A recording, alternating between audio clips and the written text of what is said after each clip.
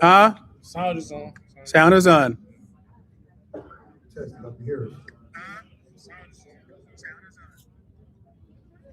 It's kind of glitchy a little.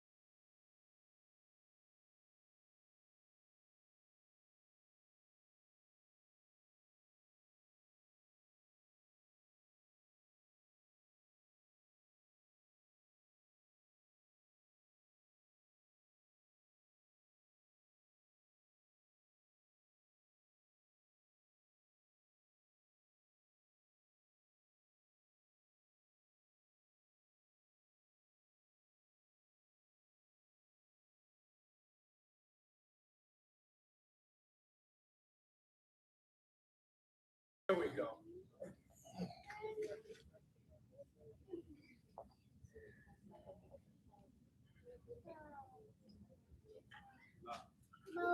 Sound, everybody, sound, everything's good? Sound is cool. Can everybody hear? Can y'all hear us? We're good.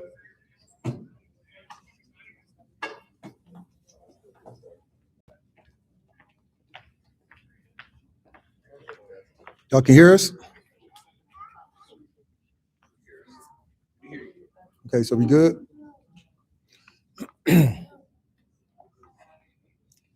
All right, everybody. Happy New Year.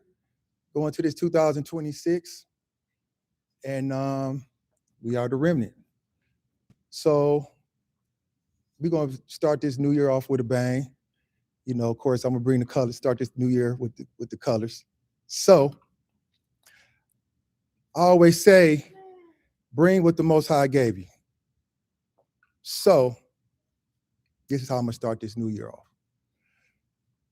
On the soft spoken program, I said with platform, I said the first 3 people that subscribed, or reached out, I was gonna get them a month membership.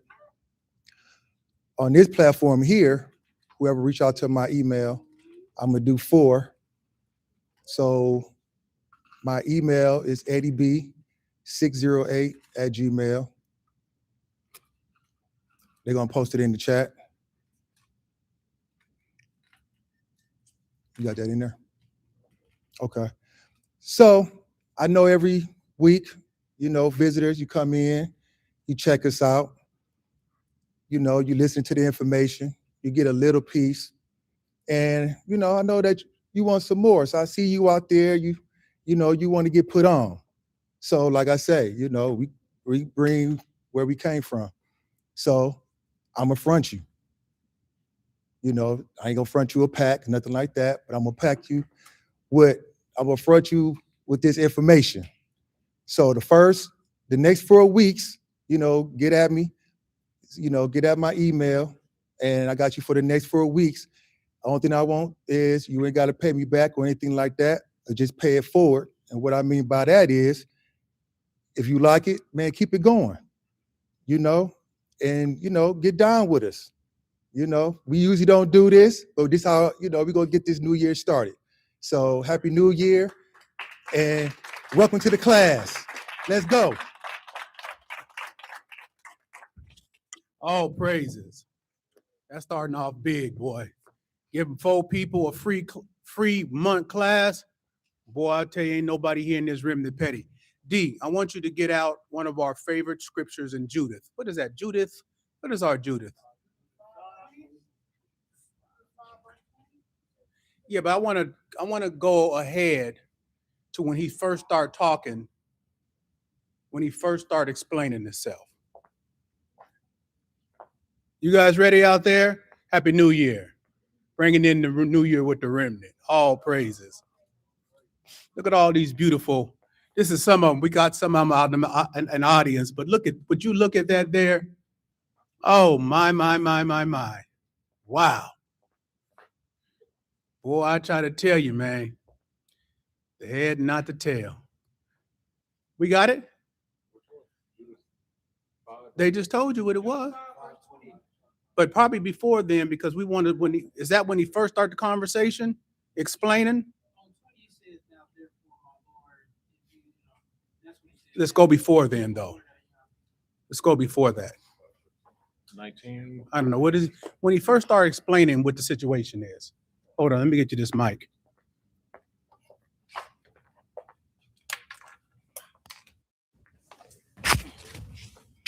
Is it on? 5:17. I got you, young fella. Appreciate you. Mm-hmm. Nephew? Uncle. Appreciate you. What's the name of this class? Uh-oh. Okay, let's go. All right, we got Judith 5, and this is the Apocrypha. Judith 5:17. All right.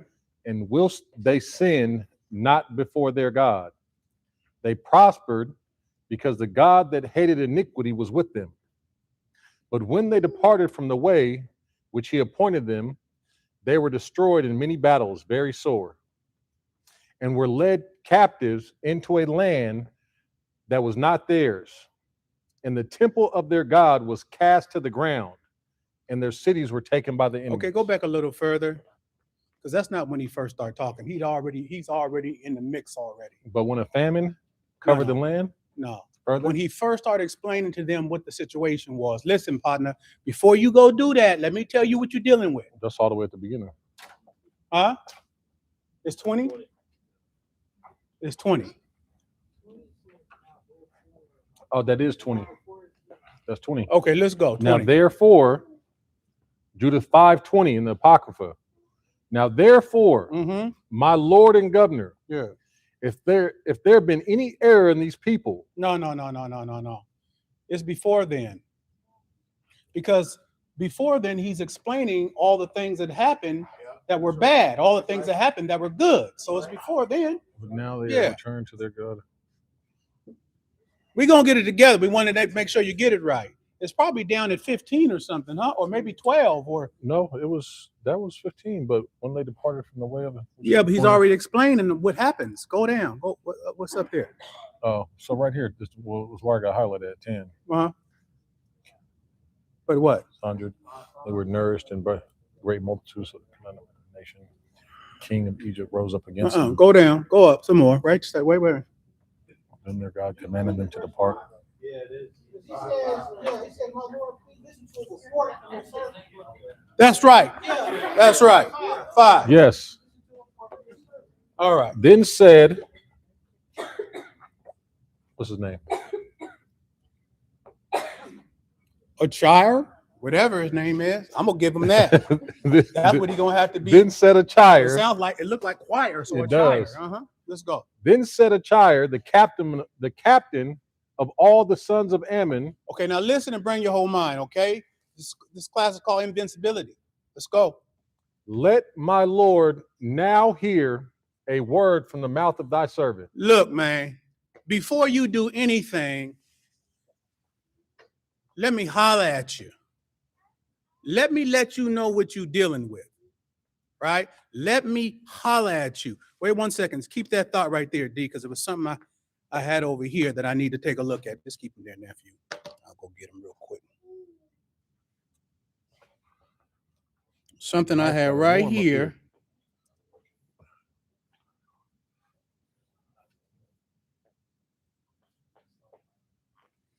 Let me just read this to you. The Most High knows how powerful wealth is. That's why he sent his word before. The description and evidence of wealth are much too convincing. Okay?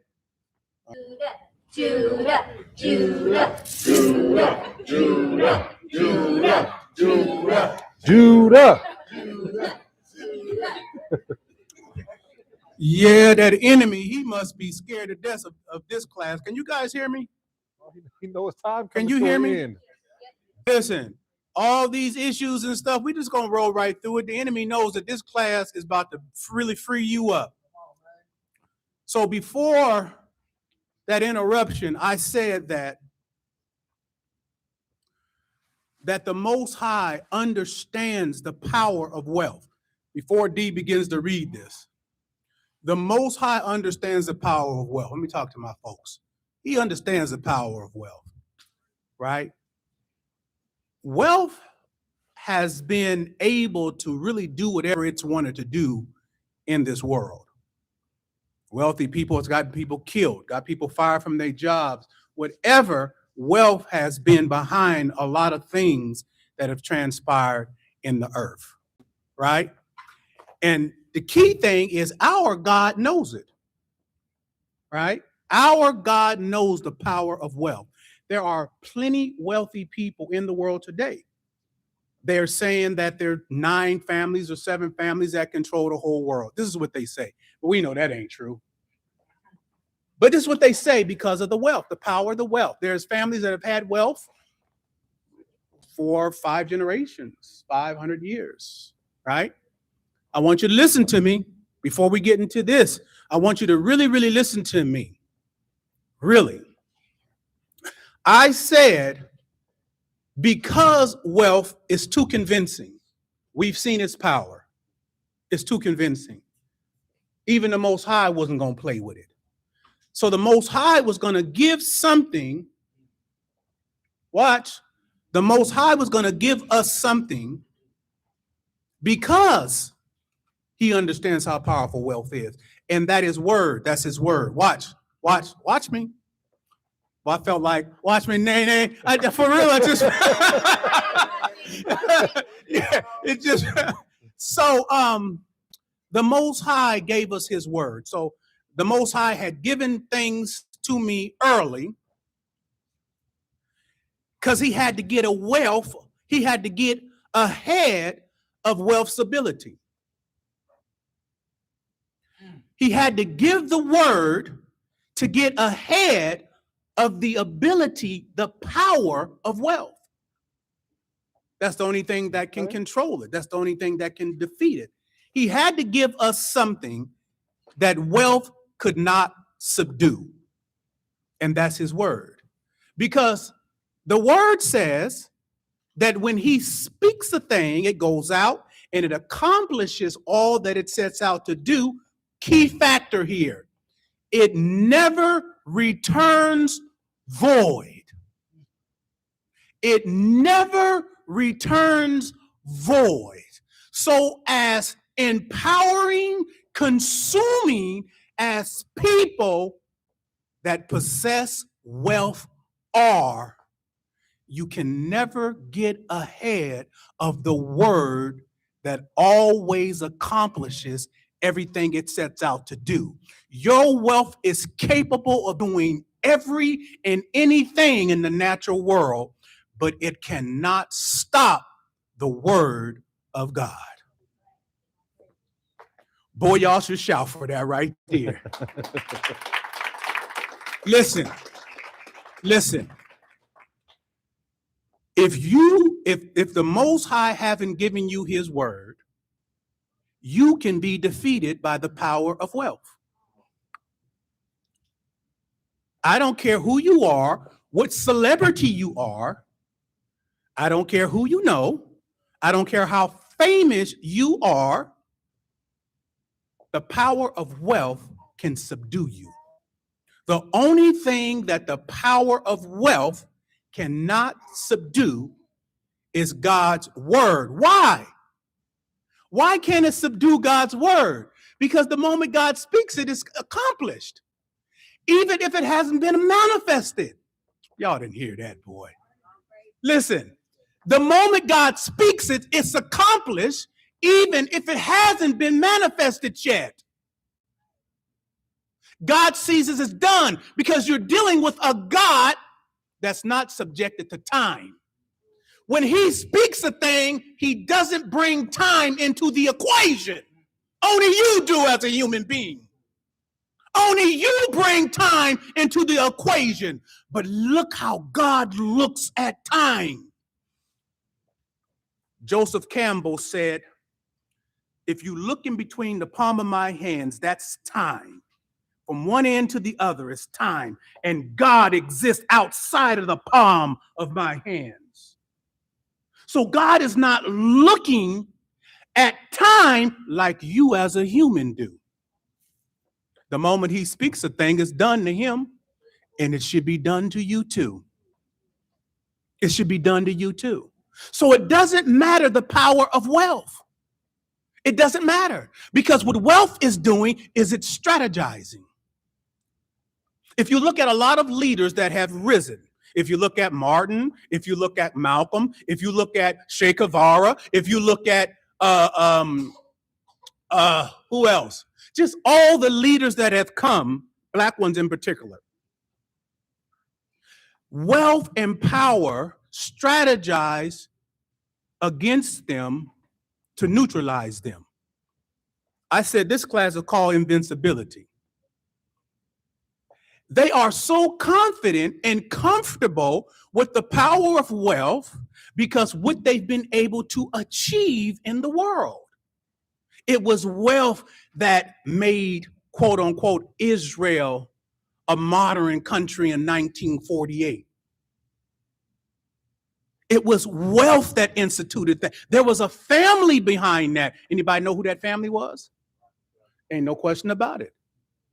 There was wealth and power that made that a reality. Right? Wealth has done anything and everything it's wanted to do. Therefore, the average human has fear when they face wealth. And you should. I said the average human. I didn't say remnant. I said the average human. Okay. And you should. Do you remember when I said in Miami, don't go out there messing with them white folks if you're not underneath this obedience and submission? Don't be going out there trying to do what I did if you're not underneath this obedience and submission to the Most High. Because one of the first things that God does when you are up underneath this obedience and this submission, you know what he do, nephew? He give you his word. He give you his word. You looking for a dollar bill.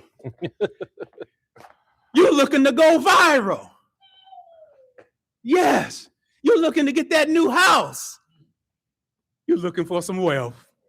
Mm-hmm. And God all along is saying, I'm trying to give you something that wealth can't beat. I'm trying to make you understand I'm giving you something wealth can't beat. But you can't see it. But when you're underneath this obedience and submission, he gives you his word. You know why? Because it's the best of him. In the beginning was the word was God, and the word was with God. He gave you the best of him. But it's the enemy's job to make you minimize it in your mind, because if you minimize it in your mind, right, you won't be able to defeat wealth, because you got to believe what he's given you, right? I just want to tell you that before we go into this story here. Read, D. Judith 5. We'll start over. Then said, acquire, the captain of all the sons of Ammon, let my Lord now hear a word from the mouth of thy servant. Okay, let's go. And I will declare unto thee the truth concerning this people, let's go, which dwelleth near thee and inhabiteth the hill countries. Yeah, I'll tell you about these people. Let's go. And there shall no lie come out of the mouth of thy servant. I'm gonna tell you everything true. Go ahead. This people are descendants of the Chaldeans. Yeah, we're talking about these remnant. Go ahead. And they sojourn heretofore in Mesopotamia, because they would not follow the gods of their fathers, which were in the land of Chaldea. For they let the way of their ancestors and worship the God of heaven. For they left the way of their ancestors and worship the God of heaven. Okay. In other words, they was serving other gods. They left the way of their ancestors, right? Just like a lot of us left some of our family that was worshiping indoctrination. So we left that and we started following who it says?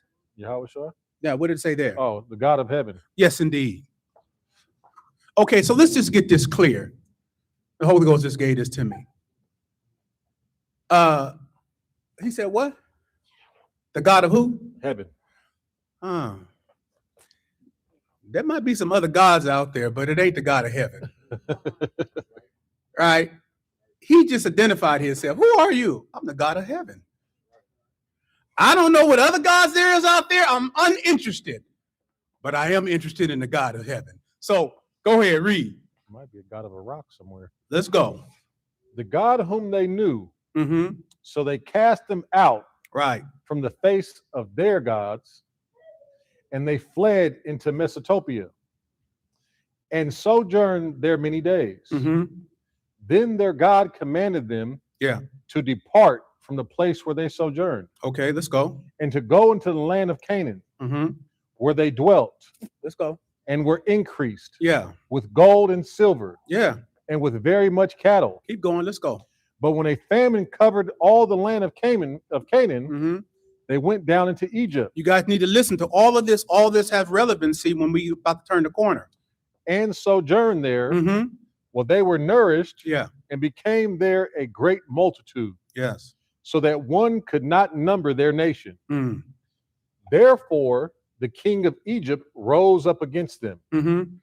and dealt subtly with them Mm-hmm.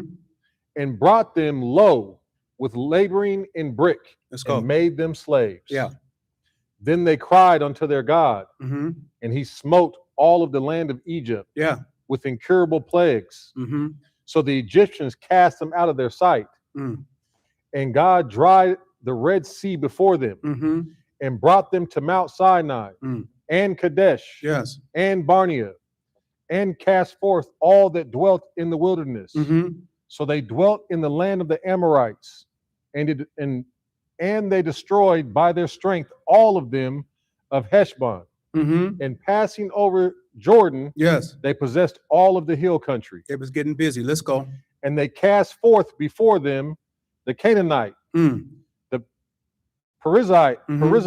Perizzite, Let's go. the Jebusite, and the Shechemite, Mm-hmm. and all the Girgashites, and they dwelt in that country many days. Okay, let's go. And whilst they sinned not before their God, they prospered, because the God that hated iniquity And when they was didn't with them. sin before their God, they prospered. Go ahead. Because the God that hated iniquity was with them. Yes. But when they departed from the way, Bring which your he whole appointed mind. them, Listen, the man just had a testimony. He wasn't even an Israelite. He was an observer of their country, of their culture. He was so impressed by what had happened to them. There are people that are looking at you on the sideline. There are people that study you that's looking at you on the sideline right now. They're observing everything about you. There's people that know listen, I remember one time that I went to one of these balls or whatever down in San Diego, and my boy, Suave, I just met Suave, and I was talking to Suave about something, telling him something. It might have been about Dub. Dub, such and such. He stopped me. He said, Dre, man, why is it that you think we don't know every single thing about you? We know everything about you, Dre. Everything. I said, man, I'm sorry, Suave. There are people that study you like he studied our people. Okay, go ahead. and whilst they sinned not before their God, Mm-hmm. they prospered, Yeah. because the God that hated iniquity was with them. Okay, go ahead. But when they departed from the way Yes. which he appointed them, Mm-hmm. they were destroyed in many battles very sore, Mm. and were led captives into a land that was not theirs. Mm. And the temple of their God was cast to the ground, Mm. and their cities were taken by the enemies. But now are they returned to their God. Now what? But now Mm-hmm. are they returned But now are they returned to their their God? God. Mm-hmm. and are come up from the places Mm-hmm. where they were scattered Right. and possess Jerusalem, Okay. where their sanctuary is, Yes. and are seated in the hill country, for it was desolate. Mm-hmm.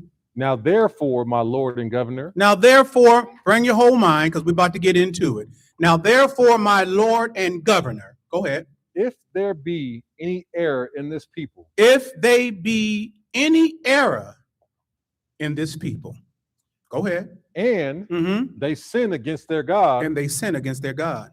let us consider Mm-hmm. that this shall be their ruin, Let's go. and let us go up, Mm-hmm. and we shall overcome them. Ain't no question about it. But, But if there be no iniquity in their nation, if they're not out of bounds, let my Lord now yes, pass by with all your wealth, with all your power, with your powerful army, let me give you some advice. Go ahead, read. lest their Lord defend them, Mm-hmm. and their God before them, Yes, and we become Uh-huh. a reproach before all of the world. right. You know why?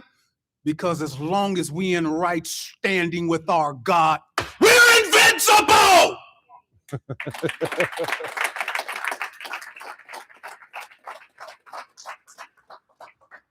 If you look at, in particular, communities of color, and you look that we have taken throughout history, the Most High has spoken to us, our ancestors, and said, you guys are doing worse than the sinners out there.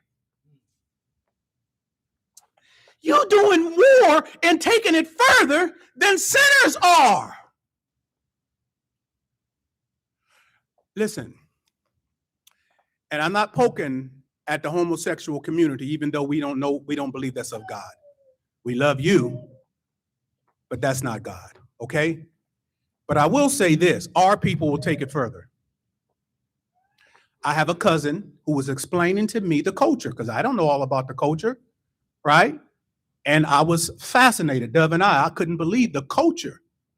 But what I did see in the homosexual community, I'd never seen where the men, I'm not talking about trans where you just dress up in there, where the men actually start wearing high heels back about 10 years ago. First saw it in Atlanta.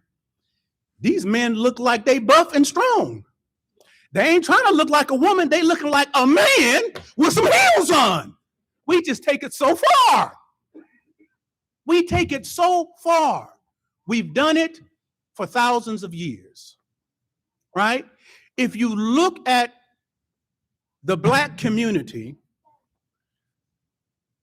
and you look at the rate of hate amongst Black people, not just hate against another Black man, but hate of their women too.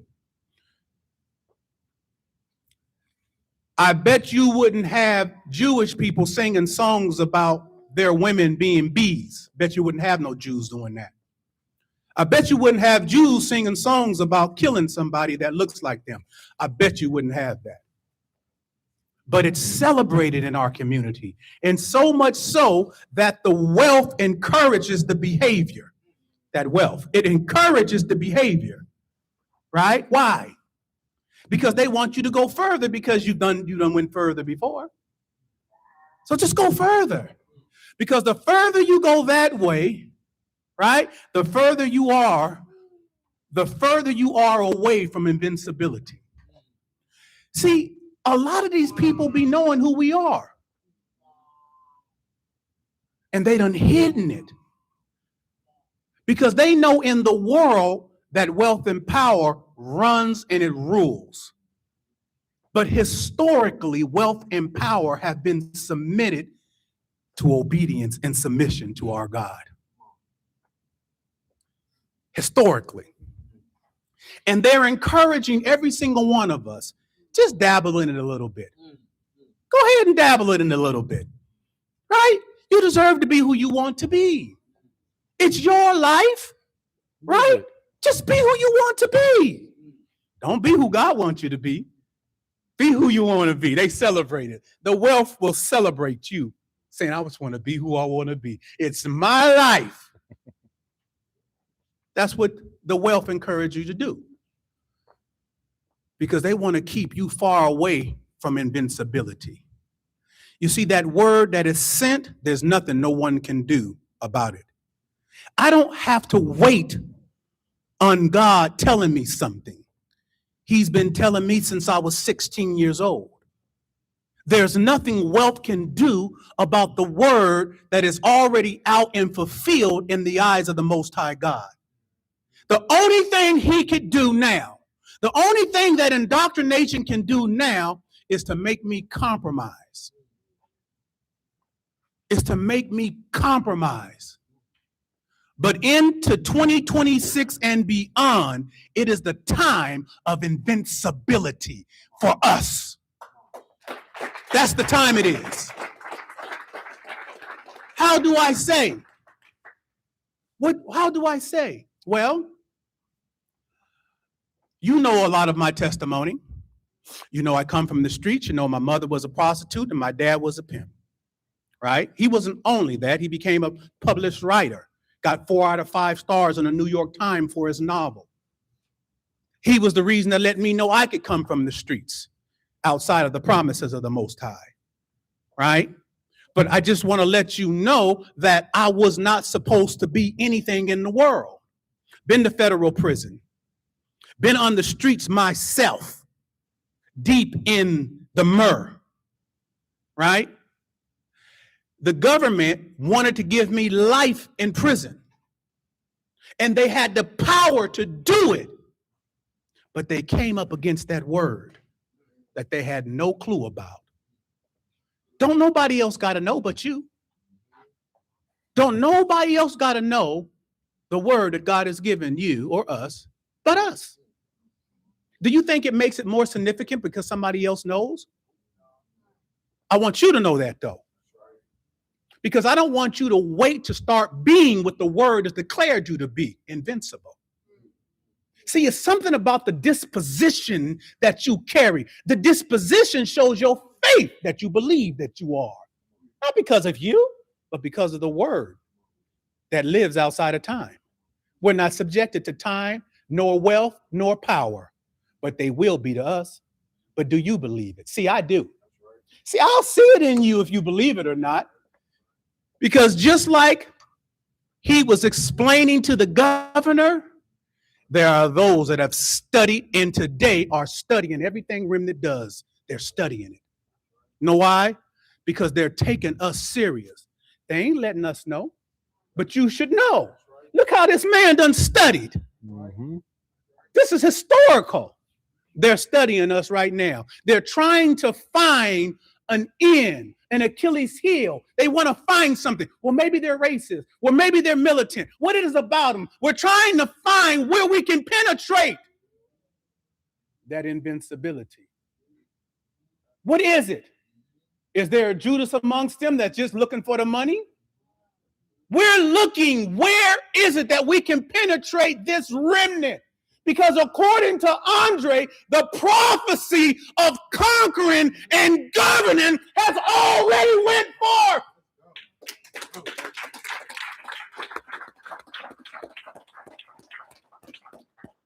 And we got to take him serious because the man wrote a book in 2005 and said in 20 years from the time that God gave me a vision in 2019, that there'll be a star that falls from heaven unto the waters on earth, and there will be fire everywhere.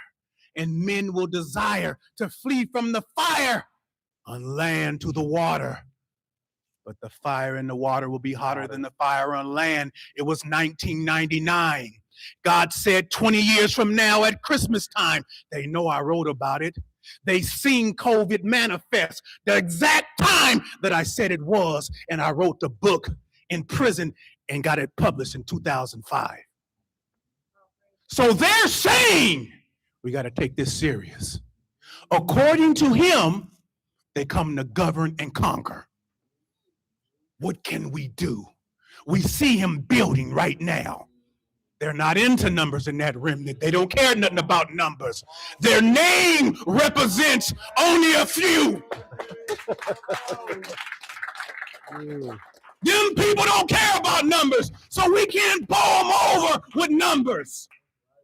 As a matter of fact, they'll kindly say, if you don't believe what we're saying, we're not mad at you. I'm sure there's a church down yonder that'll accommodate you. But they're looking. They're looking. And they're seeing this beautiful rainbow over here. And they're saying, well, wait a minute. Them Hebrew Israelite people out there is only talking to black people and saying only black people could be saved.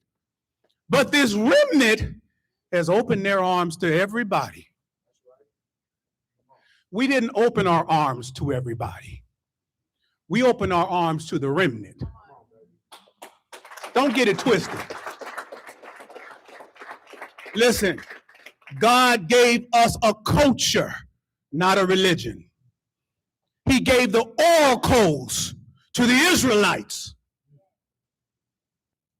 A culture, not a religion. Christianity created a religion, powerless. They got as many churches on the corner as they do liquor stores, powerless. But we elevate culture. They could have religion. All praises to the Most High God. All praises to the Most High God. He's saying, that's right. What is he saying? He's saying, listen, I have studied these people. I've seen some good, some bad, and some ugly. And if they're out of bounds, if they are gossipers, we got action. If they got hate in their heart for their brothers and sisters, we got actions. If they're disrespectful, we got action. If they're liars, we could take them. If they're perverted, we could conquer them. But if they're underneath obedience and submission, keep it pushing, partner. Because their God will defend them. So to you, federal government, you thought you had me in your grasp, but the word had already been spoken. And everything I say to you, I can back it up, and I'm sure that you've done the research yourself. This is the remnant, the invincibles. Underneath obedience and submission to our God, you could have your religion, your Eurocentric twerking that you put upon our culture. You could have it. There's nothing that you offer that has any value and worth to us. You could have it all. As a matter of fact, we used to say a different word back when we used to cuss, but we don't cuss no more. But we say we give you back your mind. We give you back what you taught us to value. We give you back what you taught us to hate. We give you back what you taught us to love. We give you back your culture. We give you back your indoctrination. And we take our own. We're not mad at you. We already know our God gave you a season to rule. And I've said it many times before. Until the time of the Gentiles have ended, you will have the power from our God to do what you have done successfully. The reason why we are not bowled over by your wealth and your power, because your success has only come by permission of our God. Of our God. It was written that he would allow you to do so. You see the empowerment of that? See, when you get back to culture, you start understanding from a different perspective. The lens over your eyes, right, is different. The scales are removed when you begin to identify who you are, right? And let me tell you one of the first things that happens when you identify who you really are. You stop being angry. That's right.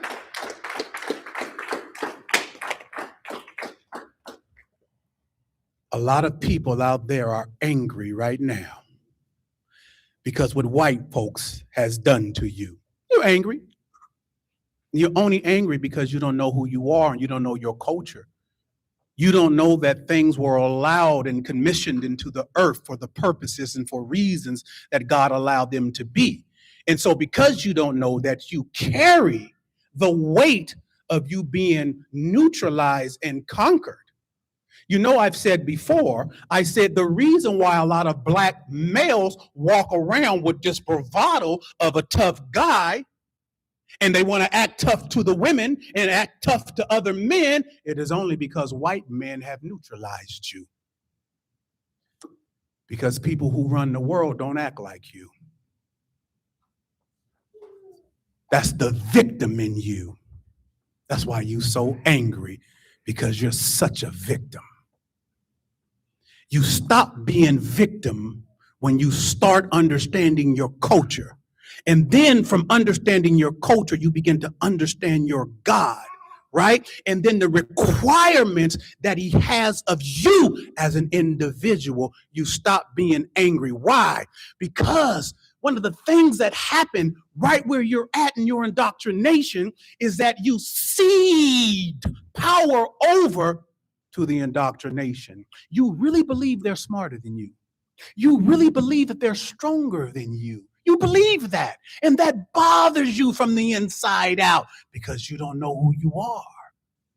It would make anybody believe that they are stronger, wiser, and smarter if you don't understand that it was something that God ushered into the earth and said the Gentiles will run the world for a season. But if you have no point of reference to why things are going on in the world the way they're going on, right? It'll make you feel like they're just stronger and better than you. And you will walk around with that insecurity, and it'll show through this action of a tough guy. When the people who run the world don't have to be tough. They got real power. You didn't hear that. They don't have to be tough because they got real power. And when you stand up to somebody who got real power, it is not an exterior idea of power. It is not something that is an exterior physical thing of power. Some of the most powerful men in the world are some of the most kindest and gentlest. I'm trying to teach you something today, right? There's a story about Carlos Gambinos, and he would rarely even raise his voice. And they consider him to be the top gangster, the top mob gangster out of all of them. And his demeanor was not, I'm tough. He didn't have to because he had power. I'm saying when you have no power, you have to be extra in how tough you think you look and are because you have no power, right? And people who really got power and wealth can detect that in you. You think you're going around them and it's impressive. No, it's not. What they will say, this one cannot be trusted. He cannot be nowhere near us. Because his emotions, see, they tie that to how emotional you are, right? And they see these Achilles heels inside of you because of your victimhood. Because you don't know that that's coming from a place of being a victim. You don't even have any point of reference that psychologically the reason why you are giving that off to the world is because the victim in you is crying out for attention, that I'm special and I got power. That's where that's coming from. But when you know who you are, you could do like me. Shake their hand and smile. I got real power because God gave me his word. I'm not angry because I already know what's spoken is already what? It's already accomplished. See, that's what happens when you are a part of the remnant, because you begin to understand the why of things. The reason why you are in your misery is because you don't understand why. All you have is the evidence of your defeat. All you have is the evidence that these people, no matter how many of our people have risen, have been neutralized every single time. The greatest thinkers have been neutralized. The greatest organizers have been neutralized. The greatest orators have been neutralized. And that's all you have. So when you stand before them, inside you stand shaking, and they know it. So you have to be tough to your woman. You can't let her know that you feel diminished, right? And so there has to be the exterior. When I was younger, it was never that in my community that I was worried about doing. I wasn't looking at people that thought they was tough, or gang members and all this stuff. I never thought they was tough, because I would say, why can one white police officer come amongst all these black guys and everybody scatter? I would always wonder, well, I don't want to be like these guys that scattered, but I sure want to figure out what it is about this white man over here that makes them scatter. Let me figure that out. Because no matter how tough our people have been, they have neutralized the greatest drug dealers, the greatest pimps, the greatest gang members, the greatest of anything that you thought that we've produced. They've been neutralized by these people. Let me find out about these people. I skipped over all that other stuff, even though I participated, but I didn't want those characteristics. I needed to find out, I want to figure out about these people here. And I begin to study them, and I know them. I know them very well. I begin to read what they read. I begin to read how they think, right? I begin to devour the information that the Most High has given me. He said, I'll study this. Study what? Study your enemy. Well, white people's my enemy? No, I didn't say study white people to be your enemy. Study your enemy. Well, who's my enemy? Those that oppose me and oppose you. That's my enemy? Yeah, study that. Anything that distracts you and moves you away from obedience and submission is your enemy. Well, how are they moving me from obedience and submission? Because they indoctrinated you to believe me to be who they said that I was. That's an enemy to you. Well, are you sure, Lord? Yes, the scripture says that casting down imaginations and every high thing that exalts itself against the knowledge of God, and bringing into captivity every thought to the obedience of Christ. Okay, that sounds good. Let me slow it down. Casting down imaginations, and every high thing that exalts itself against the knowledge of God. Oh, you didn't catch that, huh? Anything that exalts itself against what God has said to you is a high thing. That could be anything. Did you hear what he said? Casting down imaginations, because imaginations could exalt itself against the knowledge of the Most High, right? Casting down imaginations and every high thing. He said imaginations is a high thing, right? Casting down imaginations and every high thing, listen, that exalts itself. It has purpose to it. It just doesn't sit there. It has a purpose. Every high thing that exalts itself against the knowledge of God, right? It has an offensive posture. That means it is offensively going against what God has given you. Do you understand? Because the whole key is to keep you from your invincibility. So it is active, exalting against the knowledge of God, the knowledge of who you are, the knowledge of self, the knowledge of your culture, actively. So it's the indoctrination, right? That keeps you submitted from knowing who you are, then knowing who your God is, and knowing what he requires from you.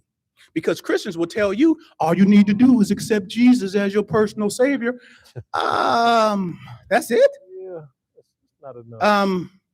You can live any kind of way you want to live, but that's all you got to do. There's nothing else you got to do. Well, you stay over there. Because you can't come to the remnant with that disposition. You got to live a life over here. There's got to be receipts of a righteous life that you got to live over here. Yeah, Jesus is not going to save you from your freedom of choice to do what is right and what is not right. You still got to choose. It ain't enough just to accept Jesus. That's what religion will tell you. And that's why Christianity is so watered down, and some of the most perverse things in the world is going on inside of the church, and the Catholic one too. You done raped boys for hundreds of years. I'm going to tell you the truth. Oh, but it's okay because they got wealth.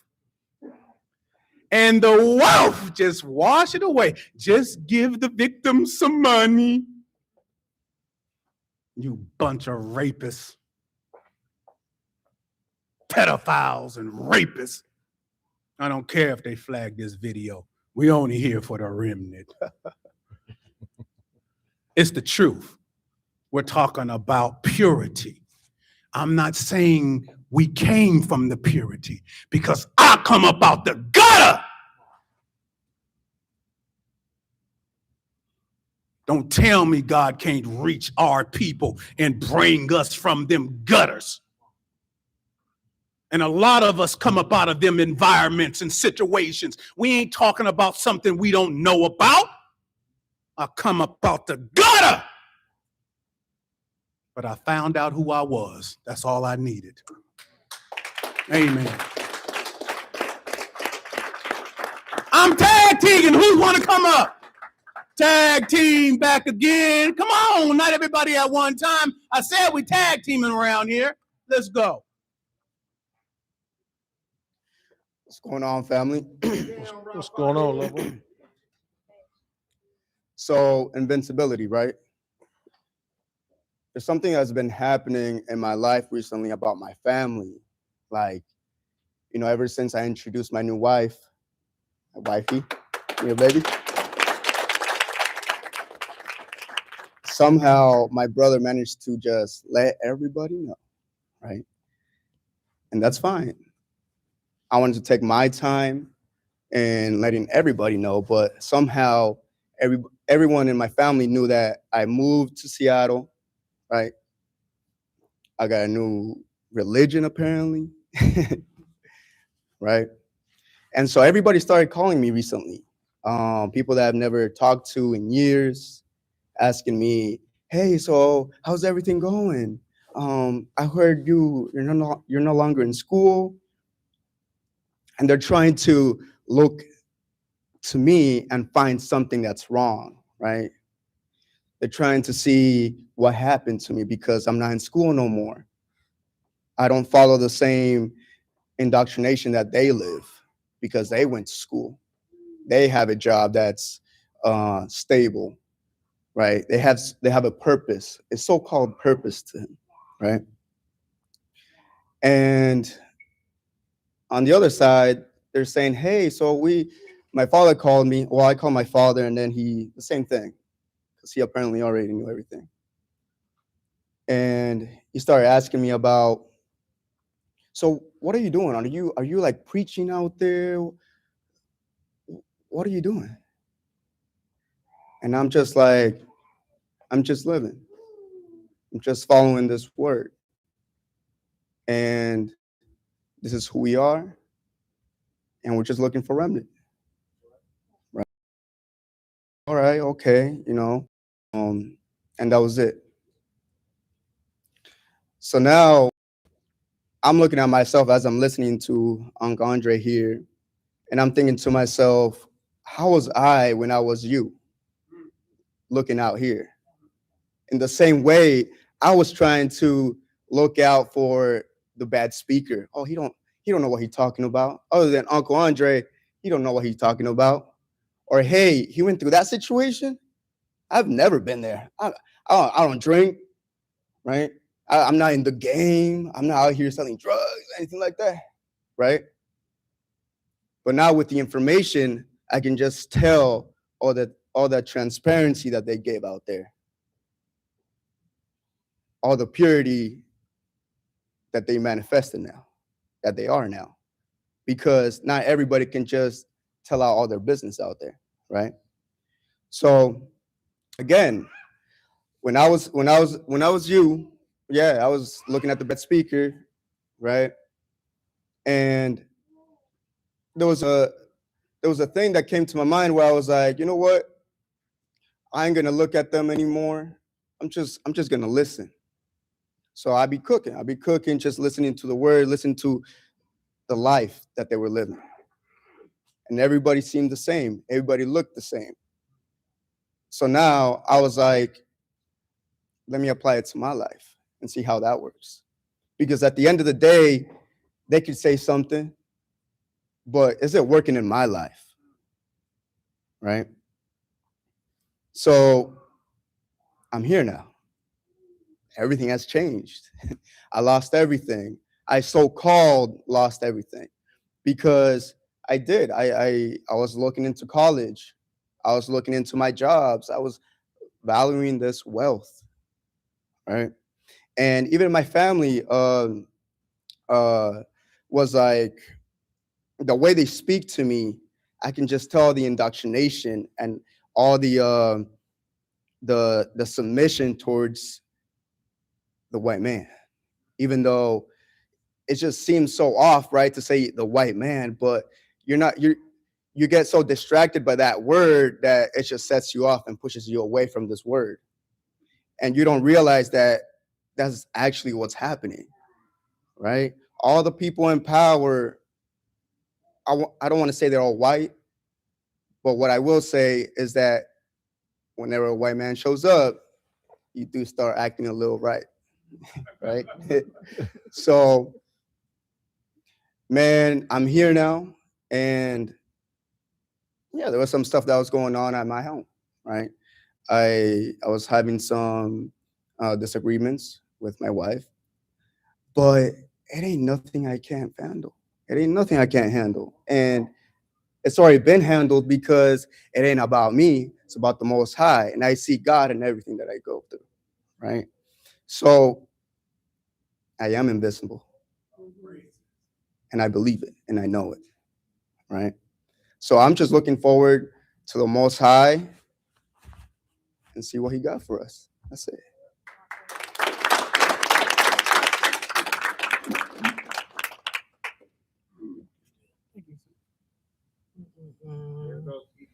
What's up with him? What's going on? Yeah. Happy New Year. Okay. Yeah, man. Yeah, it's been some it's been something on my spirit for sure. Earlier this year, right? After making the transition out here to Seattle, I took a trip back home to Nashville, and I was around some family and whatnot. And one of them, they kind of pulled me to the side, and we was having a conversation. And man, when I be talking to people, it's kind of difficult for me because, in the remnant, right, we could be talking to somebody and then we'll hear like a word they'll use and we'll hear like the spirit in it. And I'd be like, hey, but you know what I'm saying? I'd be having to catch myself because I'd be like, hold on, let me let them finish. Let me let them say what they're going to say, right? And I was talking to him and he was talking about how he trying to find balance in his life. You know what I'm saying? And that's when I wanted to, interject, but I let him continue and do his thing. So he had said he's trying to find balance in his life, but it's difficult because of the environment that he's in. And a lot of our people, right? They love to blame their environment. They love to, pick the things and say, this is why this is going on, and this is why I can't get to a certain space in my life because, he's saying that he's trying to find a balance. And I'm like, man, I never got to really just have a conversation with him about it. But I figured, we going into this new year, and I'm like, let me get this off. It hit my spirit. And so the fact that inside of the indoctrination and socialization, matter of fact, let's look up the word, right? Balance, right? Okay. So balance is one of the definitions I found. I'm gonna go with this one. It was mental and emotional steadiness. Okay, that's a noun. And in the sentence it says the sudden change in the schedule knocked him off balance. Okay, so like I said, it's the trick of the enemy, right? The fact that you feel that you can find some balance within his world. You know what I'm saying? Because in the remnant, we way past balancing. We conquering. You know what I'm saying? That's how we live in our life. That's the space that we in, right? And I know that space of trying to find a balance is, it always comes back to money. That's really what it come back to, because people feel like when they get a certain amount or something like that, or they could get out of their environment, and they have a quote unquote better situation. Now they got some balance. Now they got, it's some good that's going on, right? And you got to think, before I came into the information, we in these same type of conditions, right? We was once there. We once there in the indoctrination and socialization. So how you there? How are we here now? How are we able to think the way that we think and operate the way that we do? Is because of what we know. You know what I'm saying? We had to come into the information. We had to submit and become obedient. You know what I'm saying, to the Most High, right? So okay, that balance that someone is trying to find. So the trick of the enemy, well, the system, that's what the trick of the enemy, that's who the enemy is. This system, the things that we are subjected to, within this country, right? And coming into the information, we begin to know who we truly are.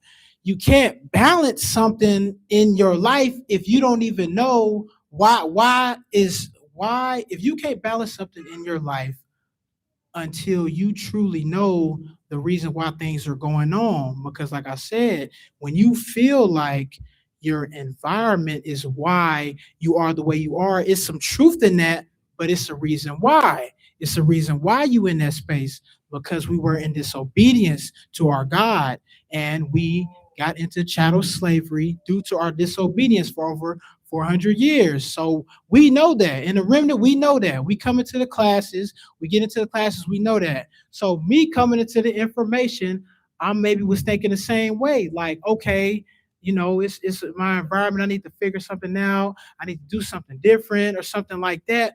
But once you begin to know why it's happening, that's where the empowerment comes in. Because, oh, okay, we was out of pocket.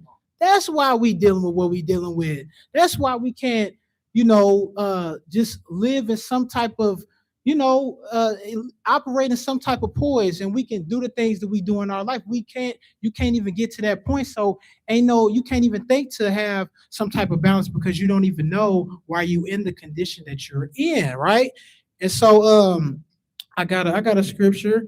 It's 1 Corinthians 1 verse 21.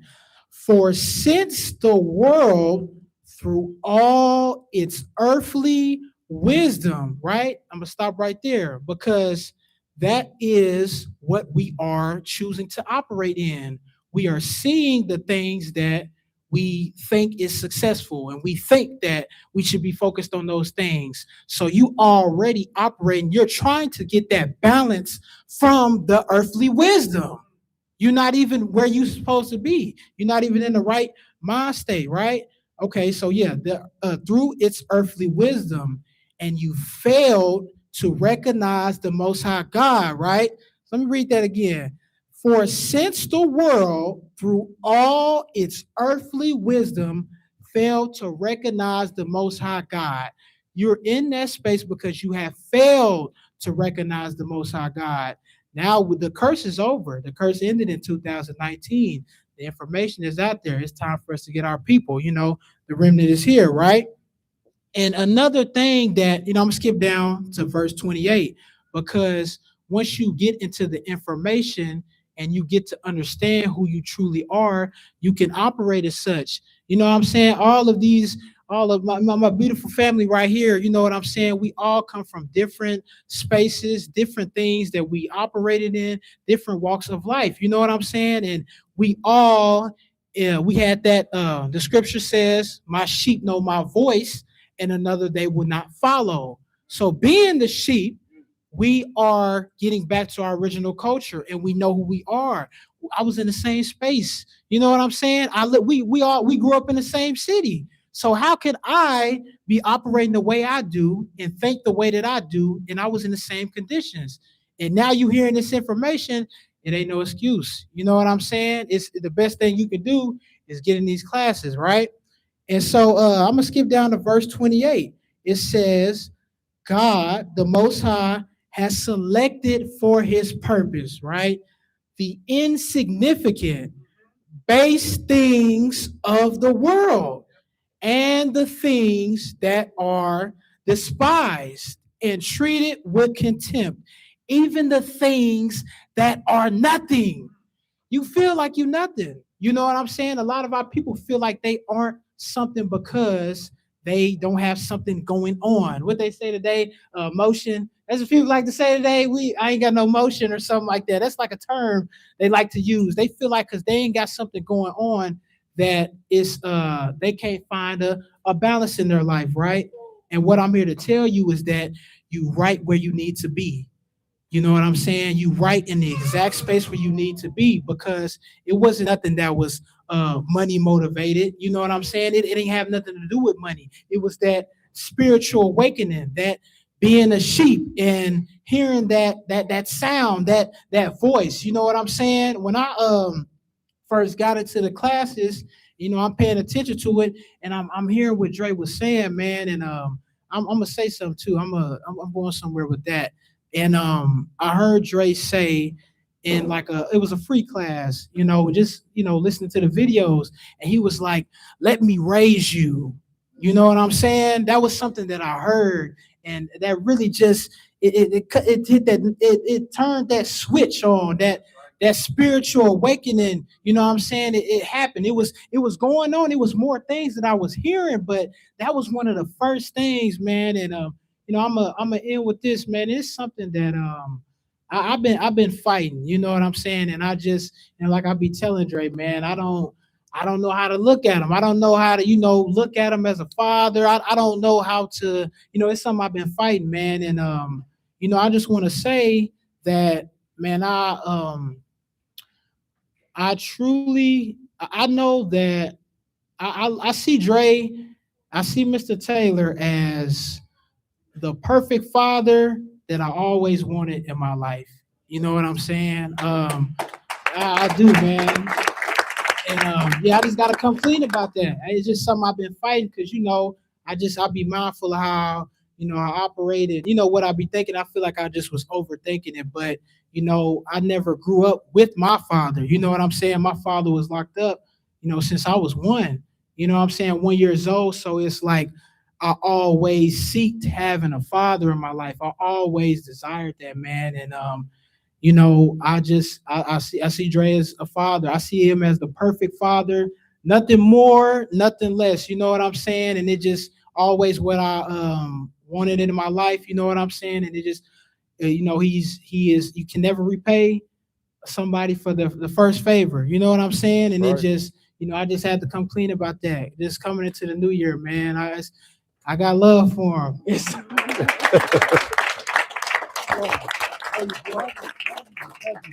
Yeah, man. But I just wanted to say that. That's what I want to end with, man. And I just to have that type of father, man. I have to say it. I would never understand his children that are not in this information, man.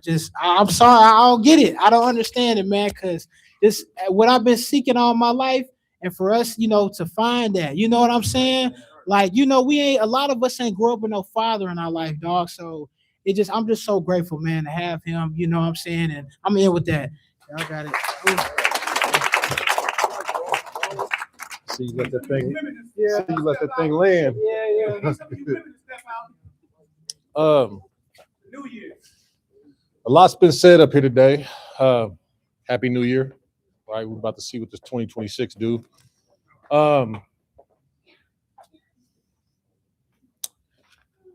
Dre said that people are watching, right? I know this to be true because I got confirmation today that people are watching, right? My dad's been watching, right? Particularly the class that I sat up here and spoke quite a while about. It got all the way back to me, and not through him. And let me just say, because I didn't mention this in class, I had a phenomenal childhood growing up, right? It was different, and the world would say it was unorthodox, but it was definitely phenomenal. I did things and saw things and was able to have experiences that most kids probably don't even know exist, right? So within that, My own dad, to this day, doesn't believe that I left the streets alone, right? Because he's still stuck back there. Mentally, he's still stuck back there, right? I was talking to one of my other uncles, and he expressed that to him. Ain't no way that boy done left them streets alone, right? He got too much to take care of, too much going on. Just ain't no way. But it's because he doesn't believe, right? We've had conversations about this information, but it's something that he hasn't chosen to accept into his life, and that's fine, right? I love him where he's at with my heart, with all my heart, right? But even within that, I have a responsibility to what the Most High has placed in my life, right? I wrote something this morning, and it says, I have a responsibility and accountability to my God and to all of his people, right? All of his people here. Doesn't matter the tribe, the coast, the differences, the dislikes, nor the shortcomings. He, or who he has commissioned me to be, carries a covering, and with that comes the responsibility to cover any and everything he deems fit to be in his house, near his house, or even just passing through his house. The remnant is his house.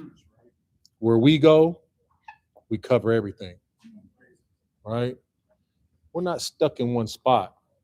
I'm sure y'all been watching. We've been in Atlanta, we've been in Florida, we've been in LA and Vegas and Hawaii, and we've been all over the place. And even in between that, I've been able to go see my loved ones in Detroit, on personal time, and Arizona, back in Miami, spend time, and it allows us to move around, right, and take this thing with us everywhere we go, right? And no matter where we are, we always find our people. We always find them. Doesn't matter where they at. Doesn't matter the differences. Doesn't matter what side of the tracks, what part of the lifestyle, what part of the streets, right?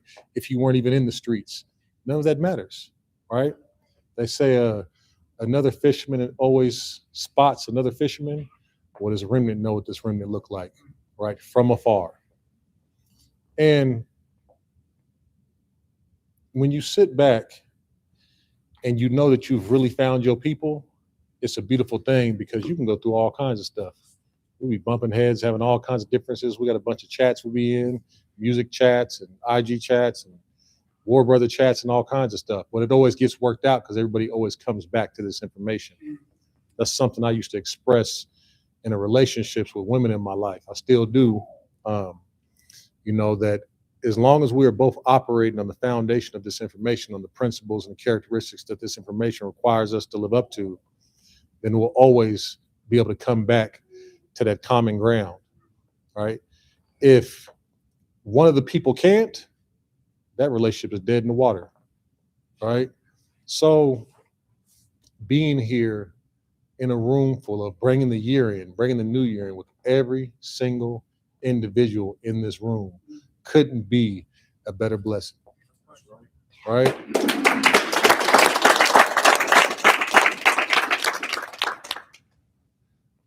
Everyone here is attached to our culture, right? Everyone here is attached to the disobedience of our ancestors, right? Dre said you see a lot of the Israelite camps out here, and I particularly saw a camp a few years ago in Dallas, and they was out there. I'm not gonna call out what camp it was, but it was out there in their garbs and stuff, and they was yelling at white folks walking by on a loudspeaker, saying, "You're gonna be my slave." And they yelled at this one gentleman. He had his wife and kids with him in particular, and was telling him he was kind of swole, and he was telling me, "Yeah, keep working out. You're gonna be my slave," right? And I grabbed one of them because we were standing there listening. Me and my lady was standing there listening. We were just coming back from a trip, and we stopped in Dallas for the day.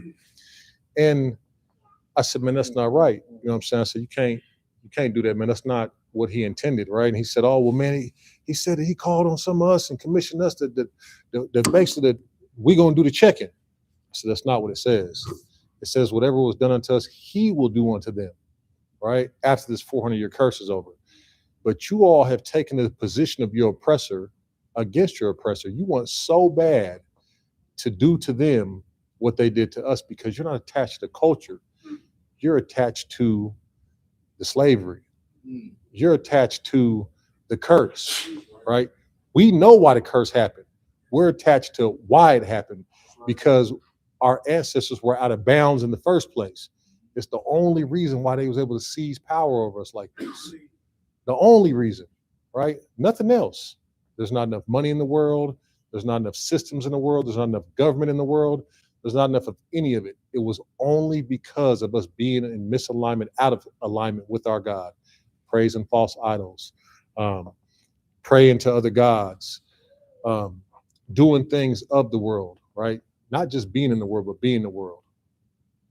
So now where we are, I'm explaining to this gentleman, I'm talking to him out there, right? I said, man, if you intend to take on the position of your oppressor, and what made me think about this was when Dre was talking about the pastors and stuff and the things they be doing in the church. I said, if you intend to take on the position of your oppressor and you want them to be your slave, I don't think that you realize you take on all those characteristics.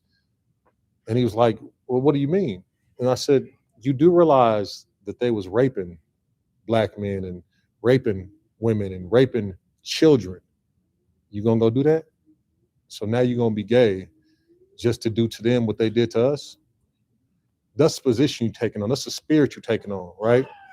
Because they so angry, because they acting not even like the oppressor. They don't even have that same conquering that their oppressor had. They're just acting out of feelings and emotions to something that didn't even happen to them, just a trauma, right? But here we come to conquer everything, right? To stand on necks around here because we have the math. We got the sauce, right? We know what it takes to overcome. We know what it takes not to win, but just to do everything that the Most High said we would do. I mean, even Yahushua said that we would do everything he did and greater, right? Who wouldn't want to do everything that Jesus did and more? Why would you not want that, right? And if you do want that, like Eddie said, come try us out. You know where to find us at, right? We'll help you put this thing together. So as we step into this new year, we got promises, right? We got promises. I don't know what you got, but I know what we got, and I'm looking forward to it with each and every single person that's sitting up here. Love y'all.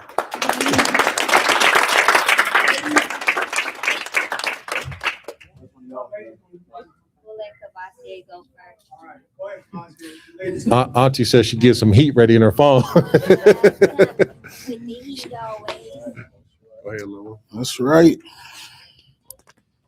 All right.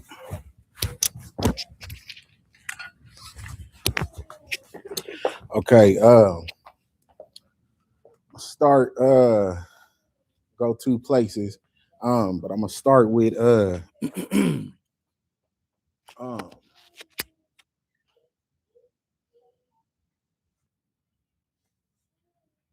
start this. The Most High was dealing with me about something, right? And it kind of had to do with like maturing, right? With maturing. And the way he like made me look at it, right? And bring to my attention and usher me into the maturity, like to start, it's time for you got to go occupy this place up here, right? The way he did that, I was watching my sons, Corsaya and Yazian, my 3-year-old and my 7-year-old. And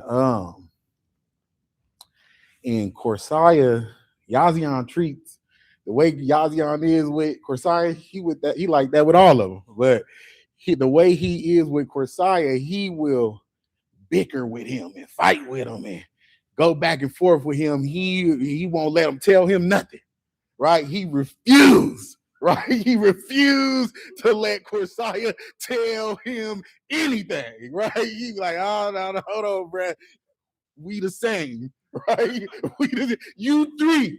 That's how that be Yazian disposition, right? He be like, nah, bro, I don't want to hear nothing you talking about, right? I don't want to hear it. And I'm watching them, and that's how the Holy Ghost brought it to me, right? Because Before you end, I need you to bring all your kids up before. okay, Before you end, I need them all to come up there so I can show them. okay, Really see what Father looks like. that's right. Yay. Raising, having all this kids. Thank you. Like Thank playing you. around here. But yeah, so that's how Yazian is with Corsair, right? He bicker with him, he fight with him, right? So it was crazy. He gave me that demonstration, and then like D was saying, we'll bump heads and all of that. That I've just been sitting back, just watching, right? And as I've been just watching, just everything that's been going on, as we working it out, because we a family and we still have to work through, what I'm saying, real life stuff, right? We still got to work through issues, our differences, what you like, what you don't like, and all of these different things, right? We still human beings, right? We still got personalities and all of that, right? But I was looking at him, and that's when the Holy Ghost hit me. He said, well, that's why what you seeing right there, it's like the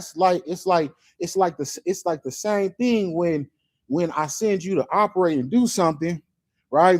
And one of the reasons that people may refuse to follow what you follow, right, or to hear you out or something like that, have a lot to do with a lack of maturity that they seeing. You know what I'm saying? It's like they looking and they going, well, you just like me, right? You just like me, like Yazian does to Corsair. He like, you three, what I look like, right? So I was looking at that, and it's just that's just a conversation. But another thing that he gave to me while I was observing all of these things, right? He took it there, then he broadened it out, right? He broadened it out, and he started talking to me about why it's very unnecessary to enter into the back and forth, right? Why you don't need to, right? Because regardless of whatever has been going on, not just in the remnant, outside the remnant, right? If somebody say something denigrating, somebody speak something against me or act against me or move against me, right? If somebody, whatever's going on, right? One thing the Holy Ghost makes sure he allow all that to go on, right? But what he do not allow ever is it to go unanswered, right? Whatever being done, whatever they doing, whatever shot was thrown, whatever, he say, sit back, boss. I got it, right? I got it. I heard him. I seen it too, right? I peeked, you peeked, I peeked. You see that? I see that, right? I see that, right? And I'm on it, right? It be a matter of you staying in your place, though, right? That be what he be instituting the challenge for, right? It'd be like, yeah, I see it, but stay in your place, though. Right? Let me see you stay in your place, because every time you do that, do I not answer?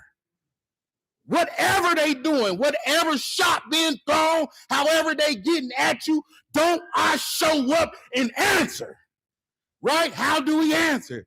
How do we answer? I require them to drop the receipt. Drop it on him. Right? Y'all, all of them shots, whatever you was saying to me, however you was getting at me, whatever the denigrating words or actions may have been, yeah, but drop the receipt, Holy Ghost. And when he dropped the receipt, they got to eat with that.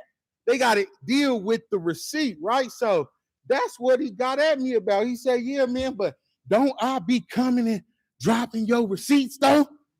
Right? So that's all that's just something he want me to talk about when concerning all my loved ones, right? It's like there's never a need for you to bicker or go back and forth. Come up hither, right? That's like what he was getting at me about. Why you feel like you need to do the talking, right? Ain't I been your spokesperson, right? Why you feel like you got to throw a shot or try and make somebody realize something or twist the arm about anything when I always show up and produce the receipt for you, right? Don't that speak for you, right? And then, so I just wanted to say that, right? Wanted to get that out. And this other thing, just to touch on what Dre was saying, and what I've been hearing amongst all the loved ones that came up here, right, is something the Holy Ghost gave me this morning. It's been something that been on my spirit anyway, but it was something he gave me this morning, right? And it was the reason why, right? The reason why the world does not have the capacity to guard themselves against I'm sorry, it's slipping my brain. The reason why the world can't guard themselves against the demonic influences of the world, right, is because they don't got the revelations, right? They do not have the revelations, right?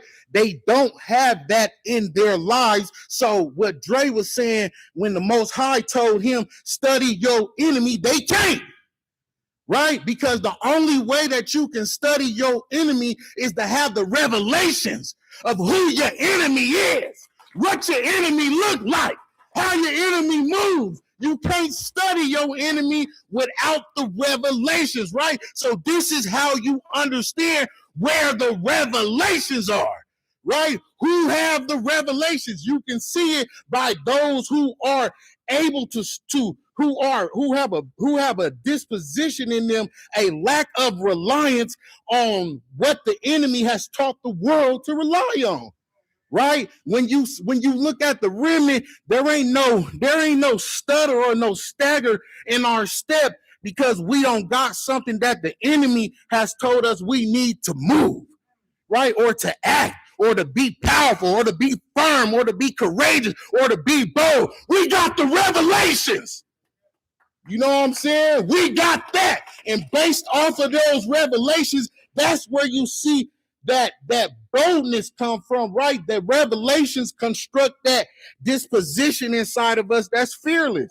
That's willing to go up in war against anything that the Holy Ghost sends us to war against. That's all, man. All praises. Oh, okay. Call them up.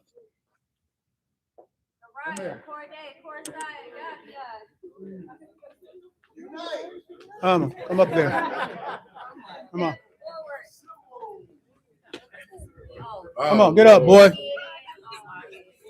Now, this is not nothing small. This is a single black man.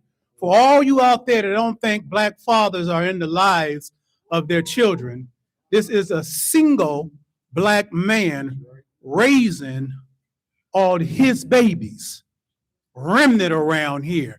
And we believe in for 2026 for the Most High through the Holy Ghost to send his remnant woman. That's what we believe in. Hey, the hilarious thing, real quick too. I was just telling, we was in the IG class last night. I said, yeah, let me tell you something. Can't nothing but remnant come around me. Because if something else come through that door, Kariah gonna light that thing up. You hear me? I said, oh, she gonna be like, this something else. You gotta be something else going on because this show ain't no remnant. But yeah, all praises. Love y'all. All praises. All praises.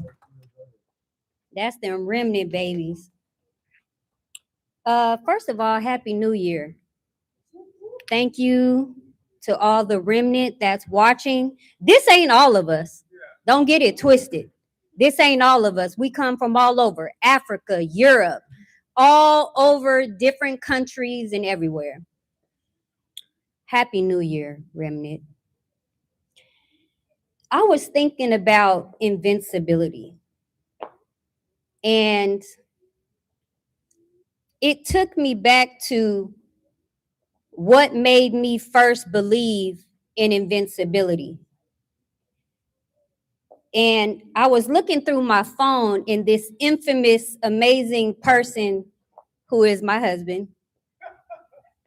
What you want from North? I'll tell you when we're done. Don't worry. Get your wallet ready. What you want, Naya?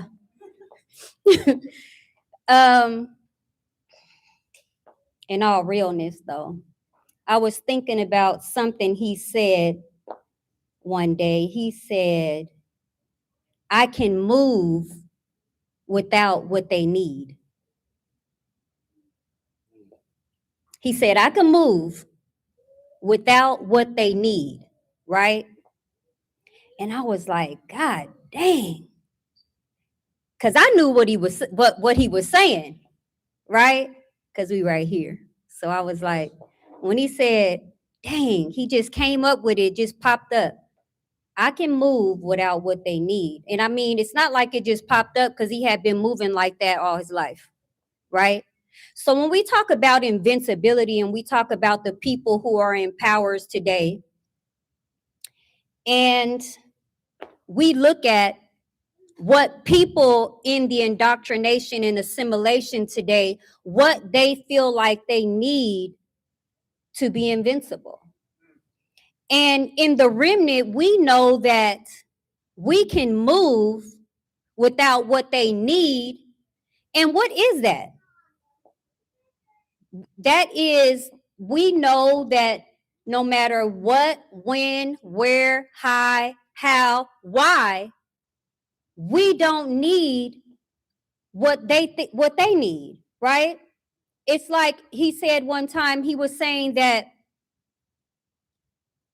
the people who are in the indoctrination are only trying to reach the bottom of what the people in power have, because they know they will never even reach to that extent or that high, right? But in the remnant, we know with our invincibility, we're not looking at what they feel like they need to get what they want and what they need. And when I first met my husband, when I was in the indoctrination, people would be like looking at me like, what is it about this man that made you just leave everything to be with this man who was still in the game, getting out and going through a whole bunch of other stuff, jail, looking at jail time and all kind of stuff, right? It was because I knew him in what he told me, and I knew that he was moving without what the indoctrination needed, even in that situation that he was in at the time, allowed me to visibly see how he was operating, right? And so I look at myself, and I look at myself today, and I say, Dove. So when he said invincibility, I thought about myself, and I thought about how I operate. And even though sometimes we fall, right? And we have the grace to get back up, because that does not make us not invincible anymore. We're still invincible. We've just been given the grace to fall, right? And we get back up, right?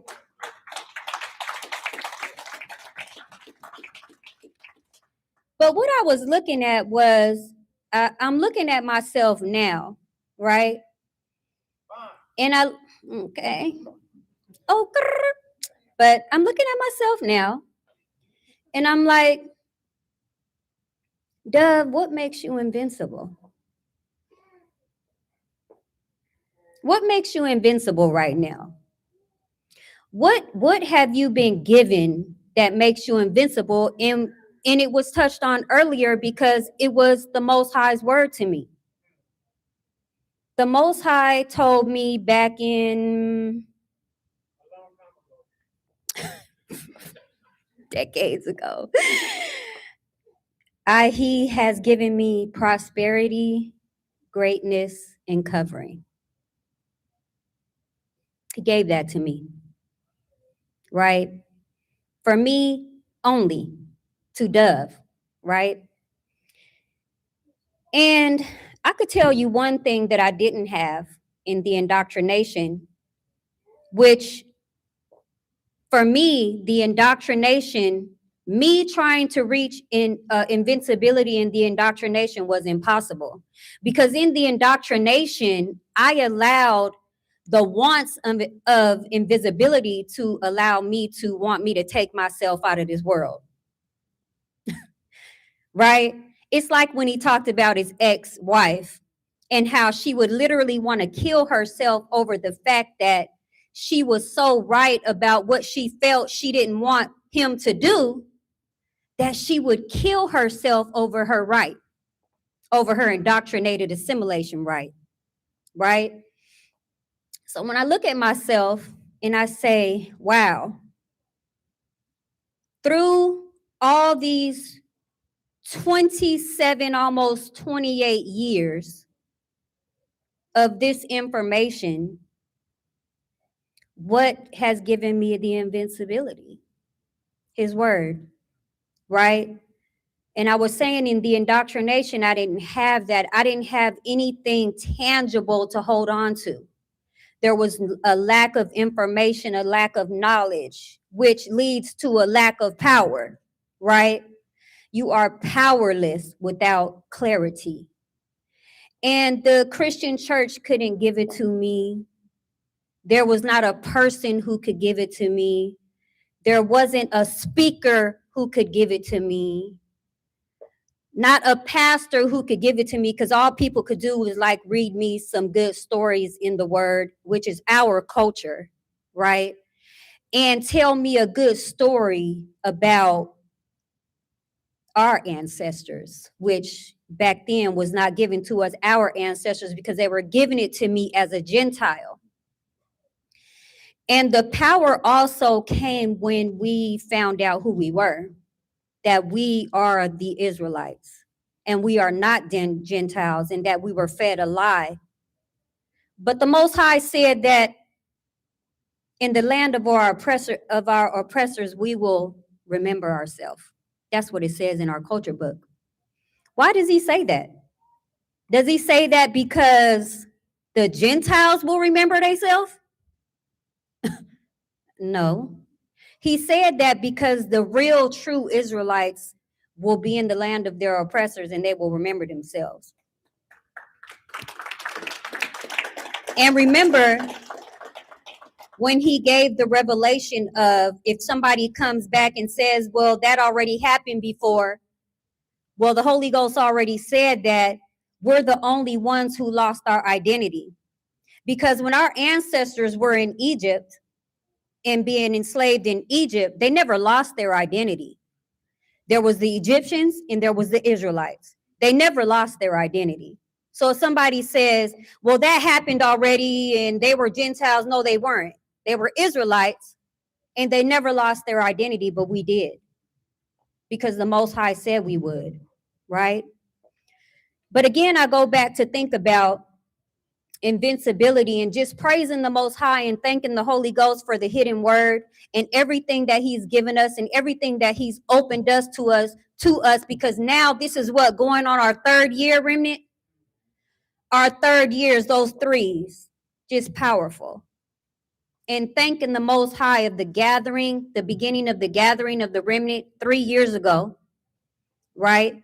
That now we get to share with our remnant brothers and sisters who we really are, right? And looking at myself and saying, wow,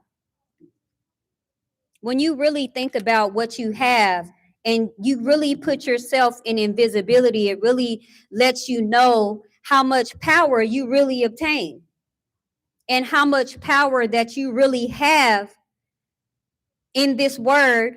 And we are not in the indoctrination and assimilation, but actually operating and moving. So when I looked that up, when I was just looking through my phone, and I was like, I remember when he said that. And that right now stuck to me, because he said, I move without what they need. Like, I don't need what the indoctrinated system of the world needs to move. I don't. Even in police accountability, we didn't look at money first, right? We were looking at the objective at hand. And then we knew that the Most High would make everything else come into play that was needed. We didn't have to worry about what the indoctrinated needed. They look at money first. Let's get this money. Let's do polls. Let's do this. Let's do that. And then we can operate. We had an objective. And that objective was to move forward without what the indoctrinated system needed to move. We never had to move like that. And I look at it and just say that everything that I have accomplished in my life as remnant, I've never needed what the indoctrinated world said we need to move or to win or to have power. I've never needed that in my relationship, right? My relationship with my husband has flourished for almost 28 years without the indoctrination. It has been literally with this word. Right? Because in the indoctrination, there was no relationships. You know how it goes in the indoctrination, right? And I'm not going to say the word that was in my head because we got babies here. But we can go back to the buck and the bed winch.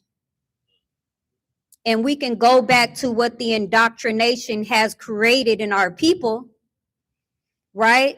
I look at, had the word never came and had I never believed the word that was sent to me, I would not be here. And the word was the word that was manifested in my husband, that I was able to see and believe and follow and be able to move without what the world needed and without, I didn't need the world, right?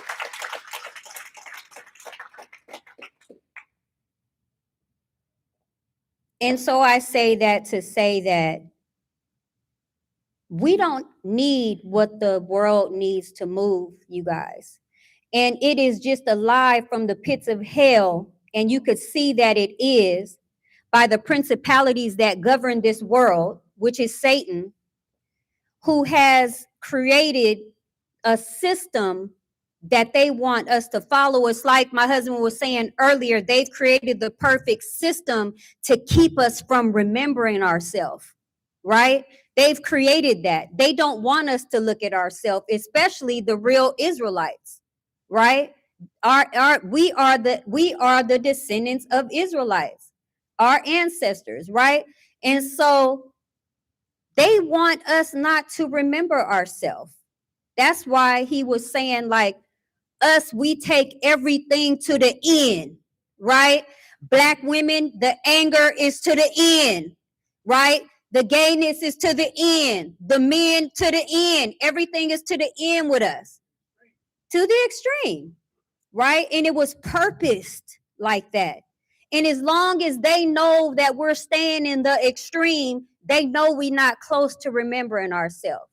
But because that word done already went out, like he said, they can't stop the 1/3 from remembering themselves, right? And I thank God for that. And I just want to say that even in anything out there that you could feel like you need in the indoctrinated world, believe me, you don't need it. All you need is the Most High's word. It's carried me through everything. Everything that I tried to kill myself for in the indoctrination, the word of the Most High has saved me from, because there's nothing in this world that can make me want to take myself out of here for something that of the indoctrinated world. It could never happen, ever, right? And so I want to say that even raising us up to raise and bring about the remnant, to allow our life to be a witness before the Most High so that we could be a witness to the remnant, was important. It was important to go through the game. It was important to go through the indoctrination. It was important to go through everything so that we could be a witness to the remnant, right? It's important to have a witness, right? Because if you don't have a witness of the Most High's work, then who's going to listen? Because the world looks at receipts, right? And that's what we produce. We produce receipts. And the invincibility will carry you through everything the Most High has prepared you for, right? That creates the invincibility, right? When a lot of our remnant members, a lot of people come from the street. They come from all different walks of life. Some maybe not have experience. Some are young. We got all different ages, and everybody has experienced their own experience in the indoctrination and what it assimilated them to, right? But now we know with this information that we've been given, because we really have answers. We don't just come and tell you just love Jesus and your life is going to be straight. Come to church every Sunday, pray and love Jesus. No, there's a work to do, right? Because there's preparation for nation building. This is not just come to church. It's nation building, conquering, right? And that's what we do here. So when I look at and think about invisibility, I think about everything it produces, right? Invincibility. Everything that invincibility produces. So I just wanted to say that looking over my life again, when I look at myself and I look at the invincibility that the Most High has created in me and what it has allowed to be produced in that, I just praise him for that. And I just thank the Holy Ghost for his word, because as you can see, like you guys have heard almost every one of the remnants' testimonies, and the testimonies don't stop, and they're real. And the people in the indoctrination are fighting the indoctrination to try to get somewhere. It's not a testimony. It's just trying to gain a little bit of power. What they think power is what we obtain. But we don't need what they need to have it. And we don't need what they need to move. All praises? All praises. Who's next? Come on, Pariah, baby.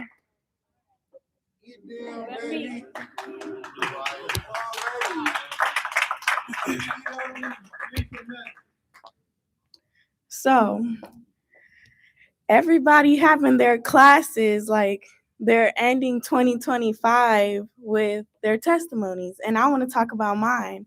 And I think it was Monday that Dre had a class, and he was talking about the decision and how it matures you, and you know, his class. I wanted to talk about how I refuse to back down from my decision to continue to operate in this information. So I was having a conversation with somebody, and this person, it's many people that I try to introduce the information to, but this person I have tried to introduce this information to so she knows what it is.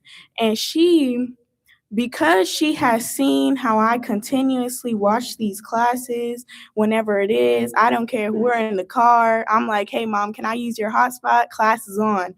Or just anything like that.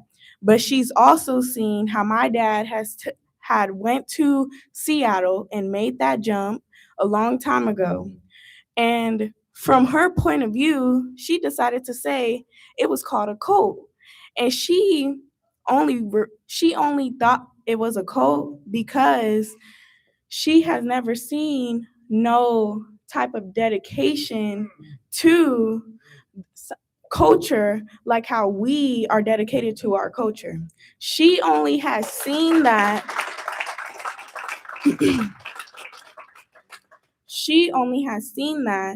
in cults. She don't see that when she go to church every Sunday because she's not dedicated to what she does like we are. She don't see no differences in her life with what she does every Sunday. She don't see no differences. She don't see no change. She just got a bunch of daggers in her back. Just a bunch. That's it. That's all you got. You don't got nothing to show. You don't got no receipts to bring to your people, to these people that is watching these lives. I just want to tell y'all, don't refuse. refuse to back down from your decision that you have made. You are now watching these classes, and I'm gonna tell you, don't refuse. Ref- refuse to back down from your from anything outside of this information, because all that is distractions from this information. Different types of gods that you trying to serve, it ain't gonna happen around here, because we gonna see it. We gonna see you serving another god, because we gonna see you being disobedient. We gonna catch you. We just gonna catch you. You ain't even gonna know. You just gonna be like, dang, like, I thought I was around here being slick. Some remnant then went to go tell Dre that I'm out here partying or something, out here being out of bounds, posting stuff. I don't know. Whatever y'all like to do out there in that indoctrination, whatever gods y'all is serving out there, whatever submission and obedience you was doing to them gods out there, anything you submitting to, we ain't. We over here demolishing it. We defeating it. We over here demolishing it with this information. So simple, so easily, because like what Dre said, we over here studying our enemies while y'all getting conquered by them.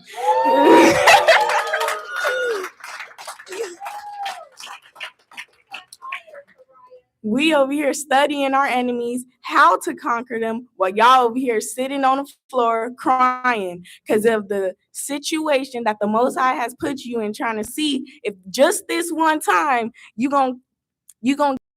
not just gonna sit there and you'll fall over here just crying. I've been in that situation before, and I'm gonna tell you now, you better get your butt up, because ain't no reason that you sitting on that floor crying. Dre got all these classes out here, and let me tell you, I have fought before.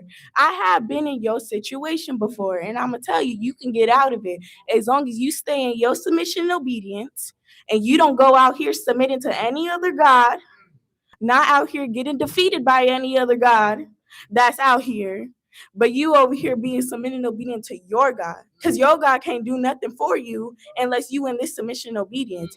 You out there adding more years to your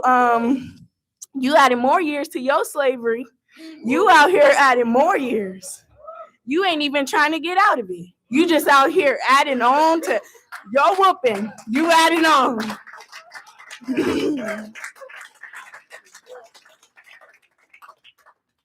You added on to your punishment from what you did because you continuously to do so. And I understand that y'all out here under a script.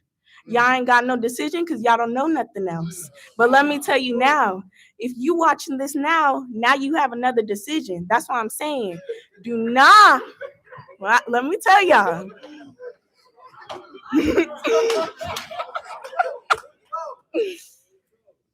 Let me tell you, refuse all these other distractions, because it's not that hard. It's not. You sit here and you sitting in these classes, and then you want to go out and party the next day, tomorrow. Over here, got your new dress, new makeup, getting ready to I don't know what you about to go do, but you ain't about to be in this submission obedience, because that ain't what we doing out here. I don't know what you about to do out here, but you ain't out here representing Remnant. You know what Dre like to say, represent Remnant everywhere you go. You better be representing them all in this 2026, talking about bringing that fire into 2026. And you know what? The Holy Ghost must want me to get on some of y'all. Some of y'all must not be out here. Some of y'all must be out here being entirely out of bounds. You ain't just falling. You falling all the way. You falling 30 flights of stairs. You all the way down. You all the way down, and you ain't getting back up. You ain't taking this information the way you need to be taking it in. I am 14 years old, been in this information 1 year, and I can tell you now, I can speak this remnant information. I got receipts. I got all of that. So let me just tell y'all, it ain't no reason that you 30 flights down the stairs, staying there, got no reason. You just still crying. Like, come on, bruh. You still crying while we over here about to be in Houston, another remnant outreach. I don't know how many. It's been 3 outreaches, and you see how far I've came from being all shy and stuff to popping my stuff on this live. But all I want to say is enter 2026 with this information, because you don't have to be stuck down 30 flights of stairs. You can be all the way up. You can be over these people. You could be conquering your enemies, and they could be on the bottom of your feet. Like Dre like to say, you know, like, come on now. It ain't no reason that you should be 30 flights down the stairs. You should be up here with this remnant. You should be walking with us, not falling behind. You should be out here, not getting in trouble by the Holy Ghost, by me right now. You should be over here with the remnant in these conferences in Seattle, popping your stuff the same way.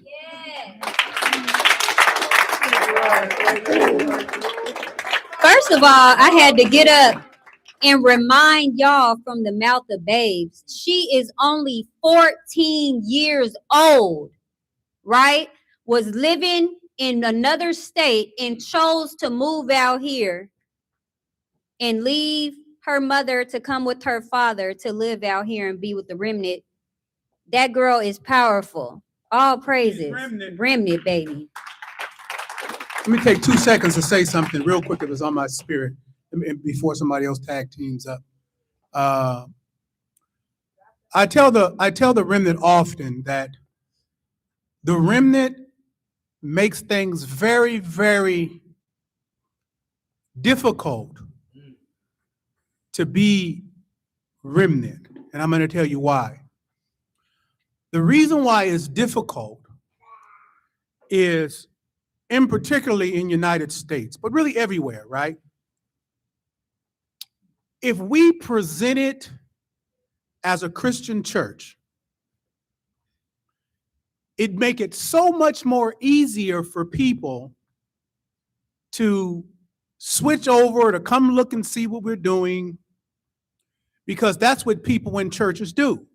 They go from church to church to church to church to church. And they feel comfortable because they're still going to church. What's so profound about the Most High and the way that he gauges things, right? We always say in the remnant, bring the hard first. Bring the hard first.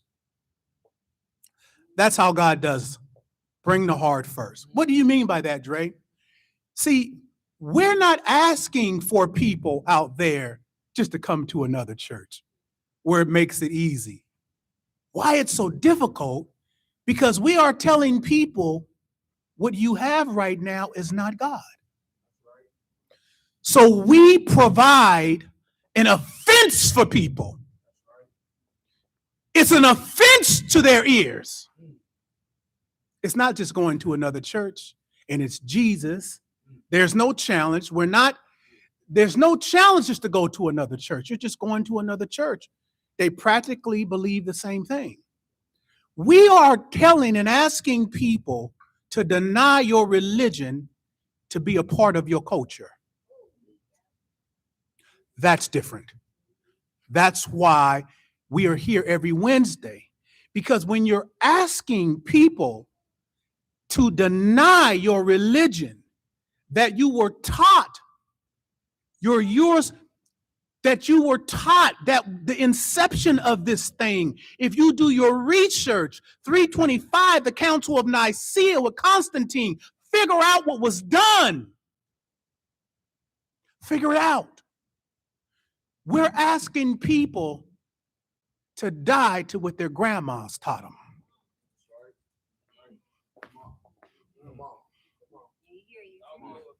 To stand up against what all your family believes.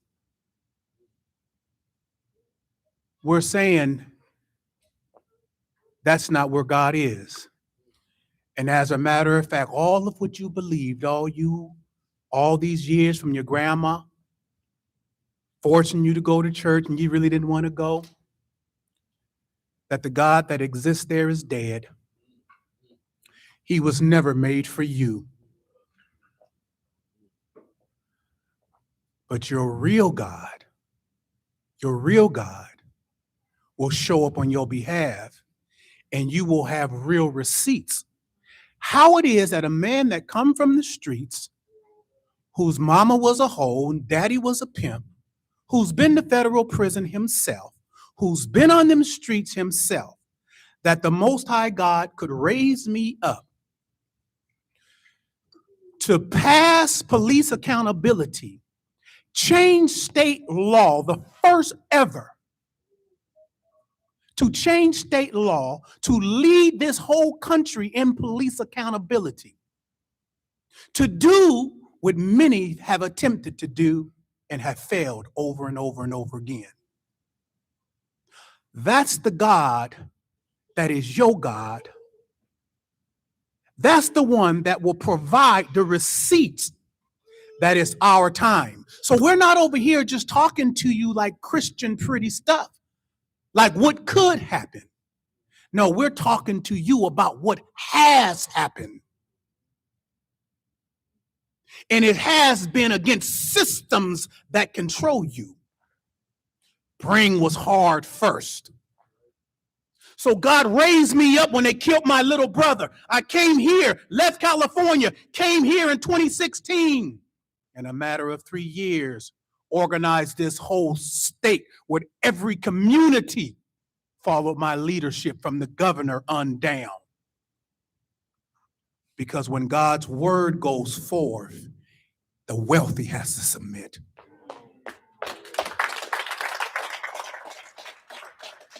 I'm not telling you nothing I'm just talking about. I lived it. I got the receipts. Even your President Trump called me because of this work. I've said it often. The New Yorker, the greatest magazine in the world, wanted to come and interview me. Did it. I've been on Fox News. I've been from those beginnings. Why? Because like my wife said, God wants to give himself a witness. And our people require a sign. The true Israelites require a sign, and that comes from culture of thousands of years ago. That when God came to Abraham, the father of the faith, he came through the supernatural, not through the natural. And from that, it has always been a sign of my isness that you are my people. So he knew when it was time to gather the remnant that I would have to come with a sign. That I would have to come saying, this is the information that he gave me. This is what he dug me from. And this, your enemy, this great powerful system had to be conquered and submitted up underneath a nobody. The system thinks that I was a nobody. But they don't understand the word that was given to me made me greater than all of the power of the world brought together. And I'm not just saying it, I live it. So I'm saying to you, I'm not just saying, oh, to come to the remnant. We don't be on street corners trying to convince people and twist your arm to be a part of us. This is not Christianity. Our culture has never done that. Over thousands of years, it is always because people from the outside have seen the value and the receipts and the signs of the isness of our God, that he is alive. And you will see it in the lives of our people. The lives of our people. But that's why it's difficult. And that's why God bring the hard first. We're saying you're going to have to leave your religion and be a part of your original culture. You know why it's so hard? It's because you in particular, as a black person, never thought that you was that worthy or that valuable. This country has reduced you. You can't even see yourself as being something special like that. It's so hard for you to see yourself as me, a true Israelite? Me, really a chosen of God? You can't see yourself like that because all you can do is see yourself through your domination of this system, being dominated and neutralized and broken and defeated. But none of us are defeated. I'm not defeated. They couldn't defeat me. You saw the movie American Pimp. You saw the real life situation that I was facing, life in prison. You saw it. Did you thought they was playing with me? They did what they were trying to do to me. They've done to thousands of our people. Did you thought they was playing when they had me in the movie American Pimp and I said I was facing life sentence? Did you know that the state of Nevada and the federal government came together for the first time to prosecute a case like mine? Did you thought that they was playing? What they did not know is the word had already gone forth, but I knew it, which is why in American Pimp, I said, if they think them bringing me to jail is going to strip me from being the man that I am, then they badly mistaken, because that word lived in me. Those are receipts. I want you to know how I got from there to here. And I'm not just talking cute Christian talk. Them is real life situations. All praises to the Most High.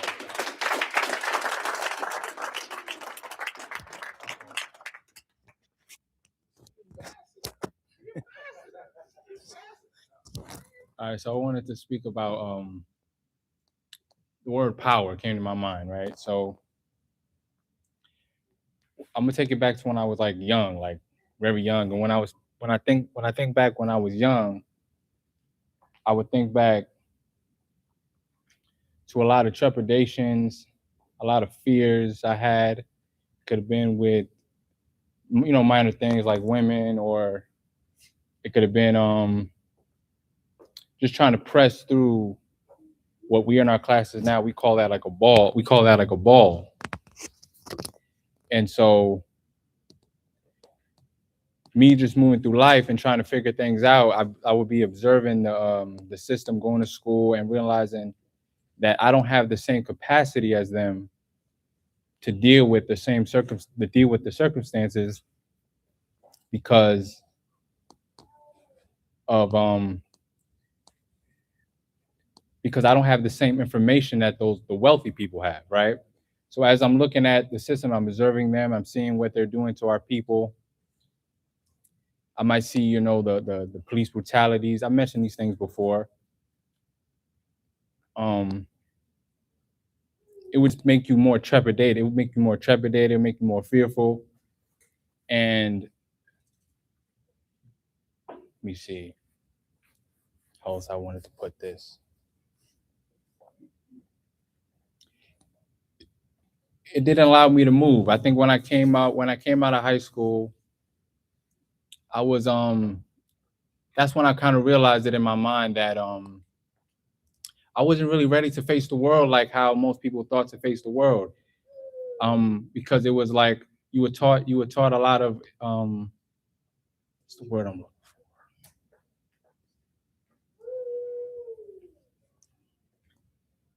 You were taught to be docile. It's like you kind of just move with the flow of whatever they wanted to give you. You might be focused on entertainment, or you might be focused on women, or you might be focused on just the things to keep you distracted from the governance that the wealth has in the world. So it's like you're just this young man moving through life, and then by the time you get out of that, by the time I got out of high school, particularly, I was an individual that felt like I wasn't even ready to deal with them. So because now I started realizing what was really going on, and when I started seeing the picture of how they looked, I couldn't do nothing about it. In my mind, I felt like I wasn't ready. I had to go either to their schools to deal with them.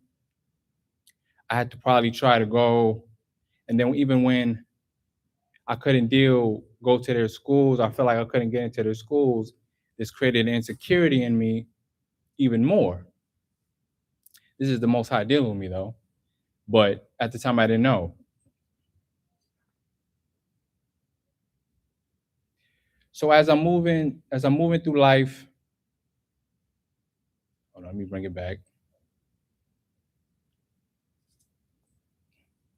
As I'm moving through life, okay, so I have an insecurity in me. It creates this anger. Like a lot of, you guys out there might be angry because, the system has dominated you. You might see other individuals of the system dominating you. You might see certain things that you might feel you're not equipped to have because you have to do it their way. Not understanding that the power doesn't come from their way, it comes from the Most High's word. So as the Most High was dealing with me, I remember many times I wanted to probably start my own business or something, or I just wanted to achieve whatever they put up in front of me, but I just didn't have the wherewithal to deal with them. But the whole time, Most High was saying, I'm gonna just give you my word, though. I'm gonna give you my word. So the whole time, as the information started coming in, it's hearsay. It's like, I'm hearing the information, and when it started clicking for me personally, is when police accountability came. Dre started talking about how he was able to conquer them with the information he learned from the streets. And in my mind, it was just too perfect. It was perfect because he said that this information could be applicable to any area of your life. So any area of your life could be perfect. And so I was like, well, that's not what I got back then. We say that now, every area of your life has to be perfect. But back then it was perfection. It was like, this is something I can grab a hold of and I could utilize it to dominate what I really wanted to conquer in my life, what I really wanted to have power over, to have power in my life. Because the other things we grab onto because we can't really do anything with them in particular. So we grab onto the money, we grab onto the entertainment because we can't really deal with them in them places. And when we do deal with them in places, we're dealing with them from anger, we're dealing with them from emotion.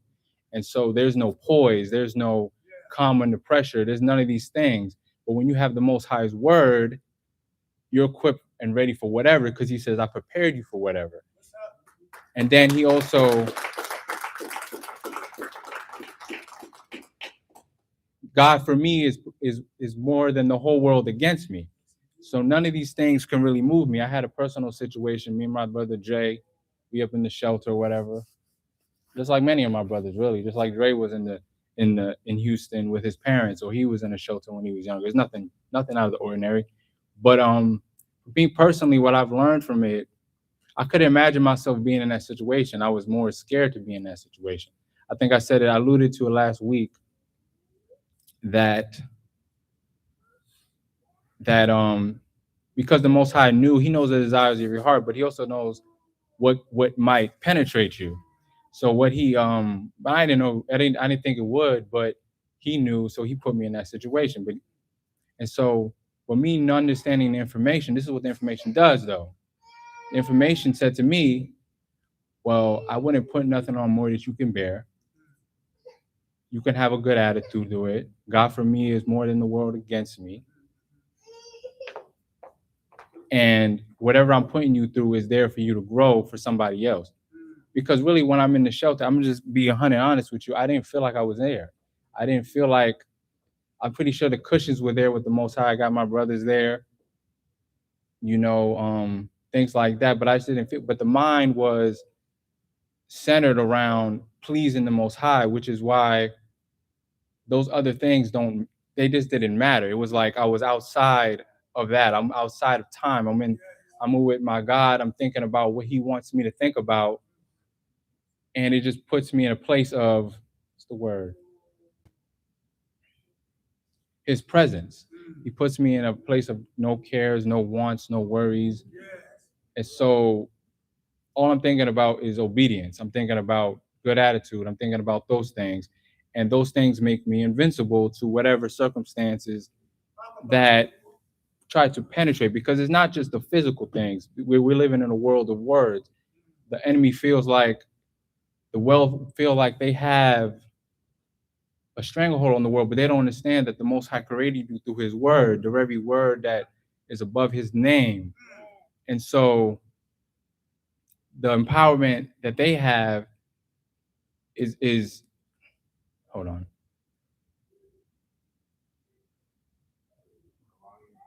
It relies on, well, the power that they have comes through our God. And so, hold on.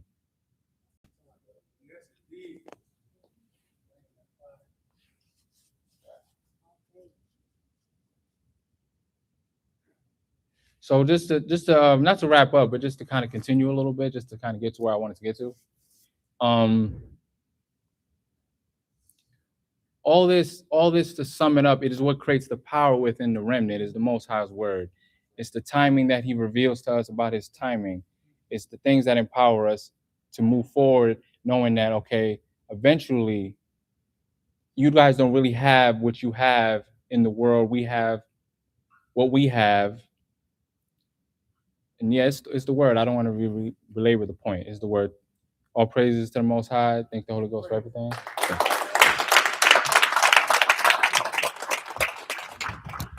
Excuse me.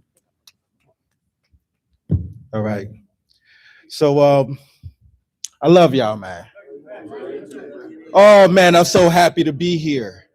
You know how long it took me to get here? What? I just want to this one right here is gonna be from, for the world, but my mother is gonna be watching this. So I want her to know how I started here. And the class is called Invincible. So my whole journey with the Most High, it started 13 years ago. 13 years ago, I was working at a casino. I was working at Foxwoods. It was the world's biggest casino at the time. And it all started from me being in love with a woman. I was so in love that I couldn't control myself. I wasn't thinking straight. I was like Mel Taylor. My boys was like, what's wrong with you, man?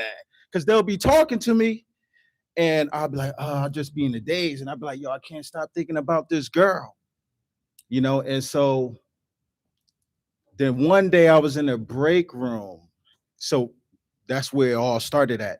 One day I was in a break room and I seen she was going through the same thing.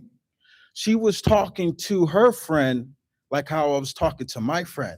She was like, man, I can't stop thinking about this boy. I keep thinking about him over and over again. And I was doing the same thing to my boy. I was like, yo, I can't stop thinking about it. I was thinking about her over and over again. So when I seen that she was feeling the same way, it just amplified it even more. Like I start loving her more. But I couldn't control that level of love. I remember one day, this is how deep it was. So one day, we're in the break room, right? That's the only time I ever saw her, when I was in the break room. And I always sit like right where I'm at, and she'll be right over there. And one day it was just like so packed in the break room.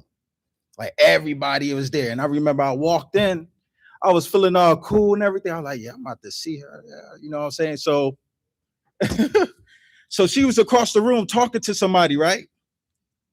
And people start walking by, and I'm walking.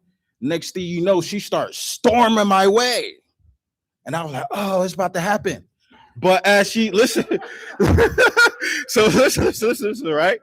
I'm saying, so as she got closer, right? As she got closer, it was like this electrical vibe. It was like an electric vibe of love from my belly to her belly.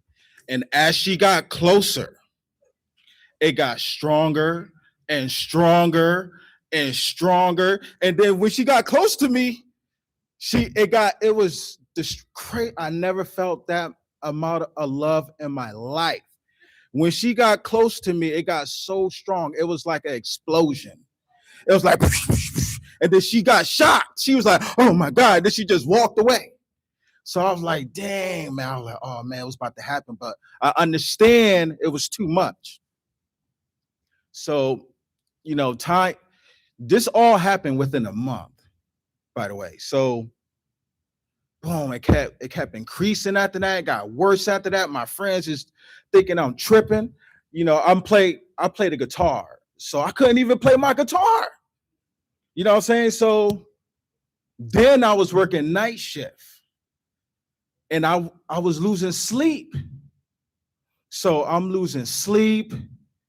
I'm working night shift, and I got all these emotions like weighing heavy on my heart. And then I started to feel like I was about to die. Like my heart felt like it was about to explode. It was just so much.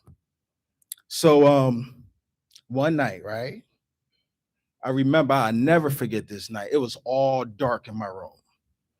And oh, wait, I forgot what led me to go here. Before I continue on, right? I forgot to mention what led me to go there. I remember my first experience with the Most High started when I was 17. I was in a situation where a life, either I got to kill someone or they're going to kill me. And this was a time of my life where, I was ready. I was done with the street life. I was 17 while all my friends selling dope, carrying, doing all kinds of chaos. I wanted to go, but I found my situation where it's either I'm going to die or, it's life in jail. So I'm like, God, if you're real, help me get out this situation. Boom, right away. I'm trying to move. I'm not going to explain the whole situation, but my boy mom came in. They're Muslim too. My boy mom came in. She just killed all attention. She was like, Ibrahim, what are you doing? He like, all right, mom. And it just killed all the attention because we were gambling. I never gambled, but they was playing my favorite fighting game at the time. And it was Soul Calibur, the irony of that. And I fell into it, and so I took his money, and that's how it all started. I took his money. It was only like $11. And he was like, oh, you took my re-up money. But then my boy, that's how the situation started. And I looked to my left. I seen the screwdriver. I was like, okay, either I'm going to grab the screwdriver and, just start poking them, or I'm going to jail. That's when I called in the Most High. My boy mom came in. Whole tension went away. And so I remember I stepped out the room. I went in the bathroom. I'm like, wow, I can't believe this happened. So I came back in and I gave him his money. And I never forgot that moment. I wish I would have kept going with that. So boom, now fast forward, right? It's like 9 years later, I'm 26 years old. I was 17 then. So I'm 26, right? Now I'm in this situation. I'm in love with this woman. I was like Mel Taylor. I couldn't control myself, man. I couldn't think. I was losing sleep. My heart felt like it was like I was about to have heart failure. That's how strong it was. So I was in that dark room. I was in my apartment in the room, pitch black dark. And I was tired. I was like, God, man, I'm losing. I gave him all my burdens. I was like, God, man, I can't stop thinking about this girl, man. Like, I'm losing sleep. I feel like my heart is about to explode. So I was like, God, if you're real, just like how I said when I was 17, I was like, God, if you're real, take away these feelings from me. And bruh, right, like the feelings went away like this, like seeping out of a tire slow, like a deflating tire. It was like, God, you like that? Jonah Hill, when he was like, if you could show me a paycheck for you. That's how I was like with the Most High. I was like, oh, if you like that, I work for you now. And that's how my walk started. That's how, this was 13 years ago. So the class is called Invincible, right? That's when destiny, my walk of invincibility started. You know what I'm saying? So we fast forward to that hotel room situation when I was about to take my life. So invincible that the Most High stopped me from taking my own life. That's how powerful this information is. You know what I'm saying? He stopped me from taking my own life. I remember that situation. It was 2016, November. And I was like, it's funny now because I was laying in that bed. I was like, man, let's see if you could stop me, God. I was calling him after all the stuff he done did, but I didn't know, you know, it's not always sunshine and rainbows with God. The salt is going to come. I didn't know the salt was coming. And what he was doing was he was deading all the worldly things that year. He had to empty out all that stuff, all that sin and getting high and partying before I could get the information. Dang, man. So, right? Day one, as soon as it happened, that little flicker of joy. If you seen the last time I spoke, the little flicker of joy. This is right after I called him out. I'm like, God, let's see if you can stop me. Let's see if you can stop me. Flicker of joy happened. I'm like, man, this ain't gonna work. Still in denial. Next day, day two, that little flicker turned into a little struck match. And I'm like, man, what is this? I'm like getting curious now. Day three, that little struck match turned into like a little small fire. By Wednesday, it's a big bonfire. I completely forgot where I was at. Completely forgot. You see how he's working? He stopped me by day 7, a full week later on a Friday, my favorite day of the week. I was just like a super saiyan of flame. I couldn't even control myself. I was doing backflips on the mattress in the hotel room, Domino's pizza, and just having a ball. And that's how I got the information. Invincible.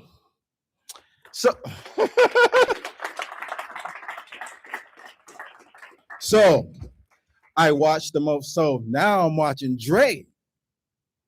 I'm watching Andre now. And bruh, you can't tell me this is some cult or anything, because I turned to the Most High and he sent me here. I didn't hear anything like, even though I easily could have heard something and been like, oh man, I want to be down with that. But he sent me here. I called him and he sent me, he led me right here. It is quite amazing when I think about it. And I watched his invincibility. I watched him fight from the beginning. I watched him change the law. I watched him stand in front of them people, do them meetings and the marches and being on the news. I watched him get Man of the Year. He don't even talk about that. I watched him do that. Invincible. Bruh, I just wonder if some people came against him, you know, and what happened to him. I'm pretty sure they got that millstone right around their neck. I guarantee it. So, you know, that's all I got to say. I want to say I love you, Mom. Love you, Mom. You know, and all praises to the Most High.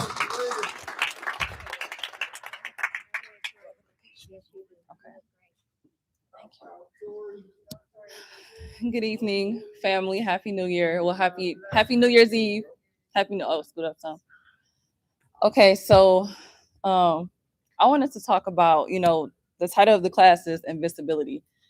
And what came to me as I'm reflecting through this year is in order to become invincible, you have to go through character development to get to that point. That's not just something that's just, especially here, that's not something that's just given to you. You have to, the development in that is important.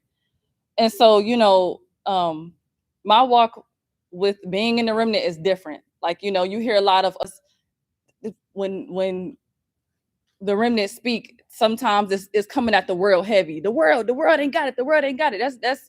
It's not big enough. You know, that's not my main focus. My focus here is my job here is what the Most High assigned me to do in my character development, because I already know that's going to be conquered. And so I never put that at the forefront of my speeches, is what they don't got, what they don't know. They ain't got enough. They're not big enough. We know that they don't know that. And a lot of times you see that you can get so caught up in what the world don't have because you're just at the start of your run, but that you get that high of attacking the world because you got a little bit of something that they don't have, and you aren't driven enough to keep pursuing that, to actually feel the power, to get to feel invincible. And with that, I was just thinking about like the title of the class, and I'm like, wow, I'm a woman and I'm going into this new year invincible. Like I feel invincible, like as a woman, And so with that, it's I thought about my very first time coming into the Remnant, and my first conference was the Atlanta conference. And I remember what my first calling was, or my first assignment as far as being a leader and being a spokeswoman in the Remnant. And I remember, Jay was talking about the Remnant man and how a woman should be with that, a Remnant man and the importance of it and this and that. And so, there was a brother at the conference who wanted to talk to me. So after that conference, he went to my dad, he wanted to pursue me. And so he was, using the Remnant, because he felt like he had it. He had that thing that I didn't have because I was coming from the world. But you also don't know who my father was and what was given to me. And what was given to me through my father, but was the Most High's word that I stood on. I just didn't know. I didn't know what that looked like, but I was following that word and I had it in mind. So, when he was trying to pursue me at the time, I had my own apartment, and he suddenly wants to take a trip to Detroit. So I'm like, okay, like we not really talking like that, but whatever. If you already coming out here, it can't be for me because we ain't talked that much for you to make that whatever. Even if it was. So he comes to Detroit, but he was trying to use the information as a way to get through to me, to try and sleep with me, but it was being forceful. Like, if you really bought this Remnant, you will come see me, just trying to stiff arm me into wanting me to be with him. And so I was like, I know this ain't, after I met Dre one time, I know this ain't it. Like, there ain't no way y'all standing behind brothers like this. And so he didn't know that coming at me like that, I had just went through what I had went through with the mosque and battling that situation and overcoming that. So his approach coming to me, you didn't even realize what type of woman you were approaching. You just thought I was worldly, and that meant that I was green in that. And at that point, that started my character development as far as my value and speaking up and how I was going to show up to it. It didn't matter how he came at me. It's about how I'm going to, me doing my due diligence in that. And so I remember, he was just first time we hung out, I was with my brothers, and he got upset. Like, I don't understand why, we need our time one-on-one. We need this. He just kept trying to, not even trying to take me out, kept trying to get to my house. Like, he wanted to hang out at my house. And I'm like, I have my own apartment, but I don't date out of my apartment. Like, you got to take me out. It's easy to come here. We not doing that. And so he was upset. He kept trying to find ways to stay or not, just whatever. It was really weird. And it sat on my spirit. So I remember I called Dre and Dove. I called Dove. Did I call you? No, I think I called Dove first. And so I remember sitting on the phone with her, and I was just telling her my experience and what happened and how I felt unsettled. But in that moment, the leader in me kicked in, and it wasn't about me. It was about, I don't want men treating women like this in the Remnant. This was before the women even came. It was just me and my sister. And I'm like, that's a problem. It was me, my sister, and these women that came. But I'm thinking about the future. In that moment, this is after one conference. I was probably a month in, but the respect, and when I heard the Most High word, I'm like, this is my job. I'm not about to sit up here and let nobody else. I'm not going to wait for nobody to come and clean it up and sit it. Now you look up and it's surviving Remnant men or whatever the case, or, now it's the whole thing because I didn't do my job. And in that moment, coming from the Remnant, when I was assaulted there, the response was different. I spoke to somebody about it, and they pretty much were like, okay, well, we can't take your word for it. It's two sides to every story. So send us an email. And I'm like, I've been knowing y'all since I was in middle school. This happened in my early 20s when I was assaulted by this man. And they didn't care, never followed up. They just were like, thank you for showing up to class. That's all I got. So in that moment, I could have been used that as my excuse. I was like, I'm not about to go up to the remnant because what if Dre treat me like the mosque and the mosque knew me more than Dre? I was like, I don't care about that. That invincibility, I have to do my job. I have to show up. This is my calling. I'm a leader. I have to use my voice for something. So I called Dre and Dove. I'm like, yeah, I had this experience. I was on the phone with Dove and I heard Dre in the background, like, what?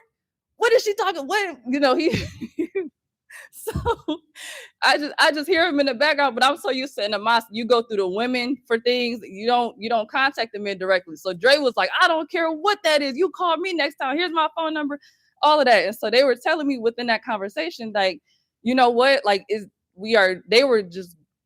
they appreciated the fact that I trust them enough to have that phone call. But in that conversation, they told me, you know, we need you, like, would you be open to speaking at the conference? Because you like, you know, to speak about your disposition, to be that woman, to have those conversations at conferences, you know, and be that person. And so from there, you know, every conference, I never had a problem speaking, but I never really did public speaking. But within that, I was like, okay, you know, I'm about to show up and do my job. And so with that, the first, mind you, this was March of 2024. So each conference I'm showing up to, I'm speaking, you know, it was hard. I'm not gonna say it was hard, but I was overthinking it. I was nervous, but each time I got comfortable being in that space because Dre would just call on me. So I had to develop the mindset to always be ready, because no matter what, Dre gonna pick on me first to speak. That's a given. And so it's funny now that we speak, you know, when the remnant goes up, because a lot of people are like, oh, well, you know, speaking is hard. I'm like, Dre got that salted out of me last year. Like, I already, I know to be ready. Like, now I got to a point where he'll, you know, he not calling me verbatim, but it's in me to get up first. It's in me to be like, okay, you know what? I'm going to go ahead and speak. But with saying all of that to say is that when it was put on to me, I realized that because I had taken that serious and I started going up and speaking when I can, and just operating in my leadership when I'm seeing something going on and speaking about it, and I'm putting myself, and I started realizing within reflecting this year how grateful are different, because it went from we need you, like, you need to speak on behalf of the women and speak about your disposition, to now the conversation is, okay, make it more broader, or now the constructive criticism is about how I'm speaking and about how I'm governing, you know. But I had to in order to get to that point, I had to operate with the word that the Most High put out there for me to do, you know. And so with it's helping me exercise. And I thought about that when, was it a dream you said that we'll be already moving by 2027? So, you know, I keep that in the back of my mind when Dre says in the dream that we'll already be moving by 2027. And with it being 2026, you have 1 year. And so, yeah, it's cool to focus on the world and what y'all got. Y'all don't have enough. But at the same time, what are you doing right now in the remnant? I'm not talking to the world. I'm talking to the remnant, because you have to start exercising right now. This is important, you know. And so a lot of times when you isolate yourself and it's a us against them thing, a lot of you see those characteristics in the church where they focus so big on who ain't got it, and it's flaws in there, because you're not focused on your character development. You're just focused on what looks better here than out there. And I gotta break the news to you. Just because you're here doesn't mean that you're safe neither. You still gotta do the work, you know. And my dad talks about the colors, and I got the revelation that you can also, your colors can get dull over time too. You can get comfortable being in a space that you get stagnant and you're not even aware, because you feel like the world ain't got enough and the remnant is running circles around you. You have no idea. I don't want to be that person. I don't want to look up and be in the same disposition of, oh yeah, you know what, I got this on lock. Whole time people are coming in surpassing me because they're developing spiritually. And I feel like because I reached a certain point where I was higher than everybody, I've stunted my growth because I wanted to stay at that point and I didn't want to put in the work to continue, because I was too focused on everybody else but myself. And so it makes me think about, you know, being at the mosque, we saw different spirits, and a lot of people here, this is their first anything. They've never been to a church, they've never been to a synagogue, a mosque, or nothing like that. And you know, even if you went to school and you switch schools and you see somebody who reminds you of somebody else, and you're like, they act just like so-and-so. Like, if y'all met, y'all would be cool. When I think about when Dre says how leaders from, or people will be called from their other leadership positions to come here, it makes me think about what they've seen at their churches, what spirits those people carried on, and who they can identify with those spirits within the remnant. And it makes you think about the ones who are faking, like who are working but not putting the work in, but doing enough by showing up. The ones who don't really care about character development, but is so focused on the world that they're fine here because they're better than what the world is. It's those different things. And so I always think about it like, I want to make sure that I'm constantly at the top because I'm striving for what the Most High wants me to have, what He wants me to be and what my role is within that. And so it's like, that's just, it's funny because a lot of times these are the things I think about. So when I come with a different level of seriousness, but this is what I'm thinking about, and because it's always, it's me and the Most High, it's what I'm seeing, how I view myself. And so it's, with being invincible, that whole foundation and the work that I put in and my calling and how serious I take it, that's what gets you there. Because we've hit on, the invincibility, but it's like, how do you get there? Like, if the Most High put that thing out there for you, how are you acting on it? How are you demonstrating it? How are you governing? What are the conversations like? Because it's the relief doctrine. You're going to give up you're going to feel relief there. So it's like, imagine somebody taking a load off of you and all you got to do is you got to do the easiest job is being submitted and obedient, but you don't feel that relief when you're collecting stuff, when you're holding on to things, when you're making excuses to stop you from doing your job, when you are not learning to love and lead beyond your pain because you're using the world as an excuse, but really it's a punching bag because you ain't conquered these things over here. You don't think people can see that?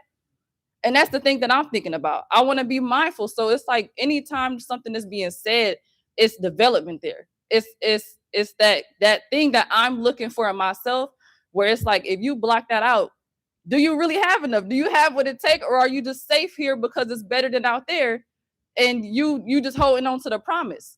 But at the same time, I don't know. I'm holding on to this because it's something I'm passionate in.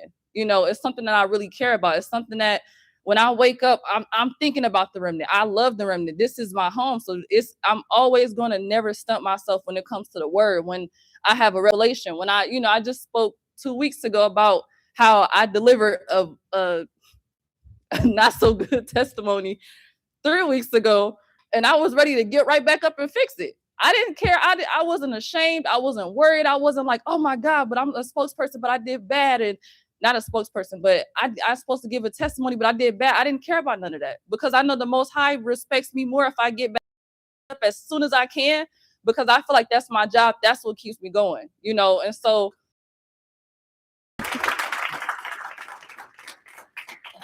so I just had to bring that because it's that within this, it motivated me. And with the remnant, it's just, you don't want to shorthand yourself because you want to pick and choose what you feel like you want to do as when it comes to your job. It's not always going to be good. It's not always going to be it'll be good in the end because of the blessing, but it's you like when I failed, I didn't like that, but I got back up. That was the relief in that, and so I also wanted to say too is like, because we're moving in stages, you see how when everybody first made the jump, it was like, come to Seattle, everybody got to get out here. And so I was starting to see, as after a majority of the people made the jump, and people were starting to come on a lot later, and I would just listen to the conversations that they were having and how the remnant responded to them. And I started realizing that there's a different level of seriousness with the remnant who made the jump to Seattle. And it's because the ones who, now I'm not going to say everybody, but I noticed that the ones who came were still stuck in that space of comfort where they lacked the customer, or not the customer, where they lacked the character development. And so they were a little bit behind in the language, and so it gave me that clarity of, just because you're on the other side of the screen and you pick and choose when you want to show up. For those who are, I'm not saying that because you didn't physically make it here, that's what you're doing. But those who are choosing to come up short, we can hear it. It was at one point in time when everybody would fly into conference, we didn't see each other 24/7. So you could show up as is, and we just happy to see you. But when you start to come and you make that jump and we're like, have you been in class? Like, what you like what you been over there? Okay, like you remnant or you rendering? Like which one? Like, are you coming for the conference because you want to travel, or are you like really in this thing for real? We can start to hear it. And so I was just blessed to sit back for the past couple months and just listen to those interactions of like, yeah, you need you, and you know, it's not even a come to Seattle because we're more serious, but it's that thing of when you are, like I say, that character development, people are gonna run circles around you because you think that you coming in saying submitted, and that's how we came up with, you know, a family insider of people using certain keywords because you think that we can't hear it. You think that we don't understand what's being said, or like, you know, how Dee was saying, you know, even if it's a disagreement, you get to you're able to resolve it with the information. But I'm looking at, but at a certain point, how it can become a cycle if you use it as a crutch. And this is not to say that you are in no way, shape, or form. It's just like those patterns of being able to see it before and the slickness in that. And so constant, and this is how much I grill myself to make sure that even it, like, you know, if I'm coming up short, this are the things that go through my head to where I'm not just like, oh, I'm rimmed. It's work being done. It's mental work. It's that development to where I can look at myself in 2027, like Dre said, I'm going to already be moving. We're going to already be moving, you know? So I'm going to just end it on that note. I hope that this fires you up, and y'all got to do your homework, man, you know?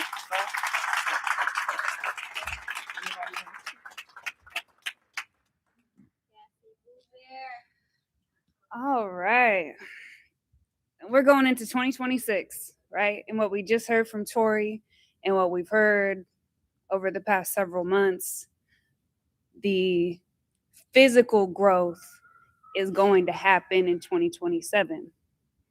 So we've been doing these meetings for almost a year now in Seattle, sharing our testimonies and working on the personal development, the character development, the spiritual growth. You all have been able to see it. We've been able to see it amongst ourselves. And like Tori said, you stick out like a sore thumb if you're not growing, because it's impossible not to grow when you're in the information every single day, when you're meeting with everybody multiple times a week. So I've watched that the past year, and then we know what's going to come in 2027. So 2026, that means that, you know, marriages are forming, babies are being born, you know, that character building, and more people are starting to see that, are starting to come together, are starting to recognize where they need to be, which is home. So, like I said, for the past year, you've listened to all of our testimonies, but it's Kariah that gives me chills and makes those tears fall, because if that doesn't show you the power of the Most High, of the Word, because that's what I look at. I look at the kids. I look at, what does your household look like? What does your life look like?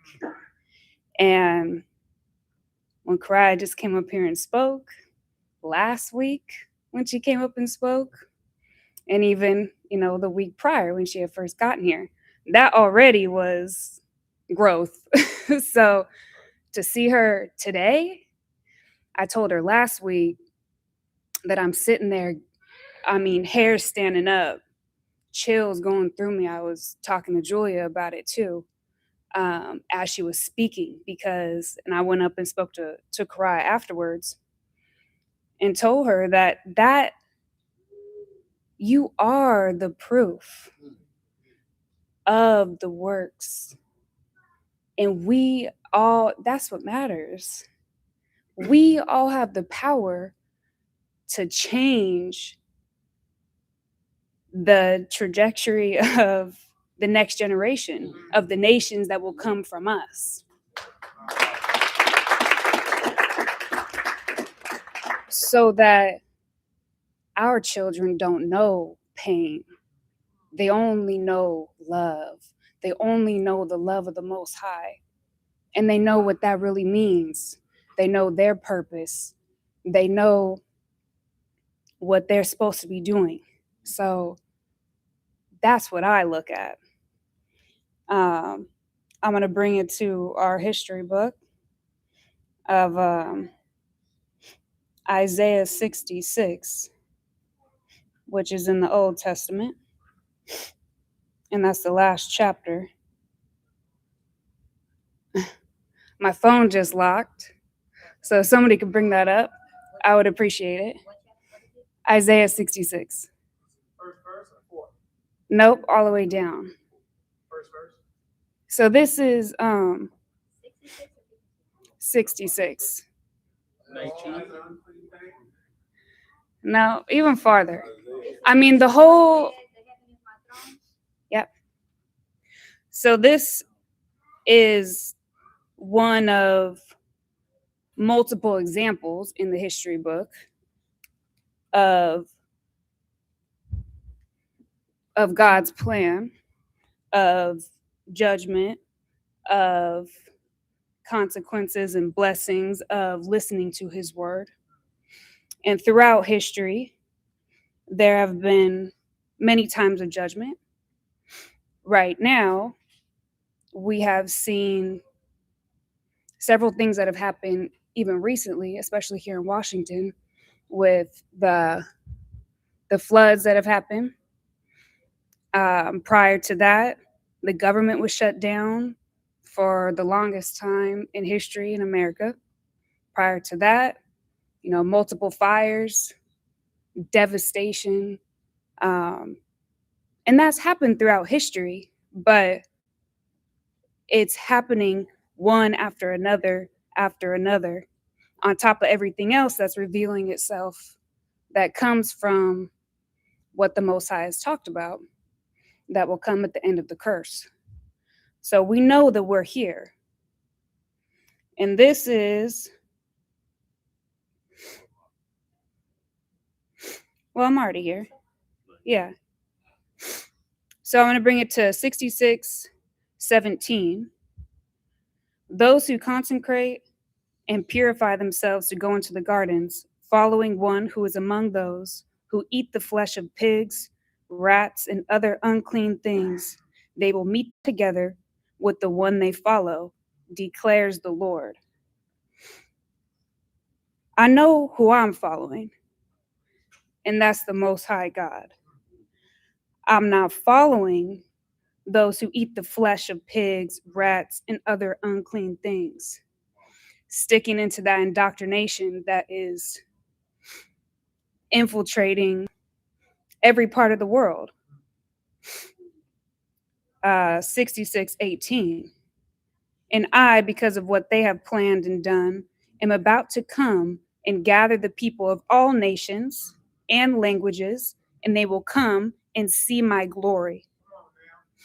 This is in the Old Testament. This is history. There's multiple parts of the Bible, of our history book, that speaks about times of judgment.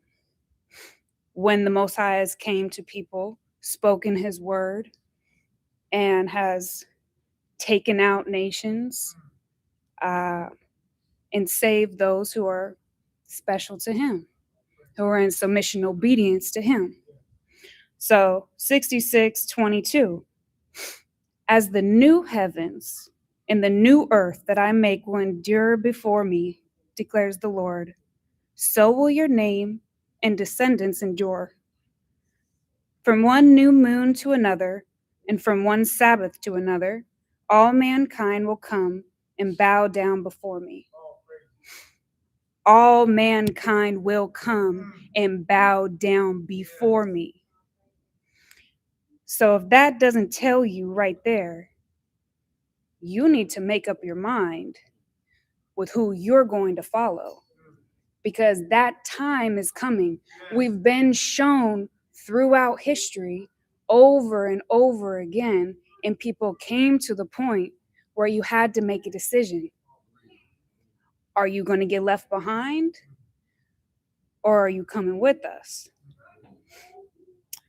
So 66:24, following what I had just said. And they will go out and look on the dead bodies of those who rebelled against me. The worms that eat them will not die. The fire that burns them will not be quenched. And they will be loathsome to all mankind.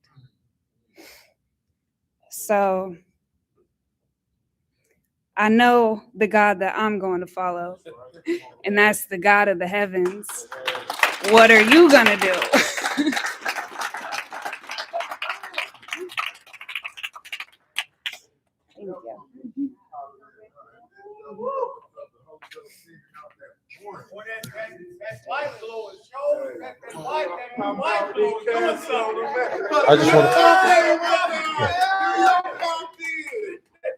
I just want to say something real quick in regards to what Tori was saying about an experience that she had with a gentleman that used to be here, right? She said they tried to use information to basically infiltrate her, right? And I just want to bring clarity to the fact that that's impossible. You can't take this and do bad with it. You can't do bad with good, right? And somebody else in the chat, because of a statement that she made, asked the question, was she in the game? I'm pretty sure I know why they asked that question. She wasn't in the game, but I just want to also bring the clarity that it doesn't matter, right? It doesn't matter, because whether a woman came here from whatever side of the tracks, if she was in the game or if she wasn't, understand this and understand this very clear, right? If you come in here playing, if you come in here trying to do some underhanded stuff, especially with one of these women in here, the Most High will kill you. This is nothing to play with, right?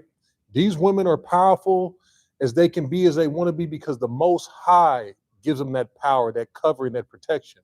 And it's nothing to play with. You're better off staying over there in the world, getting you them video vixens and the ones that's on the social media, dropping it like it's hot left and right. Go play with them, right? You can do whatever you want to do over there, right? But over here, there's an accountability. And within that accountability, if you're not showing up, the Most High will drop you where you stand. To confirm this, we got receipts for everything, right? Everything. We got receipts for that too, right? Trying to do bad with this good will cost you your life. Don't play with it. I got something else I want to say, but I'm gonna let my loved one go first. Sure. Go ahead. I hope y'all watching this display of power that's right in front of y'all on full display for my family and my loved ones right here. I want to say it's not a bit of what Dre said earlier, Eurocentric twerking going on at all over here. And a bit of it going on. You know, and Dre said something earlier that stuck with me too. B said it as well. They mentioned power. You know, I was under the impression that wealth equated to power when I was in this indoctrination at one point in my life. You know, you will desire to do whatever it took to get it, because from your beginnings that you might have been from, might have been a factor where you didn't have enough, you grew up without, you're trying to get it, not for yourself, maybe for your family. But whatever your motivation was, it always led to you need to be wealthy. You gotta have it. You gotta have to be at the big leagues. You gotta have that. But I'm hoping you guys seeing what real power looks like right before you.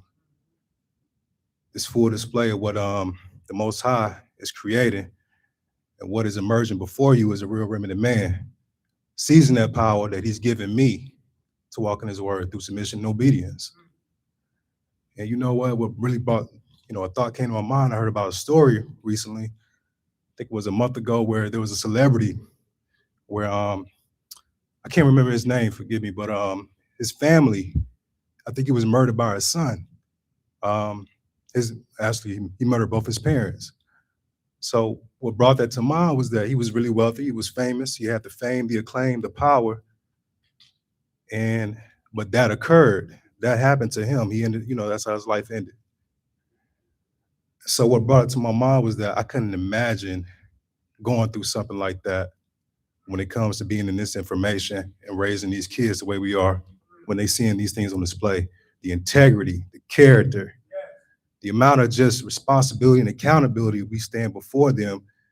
I have this thought I couldn't even fathom the thought that could occur with my son or daughter that I might have in the future. It couldn't even happen here. So I see that, and I feel for the world when they got this dead God that they're serving, because that's what brings that spirit of just being locked in that. You don't know nothing else because your God don't require anything of you. You don't have to walk in this thing. You don't have to stand for anything. You get to go out and think this is enough where you can just show up and go back to church on Sunday and do it all over again. That ain't gonna happen. It don't work around here either. There's requirements, there's expectations for you to walk in and whatever that thing is that you don't feel like you can stand, but you got to stand up and show up here. It ain't gonna be nothing that you can get across, because like I said again, for something to occur like that, it just means you don't have anything in your life that's heavy. You ain't got your God that's requiring things of you to show up to your family a certain way. Again, that's just something that can't never happen. I can imagine. But I just wanted to share that when it comes to this information and what it did for me, because the topic was invincibility. And that's what that thing has given me. I feel like whatever's required from the Most High, I can go through it because he's given me that autonomy to be invincible. And really, now that I deal with problems, when I see stuff in the world, it ain't the same. It's seeing something that when cats come, whatever, somebody try to throw something at you, just issues, people in the world that don't know better than Gentiles, just try to bring something your way. It's like, for me, you throwing dirt rocks at a tank.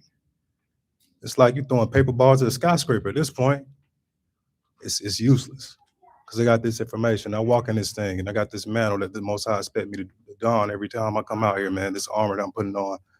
So just want to share that. And another thing too, like I said, again, it's not of any, for me, I don't really consider a lot of things when it comes to people that see walks that's outside of this information. I don't value their opinion enough to take it into account, whether it's co-workers, the worldly things that they do, they see something in me. It's kind of just normal for me at this point. So for me to have somebody, that's in the crowd that came out because he saw something at work, just wanted to be here in attendance. I appreciate that individual just for that, but it's not any reputation for me, because Yahweh Shah said, make yourself no reputation. It's just what I'm doing each and every day, walking this thing down. But I appreciate his attendance here again, just because it shows that the display that this information can do for your life when you're walking this thing down. Just people are just going to ask questions. And it's not like I'm having full-blown conversations, keeping it real short. But you see something, you ask, I'm going to tell you the truth. I'm going to tell you what this is about, why I came here in the first place, what brought me here, what lured me here, which is to serve my God. It's me and the Most High. So I just want to share that with my loved ones. And again, you see this on full display. This beautiful family, man. Just, if you want to get away from that dead God and serve something that's going to give you your life back, make you be a conqueror, come over in this information. All praise. Come on, man.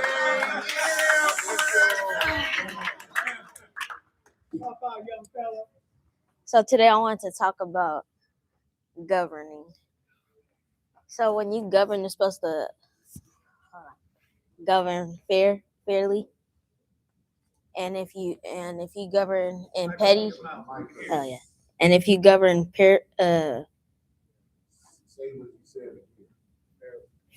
fairly, you got to govern fairly.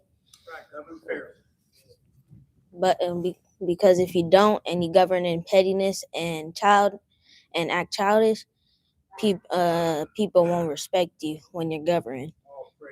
And you're gonna think, why won't they respect you? But you're not respecting them either, and you want that respect that you don't give to them either. So when you govern fairly, and respectfully, people are gonna show you that respect. And if you don't, you just gonna have to put on your invincibility shield, you know? And you're gonna have to keep on pushing, because sooner or later they gonna know that they have to respect you. Because if they don't, then just gonna have to cut them off or something.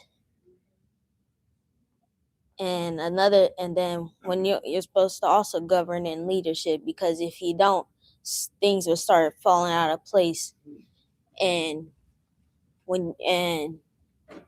stuff will not be in order, and you won't have order when you're governing. So when you govern in leadership,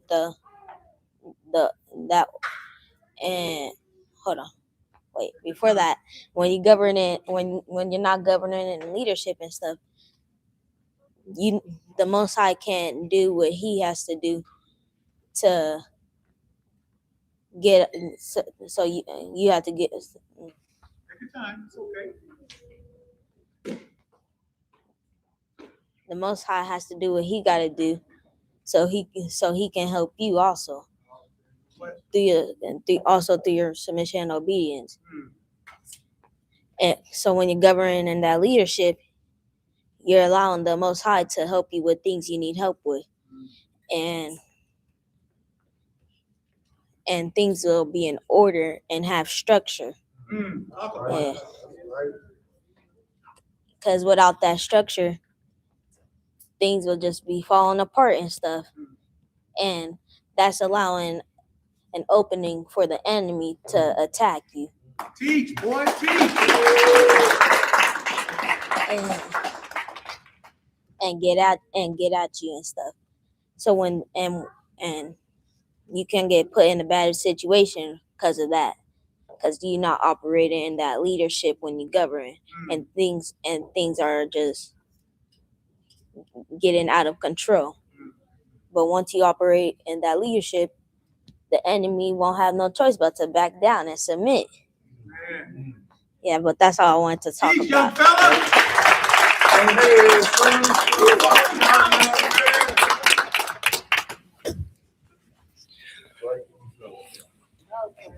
All praise to the Most High. My name is Adrian, also known as A Class on online. Don't give an opening, is what I just heard from him. Invincibility. Something was said earlier that really struck a chord with me. It was said that we are invincible even when we fall. We fall, but we're still invincible. So I've been in a remnant. I've been really heavy in the remnant for about 3 years. About 3 years ago, I got really into the information, and I started seeing all the benefits, all the fruit of the information. But like my young man said, you can't give an opening. So within that 3 years, being in the information and seeing the fruit of it, I say I really fell about 3 times to where I saw an impact of what I did that really took away from the information that I was seeing fruit in. So about 1.5 years ago, I fell to the point that it really affected my walk. And I was listening to a class one day, and Dre was talking about you can get out of bounds to the point where you cede territory to the enemy. And that's what my young gentleman right here, he said, you can't give an opening. You can't put yourself in situations to see if you can get out of. And you can't put yourself in situations that you know you're gonna fall. So all the benefits and all the information that you are operating in can be erased in a moment of just carelessness. So you have to really be conscious of what you know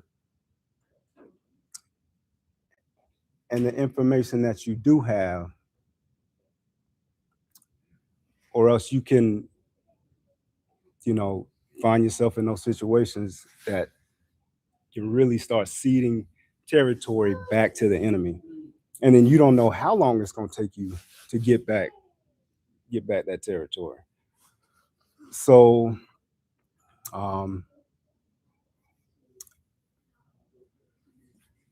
when he said that, it really brought up that,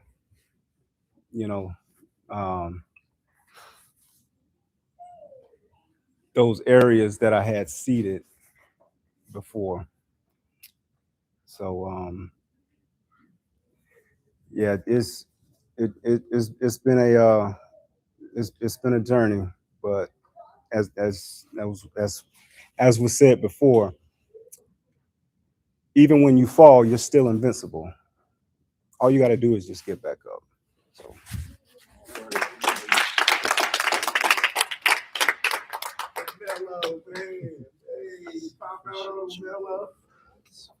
Button, right? Huh? Don't worry, you're next. What's going on, everybody? So I have been in this information now for a year. For about a year now, and I have experienced a whole lot of stuff. This salting process is a monster, let me tell you that. And I really recognize I never had this much testing with me and situations go on since I've gotten in this information. And it hit me because this is all going on because you are God's chosen one. So we all know he put you through things and you got to endure through them.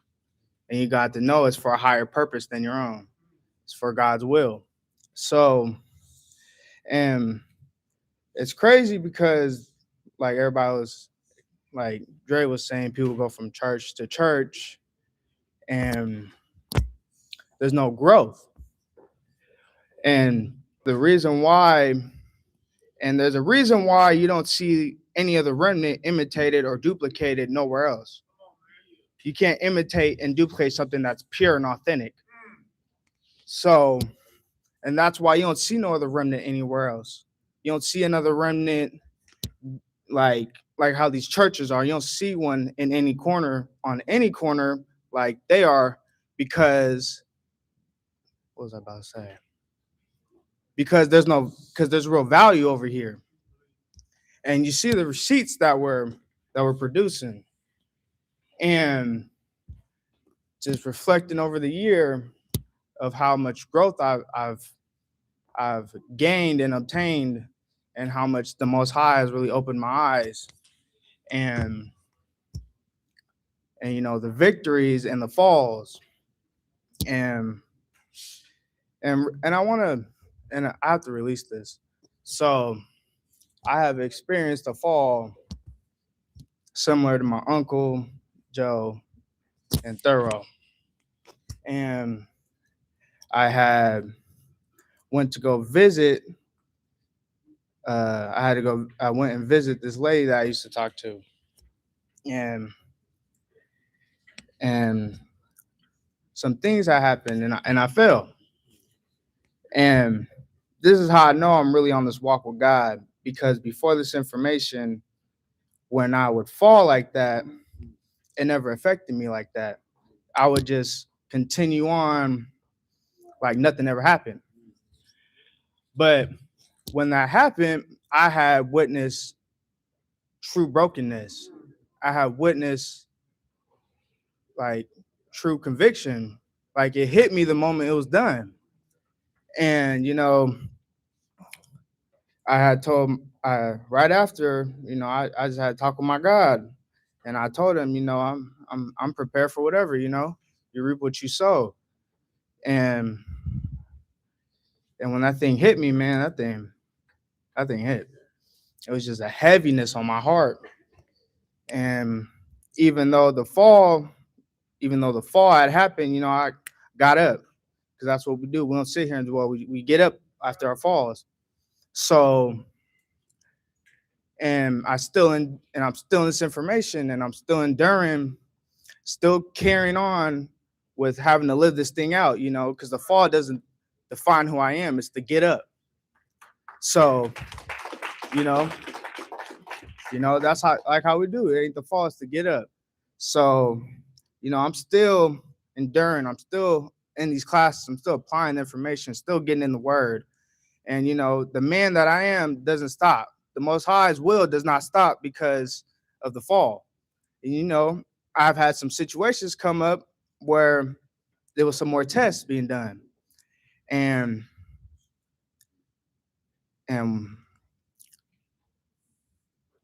then the tests are coming up, and I had took a stand, and these tests were a test of my stand to see if I'm still going to stand on it. So the blessing had came to where I have moved out, and I now live with my uncle. And it is so beautiful how the Most High works of the whole year. And then it's like right as the 1 year was ending, there was that big test of, all right, you're going to stand. Now what you going to do with the stand? Are you going to sit here and stand and then be like, it's like, man, this Most High, he's funny. He's real funny, so that year came, the test came, and then I moved out. And the beauty of the relief that I had gotten, and I just want to say, I want to let my family know that this isn't to replace you guys. I'm just on my walk with God, and this is where he has brought me to. You guys will always be my family, and I will always love you guys. That you guys could never, you guys will always be my family. I would never sit here and deny you guys. Each remnant member up in here knows how much I really, truly, and dearly love you guys. Especially for example, my pops. My first stand was with my pops. And my pops was somebody I still hold very highly in my life. Even though we're not talking right now, Dad, I'm gonna have a heart-to-heart with you right now. Just because we do not speak right now because of the actions that have gone, I still love you no matter what. You will always be my dad. That is no question. You have taught me phenomenal things. You have taught me phenomenal things so much that it has caused me to see value in the remnant. And I know you felt some type of way because of the way the remnant was reacting when I gave that testimony that one time. But I could tell you what, they all love you. They would love to meet you because even though I am remnant, when they see me, they still see a product of you. Especially when I first came in this information, like Miss Dove, I thought that was back there. Miss Dove, she even said it. She said to you and Mom, they love me, and they know that you guys have taught me phenomenal things. But all I'm doing is taking the things you guys have taught me and taking it to that next level. That's how the generational wealth starts. It's taking the foundational things and bring it to the next level. It's like my generation can take it there, and the next generation after me, my kids can take it there. So all I'm doing right now, family, is taking the things you guys have brought me or gave me and taught me and bringing them to that next level. All praises to the Most High.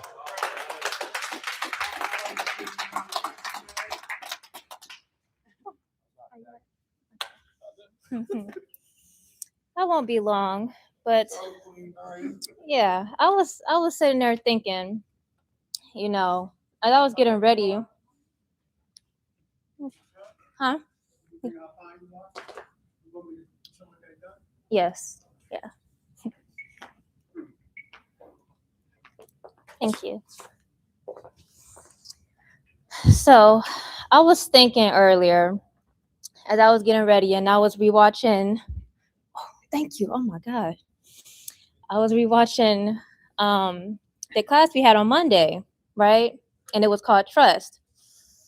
And I was, watching the class and I was just thinking, reflecting on my life before the information.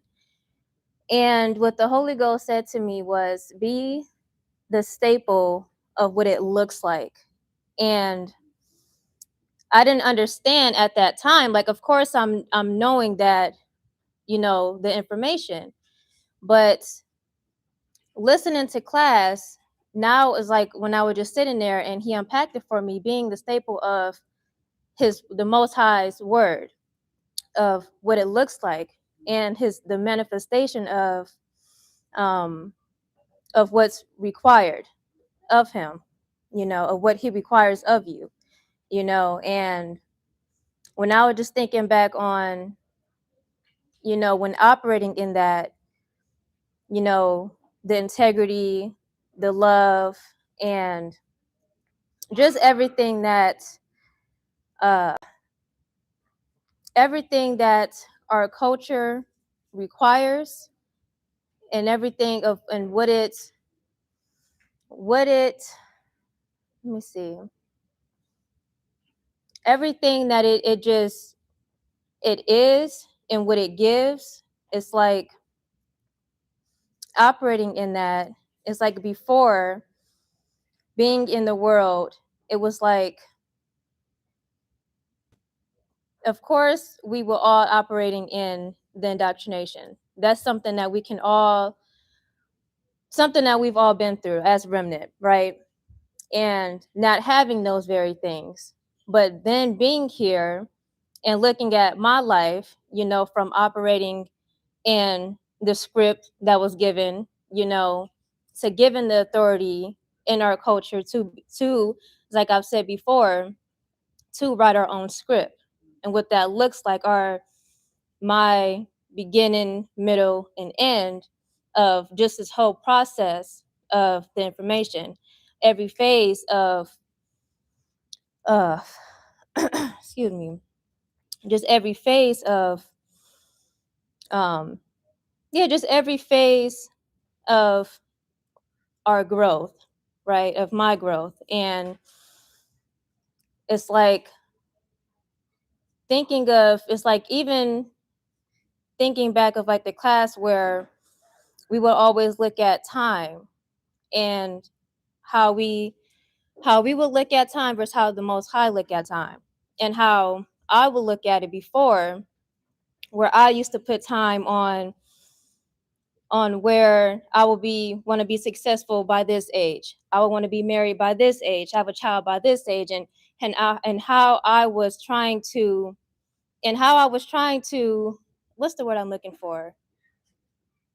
How I was trying to dictate things and trying to take control of my life, thinking that that's just what I had to do, because it goes back to that disposition that we've all carried of, this is my life, I got to be in control of it, I do what I want to do, just all of that, but then being here and then just seeing how the Most High will really flip things, and those very things that I would try to put a time on, it's like he's giving me that, and just within as fast as I could imagine, all right now, the success, the marriage, the child that will be here in June of technically well, it's not 12 o'clock yet, but yeah, of next year, you know, and just being grateful of that, you know, and just looking at how much he's given me in a short period of time, and just being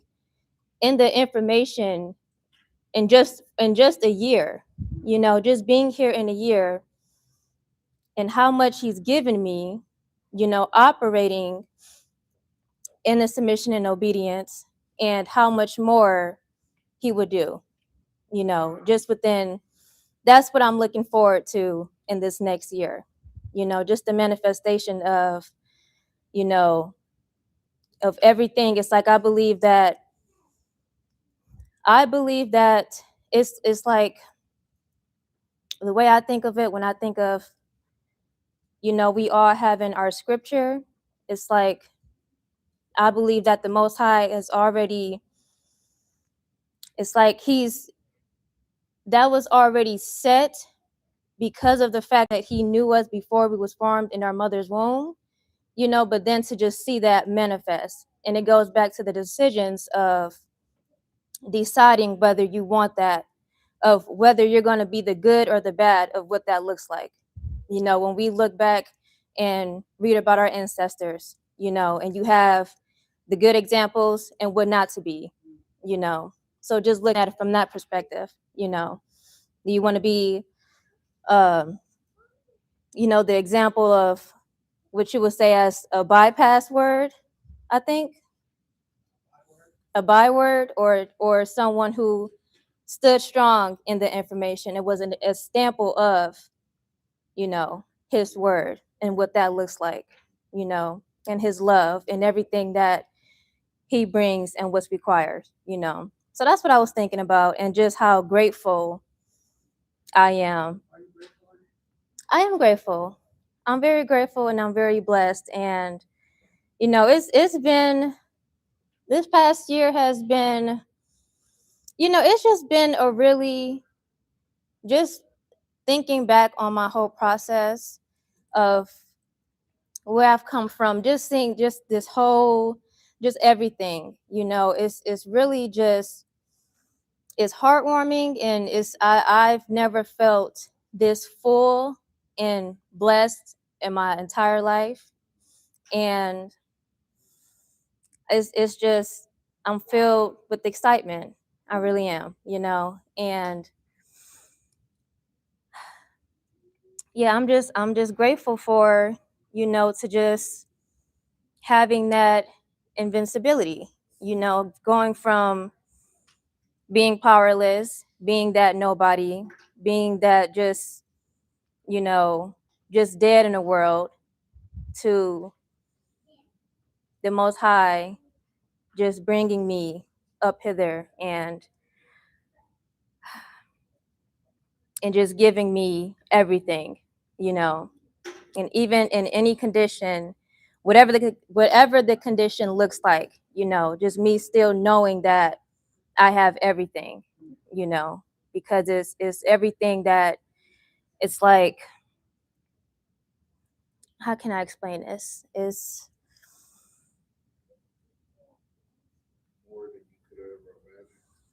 that, but it's the fact of, like,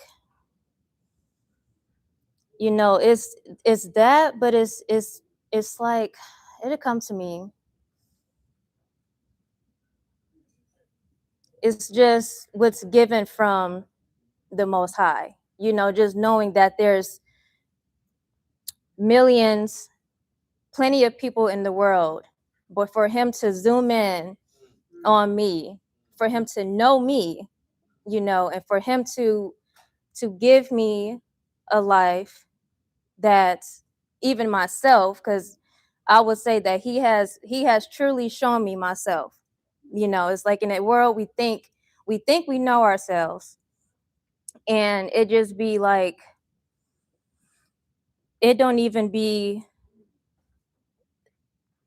it's like going from there to the culture, it's like, is you had no clue, right? And he really show you yourself. He shows you your power, you know, your position, and everything, just your real self, you know.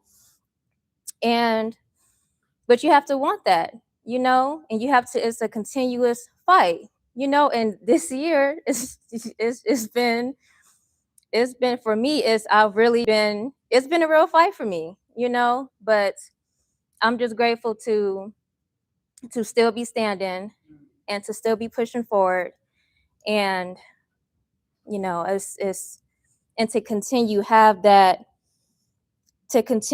have that fire and excitement, you know, for the next thing, and just to see everything manifest, you know, just to know that everything that he said, you know, to know that his word has already been accomplished, you know, but just to catch up to his word, to catch up to all of that, and to see it all, you know. So yeah, I'm grateful, very grateful. So that's just how I feel. And yeah. Coming from Naya,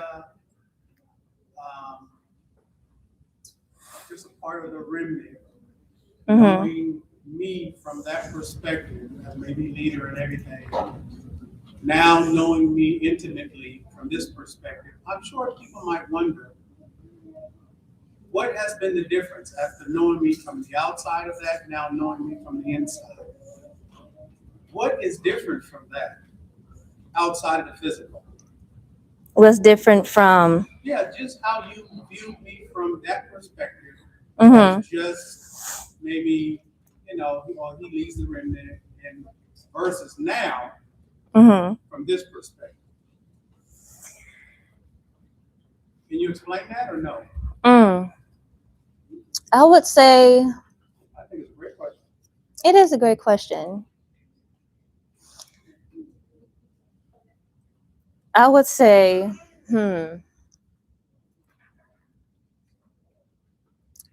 it's it's a lot. Yeah, it's a lot. It's, you know, yeah.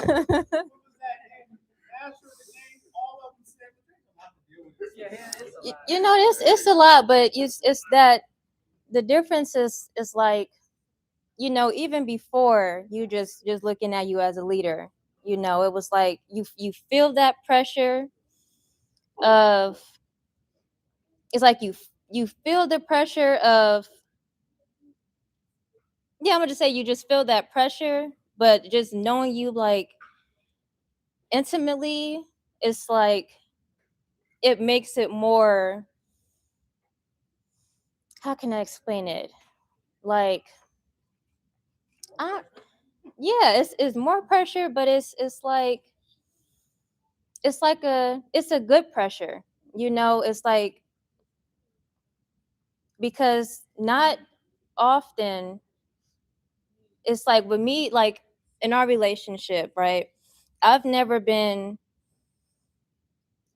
had as much pressure as I do now to continue to show up to be the best version of myself every single day, you know, and that is a requirement, you know, to show up as a woman every single day, you know, and not too far short from that. And to have someone, to have you, you know, of course you would expect that from me as just my leader, but for me to be your woman, you know, your wife, you know, for me to be your wife, and how much more that is expected, you know, and it really pushes me, you know, to be the best wife for you, you know, and to continue to be the best woman for the Most High and everything, you know. So it's definitely,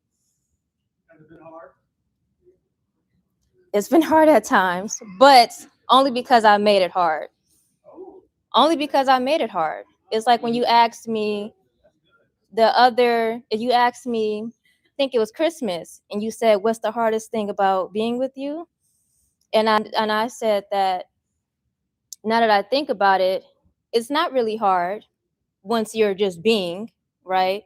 And that was a problem that I would have at times of not being, and I would make it hard for myself because I would reduce myself to my feelings, right?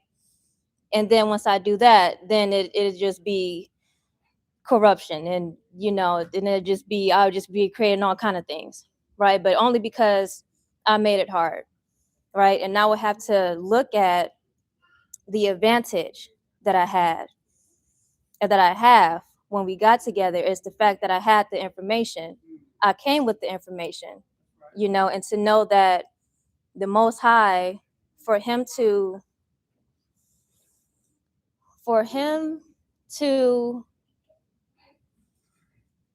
how can I word this? We say it often.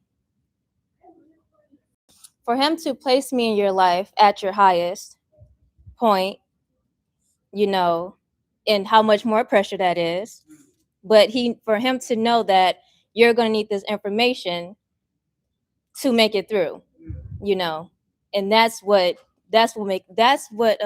is what would allow me to make it through all the way to the end, so yeah, I would just make it hard for myself, but I'm good now. Yeah, I'm good now. yeah I think the little microphone thing fell, but yeah. So as far as us, I would say that I have definitely arise to the occasion, and I know I will be tested, and I'm ready for that test, but and that's just how I feel within every area of my life, not just in my marriage, although that is very important, but just me as a woman, and showing up like that to the Most High, that trust, that's another thing that I had to look at, that I would that I wouldn't, how can I word it? That I wouldn't consider often, so yeah, it just goes back to me just being grateful and excited. So yeah. Anybody next, or are we closing out?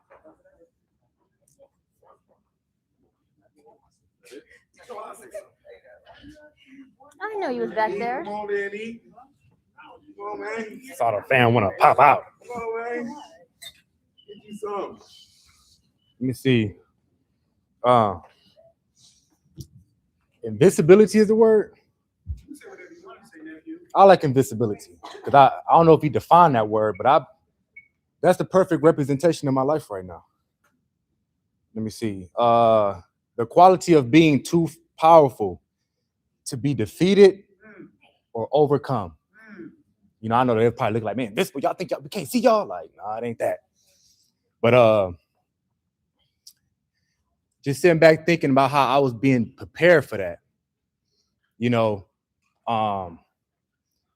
Thinking about when I was younger, what my father was really instilling into me, and why it's, when the time coming to be so easy to conquer, because even right now, it's just easy to conquer, it's just like, just the stuff that we governing, and, you can see Satan coming from a mile away, talking to certain people. And I'm it's funny to say, but, when you, without the information, you would talk to certain people and you would feel like they have that one up on you, like they got the information. And now it's like I could see words and just read so clearly now, because I know what they have, but they don't know what I have. It just makes it's like, oh yeah, man, yeah, easy, But back to my father, on the path to being invincible was how he was always preparing us to battle with truth, to go to war with that, and I'm just reflecting as far as everything I did in 2025, man.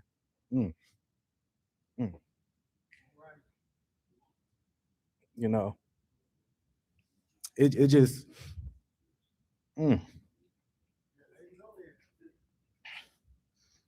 the space that I hold, the power that I don't think I have, but it shows, without me even, I can look in the mirror, but it's just like, there's just that space, and I was telling everybody before we come here, listen to my niece.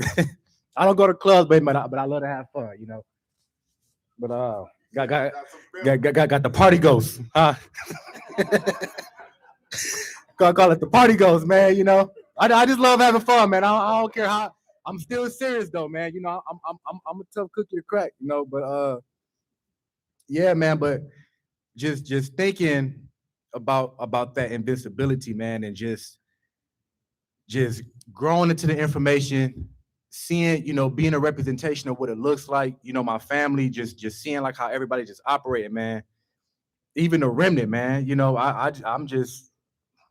lost for words. I forgot what I was gonna talk about. I'm over here tearing up. But Happy New Year's, you know. How much more time we got? yeah, that's it for me, man. I don't even know what to say.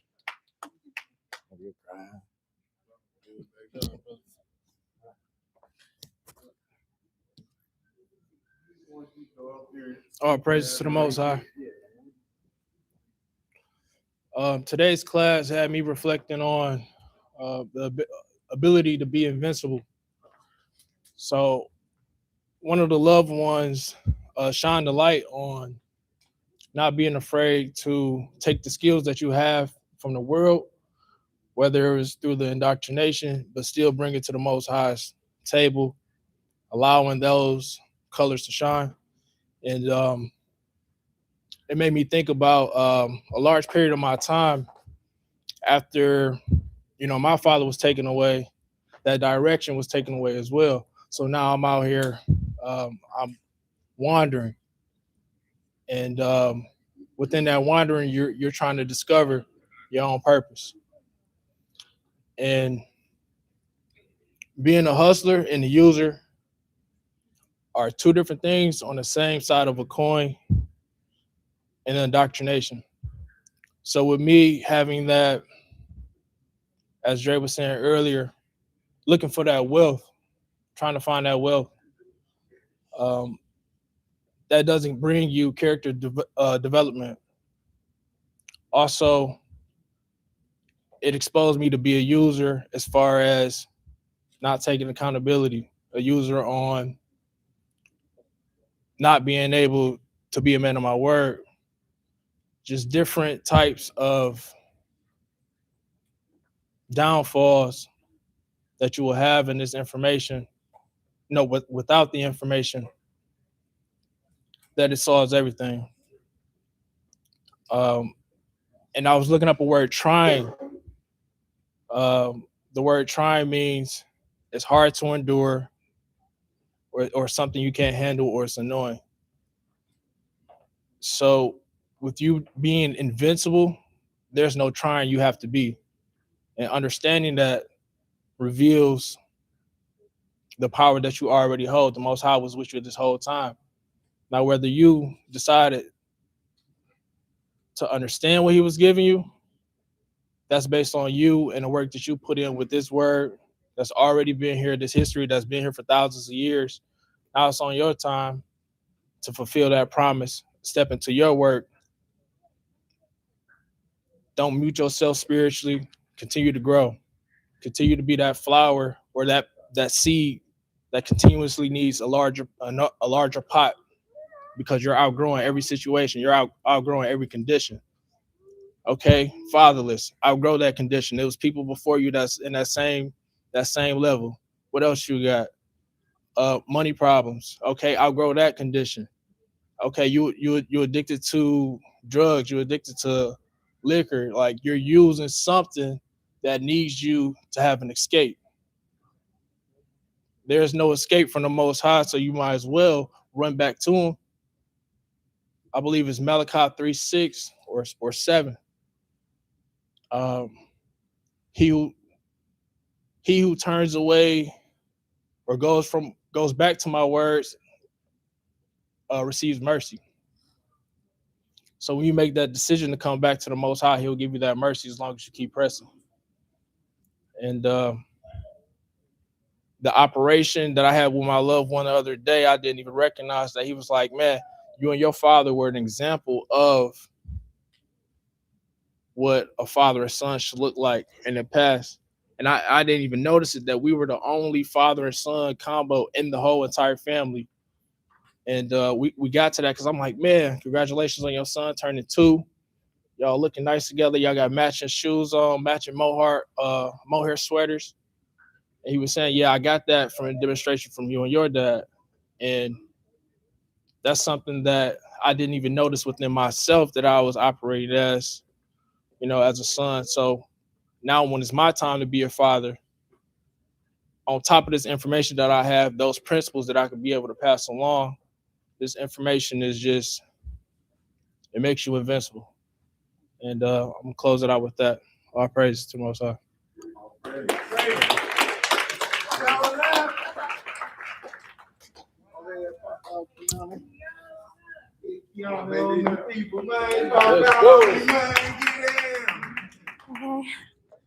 All right. Good evening, y'all. My spirit's taking me a lot of places, so bear with me right now. Where do I want to start? I want to go back to 2016 or 2017 when I was about 15 to 16 years old. That one of those years was my first time experiencing. Yeah. Experiencing with depression. And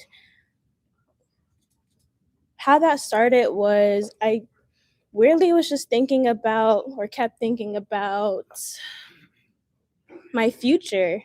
And as a young Black girl, I just, at that time, I did not, from my environment, I come from a small town, Poughkeepsie, New York. It's like a pretty low income city.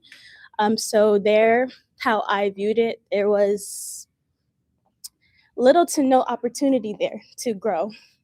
And it's either you was stuck there for your whole life or, I mean, that basically was it. So that's how I saw it. And so thinking about my future, I didn't think a lot of things were possible for me. Like simple things like even getting married. I didn't believe that was gonna happen for me at all, or even getting out of that area. So yeah, that's where it all started. And then from there, it just was growing and growing from that. And I wanted to start there. And then I wanted to bring in, my mind's going blank right now, of course. I'm taking my time,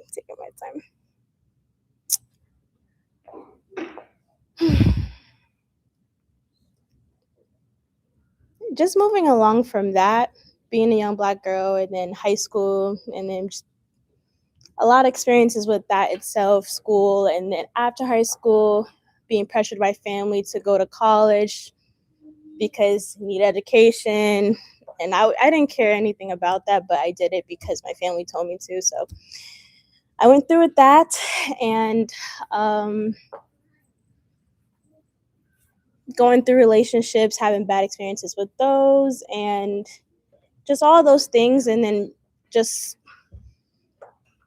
a really bad experience for one relationship in particular. And it was because of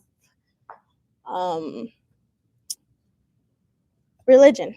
And my partner at the time was religious and I was really against it. But then somehow, because I was in love, or I thought because I was in love, I convinced myself to get into that. Even though I didn't believe in it, get into that. And so that went really downhill. But after that, I just became, with all those experiences and just my growing depression at times and all those moments and everything, and then just the lack of opportunity I saw for myself and whatnot, I became really angry. And it got really bad. It got really, really bad. And I never noticed it. I just thought, I just blamed everything else but me, basically. Never took accountability for anything. I just blamed myself. So I was just really, really angry, blaming anything to my mom, to not having a father figure in my life as well. That was something very big in my life as well that I blamed a lot of stuff on. Partners or school or just anything. So I won't have to focus on what was wrong with me, basically. And in the world, I definitely try to chase some type of happiness with maybe trying therapy or self-help books, they would say, or talking to people. None of that worked. And moving forward with all this anger and everything, I just, like I said, getting really bad. And then it was the end of last year, 2024. I told myself I want to have my own relationship with God. And that, like 2 months later, in February this year, that's when I got some information. And it was presented through Raphael. But I just thought it was such a big sign, because I literally just said that I wanted to develop my own relationship with my own God and everything, and the information presented itself to me. And fast forward, I got into it. I've been consistent since February, and all those things, like I said before, I never thought would happen. I wouldn't even think I would, again, be out of the area I lived in all my life. I thought I'd just be stuck there. I didn't, I thought I'd be stuck there forever. But if you were to tell me in February that this year that I would be here, because I was right there. I was looking at these classes, and I would think to myself, could I ever be up there? Can I ever? And I looked up to the woman so much too. I was like, can I ever be a remnant woman? Can I do this? Can I do that? Not like really believing in myself in that. But the fact that I'm here right now talking to where I was before, less than a month ago, I just wanted to say all that basically to let you guys know that if y'all get into classes and just keep consistent with it, you can. And if you think that there's no opportunity, no possibility for just greatness in your life, or just, I'm lost for words right now, because I'm like, there's a lot going through my head right now. But I just want to say, get into classes and stay consistent. And by next year, 2027, you can be right here talking your testimony, and you can be basically moving with us in 2027. 27. I'm talking about if they take consistent for this, like the next year coming. Yeah. So I wanted to share a little bit of that. I probably skipped over again a lot of details, but yeah, that's all I got right now. If you wanna.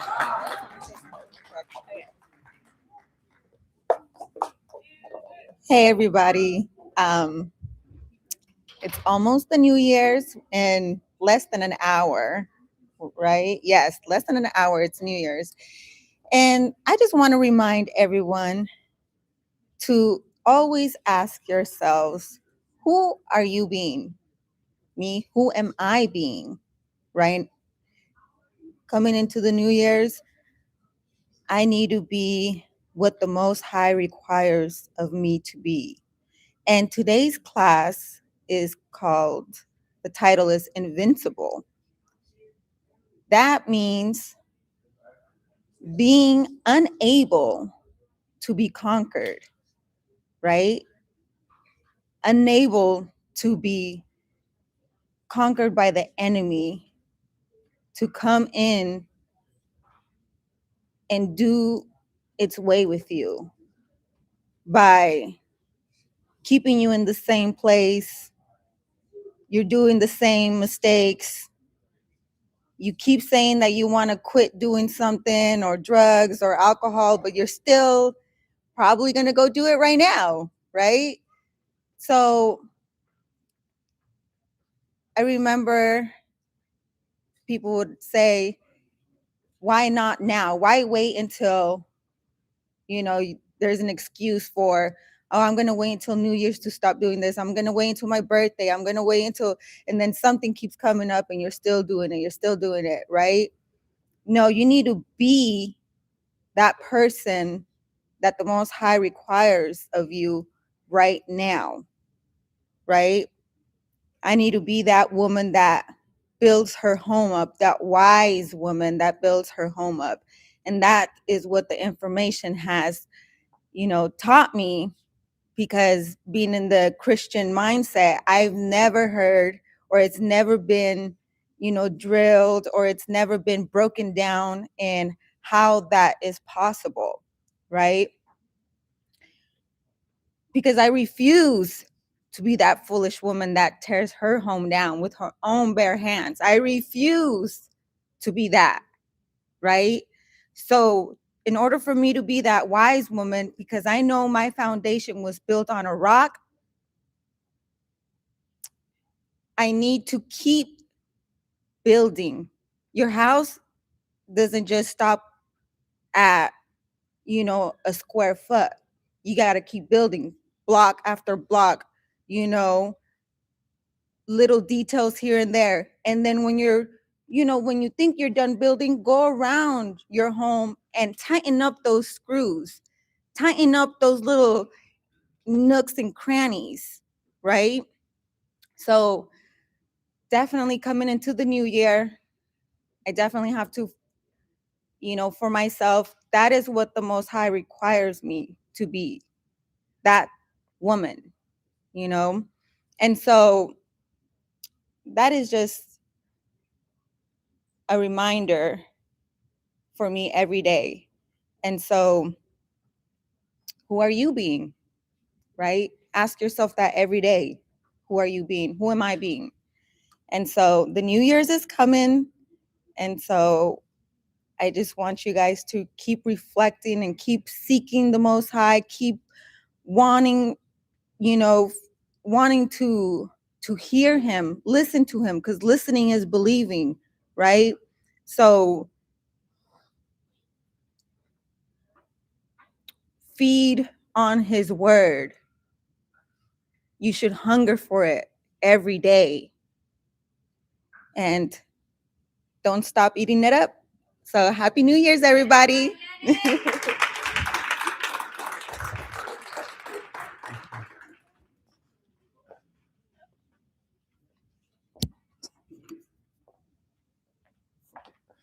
What's up, everybody? Happy New Year. Shout out Mom Dukes.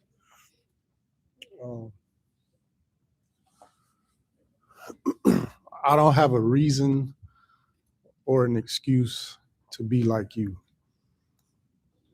In reference to socialization and indoctrination, right?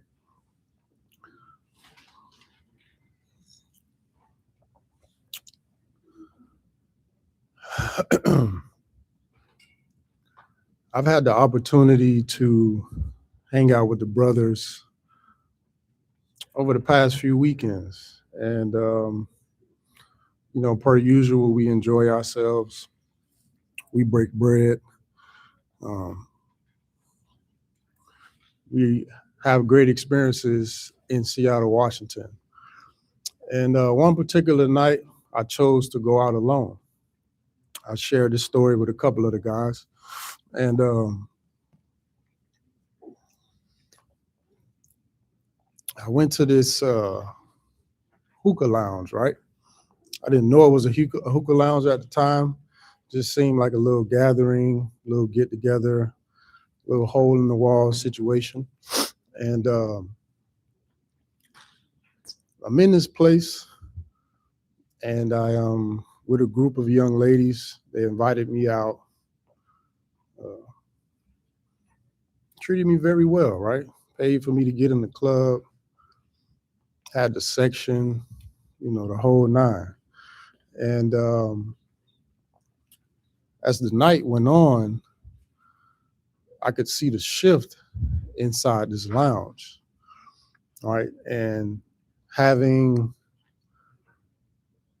or being able to see through the lenses of the Holy Spirit, I could see who individuals were inside this lounge. And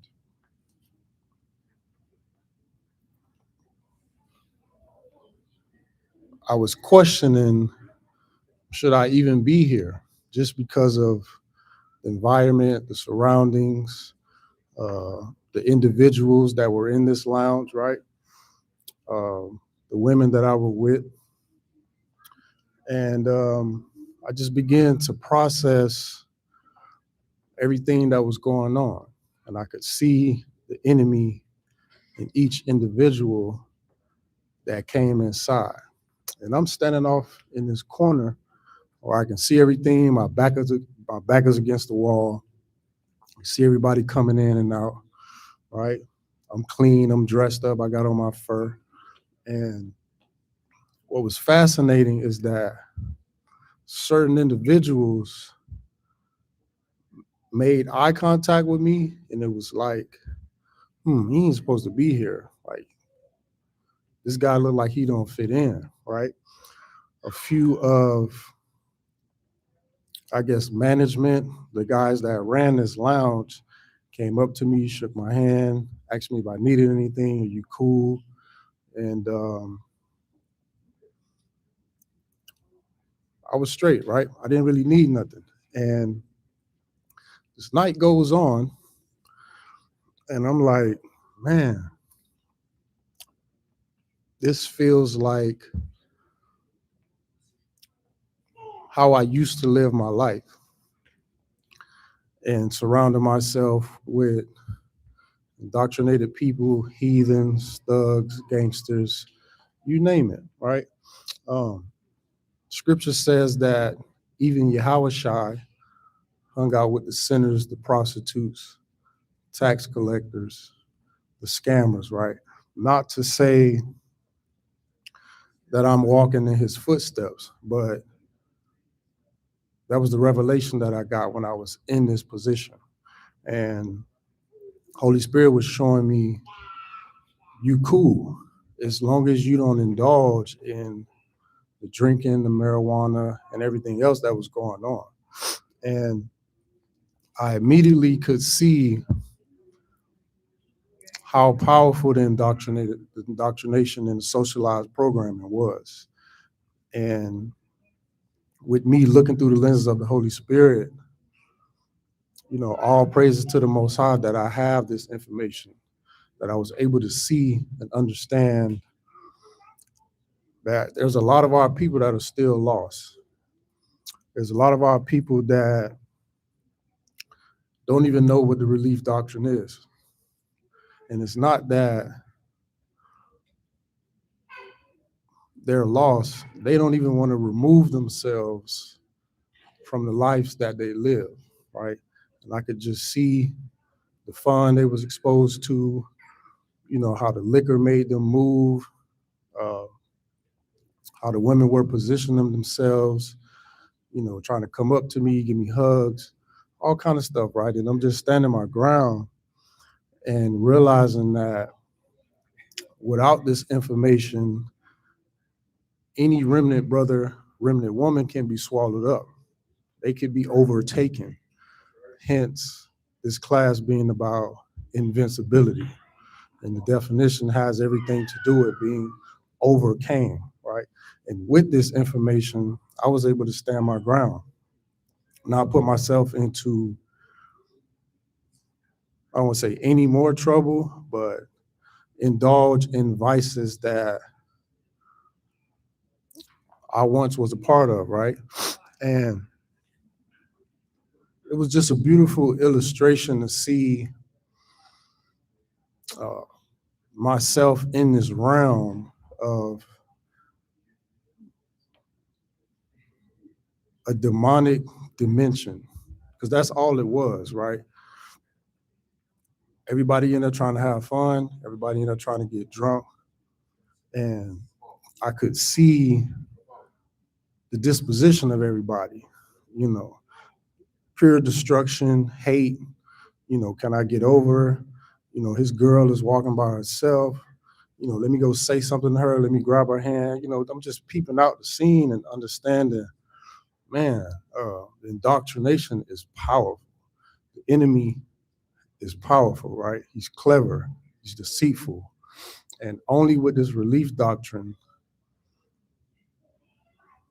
can you overthrow him. Only with this relief doctrine can you be invincible, right? And I'm ecstatic that I was able to stand my ground being surrounded by so much destruction. You know, I share with a couple of the brothers, this young lady I was hanging out with, or the few young ladies I was hanging out with. As the night ended, I had a conversation with her. And she was trying to explain to me that being in these lounges or these clubs is her way of connecting to people. And one day she's going to connect to the right person. She's pretty much going to get her big break and, you know, gain access to all this money. And we know in the remnant, the enemy can come at you a lot of ways, right? But 3 ways predominantly: finances, women, and entertainment. And everything that was going on in this realm, you see the guys with the money, you see the guys with the jewelry, you see the guys with the bottles, with the sections. You can see the people being entertained. You can see the nice women running around, the whole setup. And just being in observation mode, the Holy Spirit was like, this is not an opportunity for you to try to reach anybody. More so, look at the placement of what I brought you out of. Look at all the things that you pretty much escaped. Look at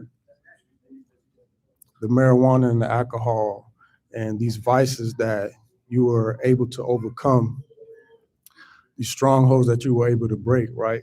And it was just a beautiful display to be in this situation and still be able to conquer the atmosphere, right? Be able to arrest the atmosphere where people could see me or see my light shining within the darkness that I was surrounded by, right? And so back to the conversation with the young lady, her disposition is trying to meet somebody to get this big break. And this is gonna be her way to the top. This is the way she's gonna gain success. And she said one thing to me about the people that were in the lounge. She said, this is what you call Black excellence. And that couldn't have been, you know, further from the truth. Only thing that's Black excellence in this world is a remnant man and a remnant woman.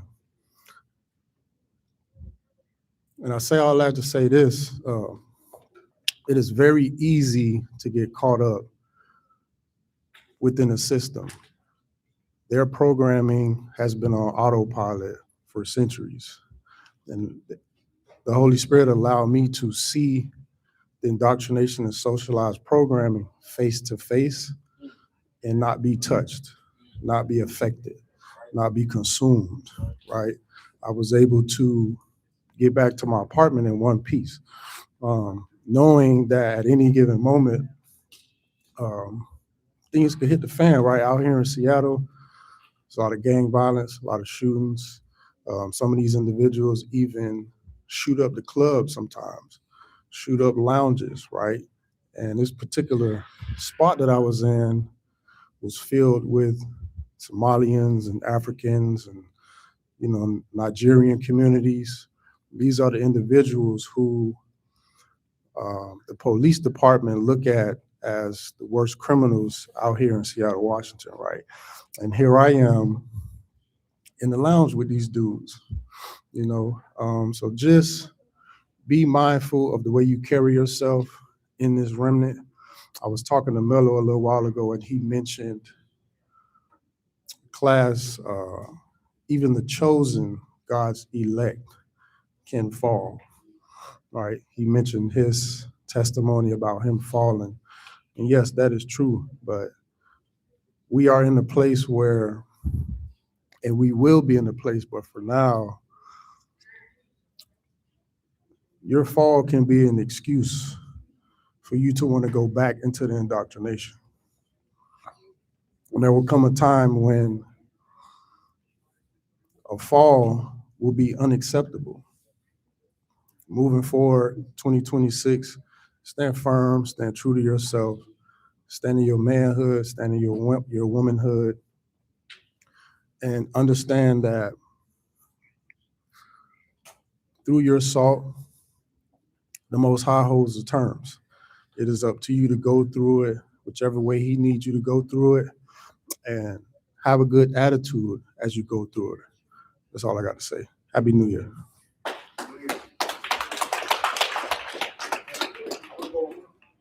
All right. I'm gonna get some water real quick. Man, it's dry.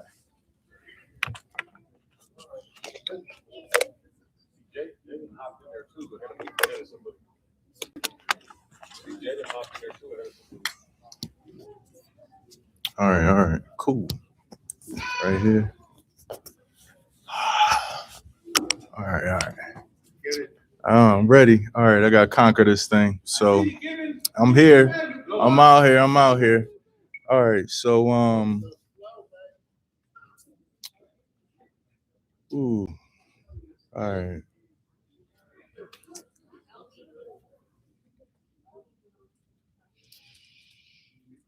All right, my heart beating fast.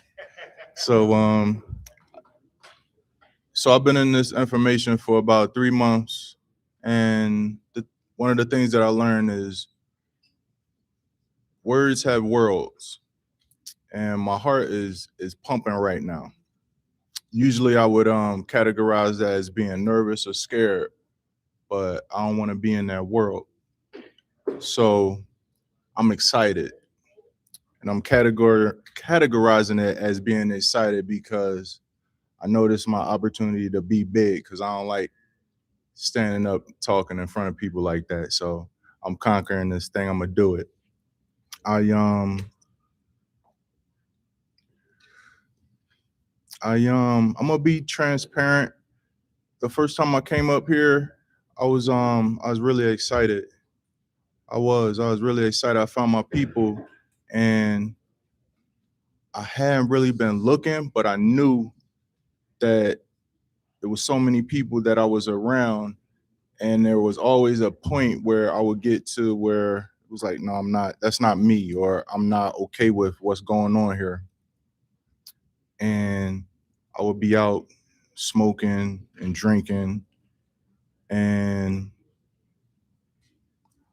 I was so excited when I got here. It was like almost like I forgot how long it took me to get here, and all the stuff that I had to endure. And when I went back out there, and it was like, I mean, it was a stupid mistake, because it was like I got the wrath of the disobedient children, and it was like things was happening. I got sick for like 3 days, crashed my car up, and that thing got totaled over something small, a pothole. And it's like in this race that we running, you gotta keep up your stamina, you gotta keep up your endurance. And if you're not paying attention, you're not putting on that full armor of God every day, you can hit that pothole and you be a total loss to the Most High. And I don't want to be a total loss. And I was really feeling that thing, because when I was stranded, I couldn't get out here and I'm watching everybody on the screen, and it's like I should be there. That's where I want to be. But it was like, oh, you decided you wanted to go back. So this information is nothing to play with. And you get into it, you know, you're gonna get into it. That's right. And it's good. Like oh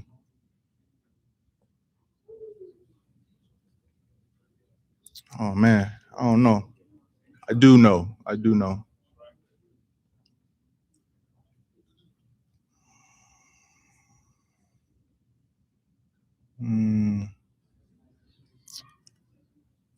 Oh my gosh. All right, Holy Spirit.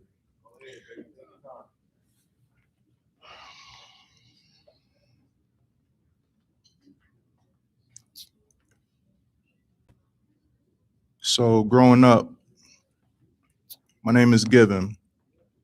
And a lot of times I would feel as though I was treated differently than my siblings. There was times I was even told where that stories that alluded to I shouldn't even be here, that it was a terrible mistake for me to be here. And it's like, you know, that's kind of rough. You're a kid. I'm a kid. People telling me this. And with this information I learned, like, it's one of the classes, things that you have expectation of, you value.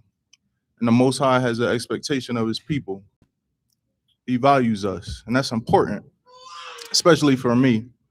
I never had that like an expectation for myself or for my life. It was just like, it was very vague. I was kind of like in the wind. But I do know God was always with me. The Most High was always with me. Because there would be times where I'm out and I'm blacked out. I don't know how I got home, but I got home.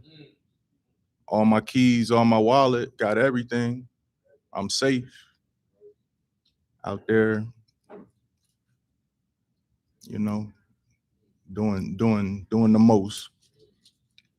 But I'm here, and I'm proud to be here, and I'm blessed to be here. It's like my name. I'm given grace, and I'm given an opportunity to be here.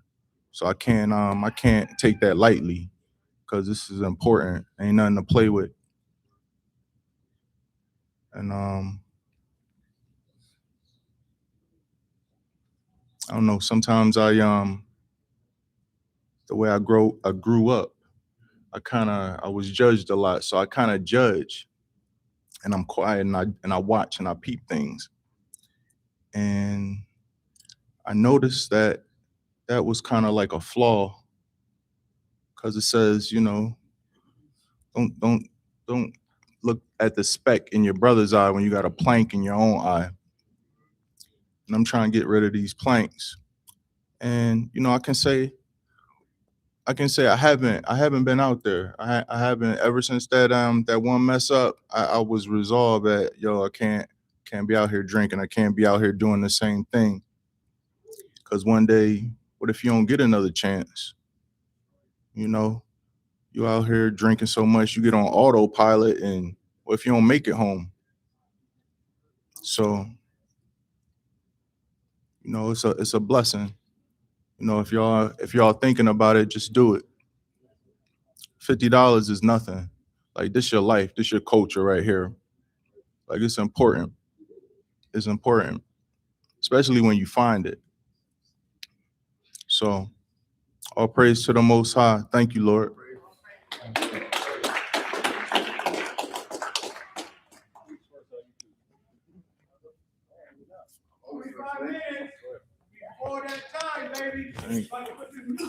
Man, I just had to come again, man. You know, and I just want to come up here and just, you know, all praises to the Most High, all praises to my culture. I just want to be grateful about how I came in here and how the Most High has worked in me, right? I could just remember coming here with nothing, building my way up. And even just now, like, you know, I was praying that my wife out here came out to talk, and just how the Most High just moves for me. And I'm just so grateful, man. Like 2026 coming up, chopping wood, drinking water. And look, man, I'm telling you, I came here with nothing, right? Now I got a job, I got my own place. Now I got a second job because, you know, we're just working. We spending our time with the Most High, spending our time in class, always in class, learning and growing, understanding that everything that we live and that we go through is part of the Most High. So, you know, I'm just so grateful, and I just wanted to say that because I feel like, you know, I just couldn't stop saying thank you. Couldn't stop saying thank you to the Most High. And it's just the way he presented himself today with my wife, just coming up here and I'm just like, give it to her. I mean, and yeah, just grateful. Just wanted to say that and let you know that you can have this too. All praises. You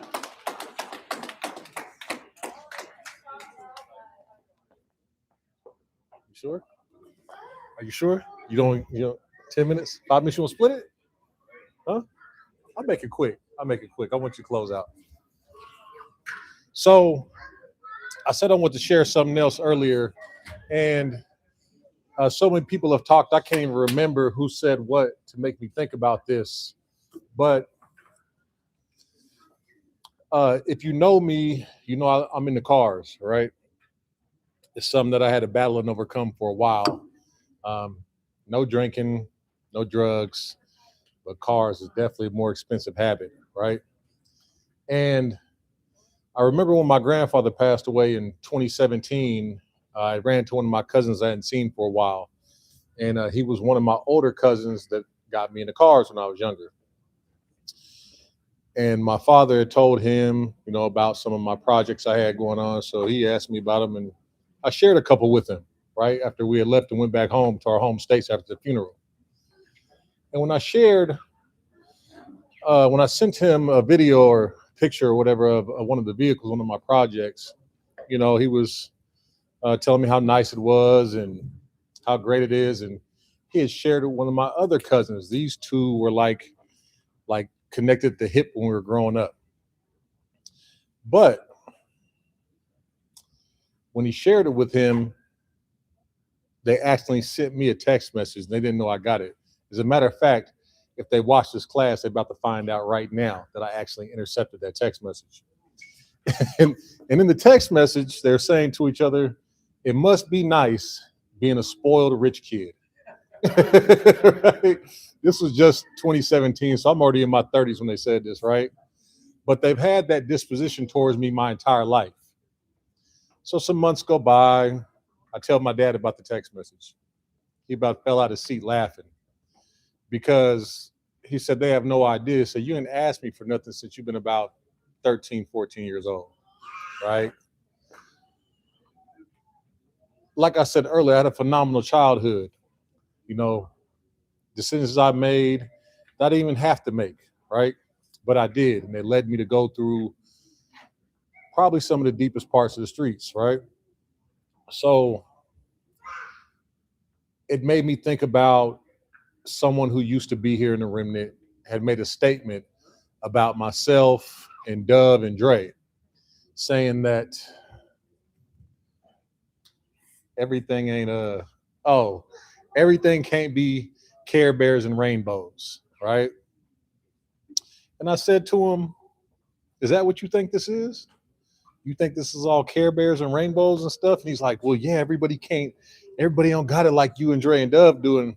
I said, I appreciate that. And he said, what you mean? I said, because if you think that this is Care Bears and rainbows, then that means I'm doing what I'm supposed to be doing with excellence. That means that only true evidence of faith is a good attitude is operating at the level it's supposed to be, right? Because if I had to break down to you my life, none of you would be able to walk 1,000 miles in my moccasins, right? If I had to share with you the things I've gone through just up to my teenage years, not even beyond that, just up to my teenage years, you just wouldn't make it. The skin isn't thick enough, right? Yes, people been in the streets and people have gone through things, all kinds of stuff, hustle, pimp, drug dealing, all that, right? But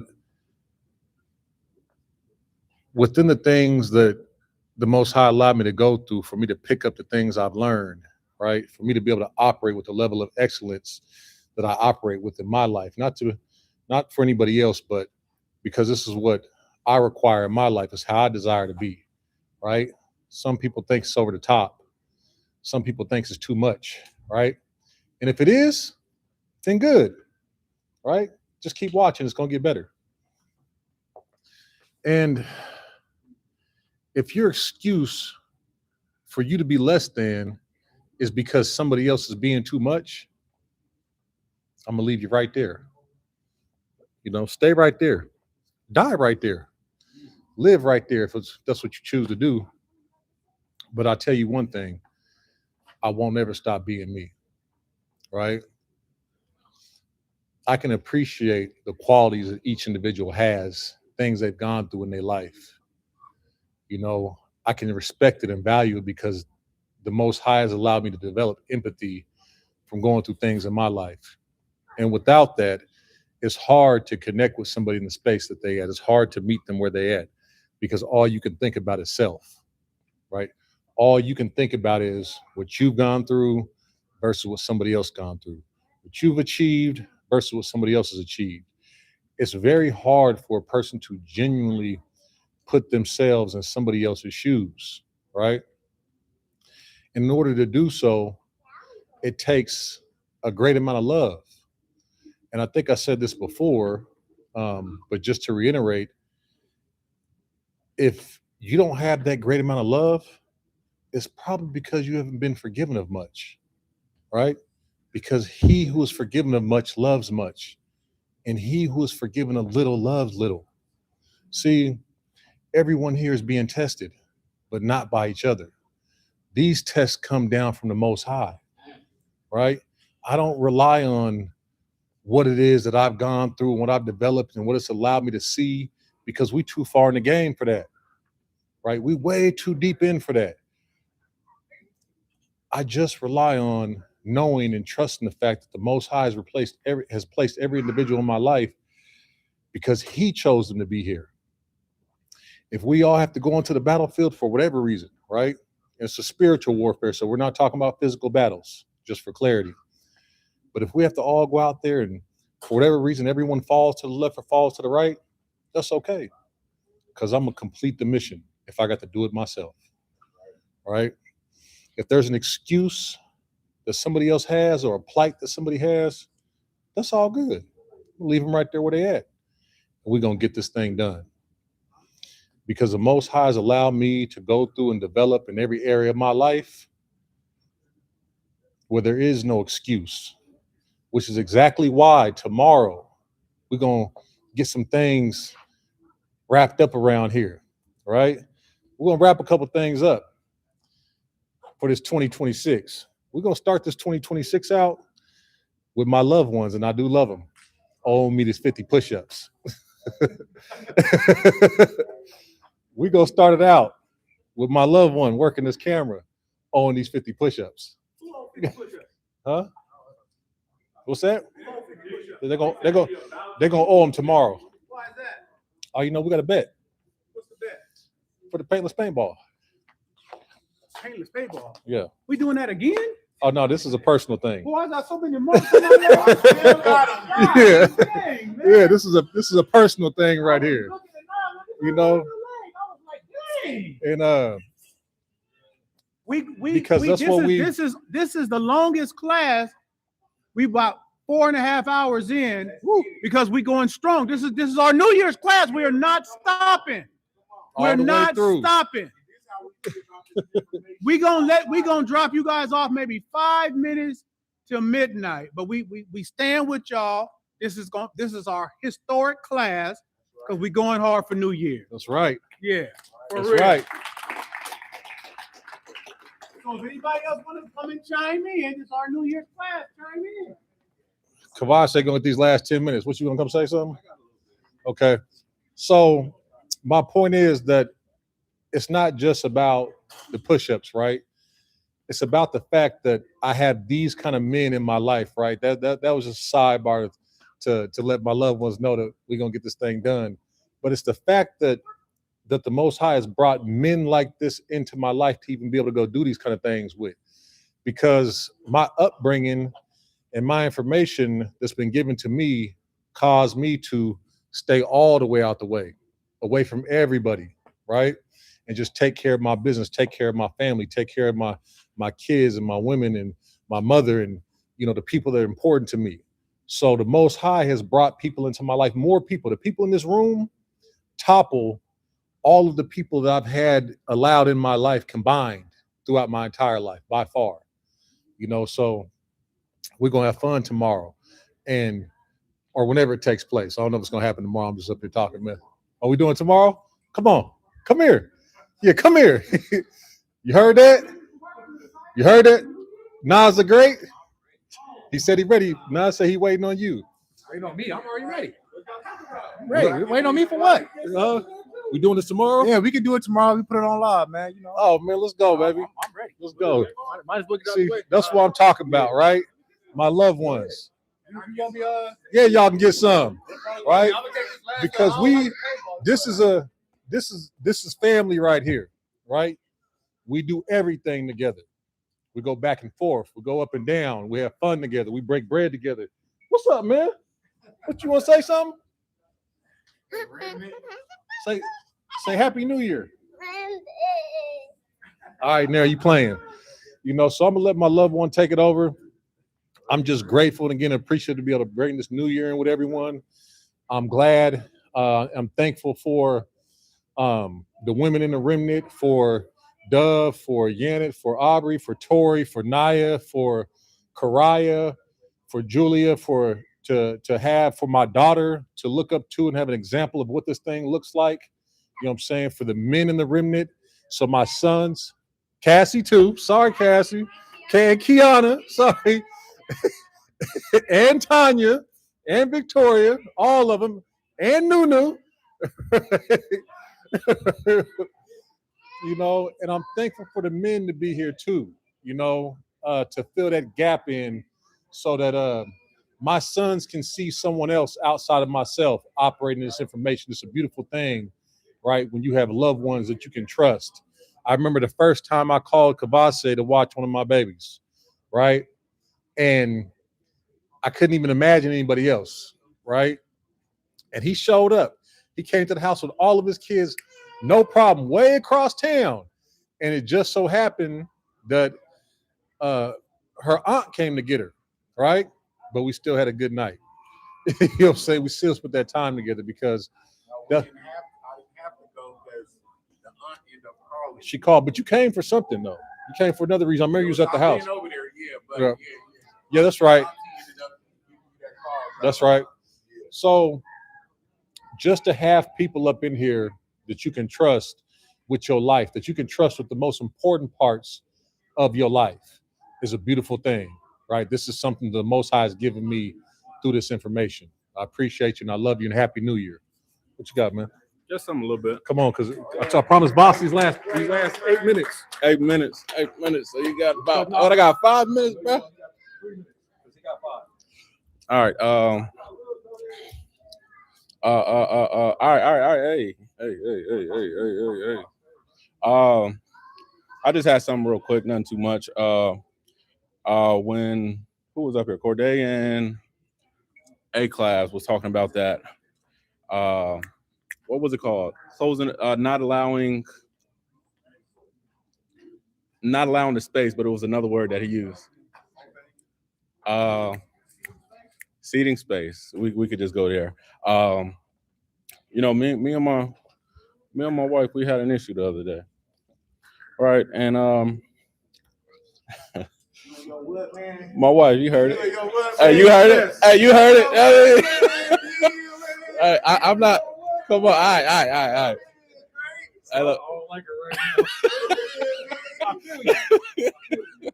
Yeah, I ain't gonna go too much on. I ain't gonna go too deep on it, but we had that issue, and it wasn't fully resolved, right? And moving forward from that space, you know, going throughout the day. This was what, 2 days ago, I think Monday class. Going out in the world, and just like you have all the just like when we was talking about in Judith, when they had somebody sitting there studying and watching how they was moving up on that hill, the enemy has the same thing when you're operating as well. He know your every move. He know what used to tick. He remembers what he used to have to get you out of bounds, right? So as I'm going throughout my day, you know, I throw on my music and I'm working and I'm listening to the music, and it just everything of our past was just sitting here eating me. I'm saying it was just shaping my views and shaping my thoughts and shaping how I should interact with her. I'm saying it was a real attack, and I can feel it. But that invincibility on how to operate and stay in that submission and obedience and knowing what's good and what's bad, that's something that should stay at the forefront, because yes, we have invincibility, but I don't want to, the enemy has access, kind of, but it's what you allowing to enter that threshold. You know what I'm saying? So just that part right there, I just want to make everybody aware. That's all I got for that one. Come on, man. 4 good. About 4 minutes. That's cool. Closing. Close them out, man. Just to top off what Greatness was saying, man, this is why we love our culture so much, right? Because of that that accountability, how we are able to check ourselves with the information, right? We catch ourselves out of bounds or we doing something wrong. It's that information that draws us back into our into that what's the word the Holy Ghost use? What is it in the Bible that when the angels lost their place? It's a word. It's like he said they lost their initial authority or something like that. Excuse me. But yeah, their initial place of power, right? See, it's that word, it's the information that draws us back to that initial place of power, because we understand that if we out of bounds or we in disobedience, then we lose the power that come with that position, right? So it has the pull on us to correct us, to cause us to check ourselves, right? So you know, that's why we love being in this remnant. That's why we love being around each other. That's why this is all we want around us, right? We want individuals, and we only allow individuals who are accountable to the Most High God to be around us and in our presence, because we know anything else will think that it can do whatever it wants to do, right? And that's not how we live over here, right? We live the way the Most High expects us to live, right? We operate according to the expectations of the Most High. And if you are not operating underneath those same standards, those same expectations, then we don't want you around us. You know what I'm saying? And that goes more into one of the loved ones was up here talking about combating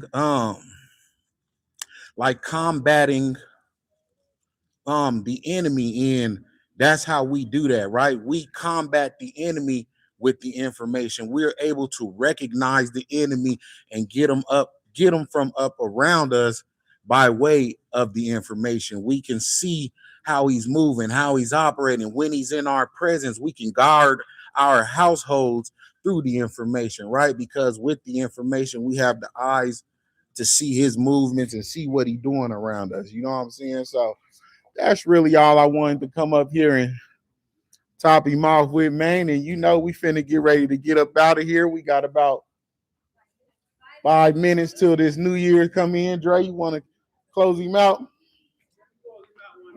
Yes, sir.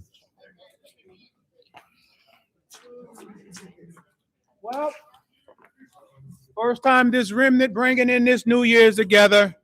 Thank you for you guys that held on in the chat. I'm excited. Look forward to what the Most High has for this remnant. I know a lot of people out there that's been watching, just have been watching, but I believe that you guys will see that there's nothing like this culture. And we'll probably see you in 2026. Deuces. We love you. Out. Represent everywhere you go, baby. Yep.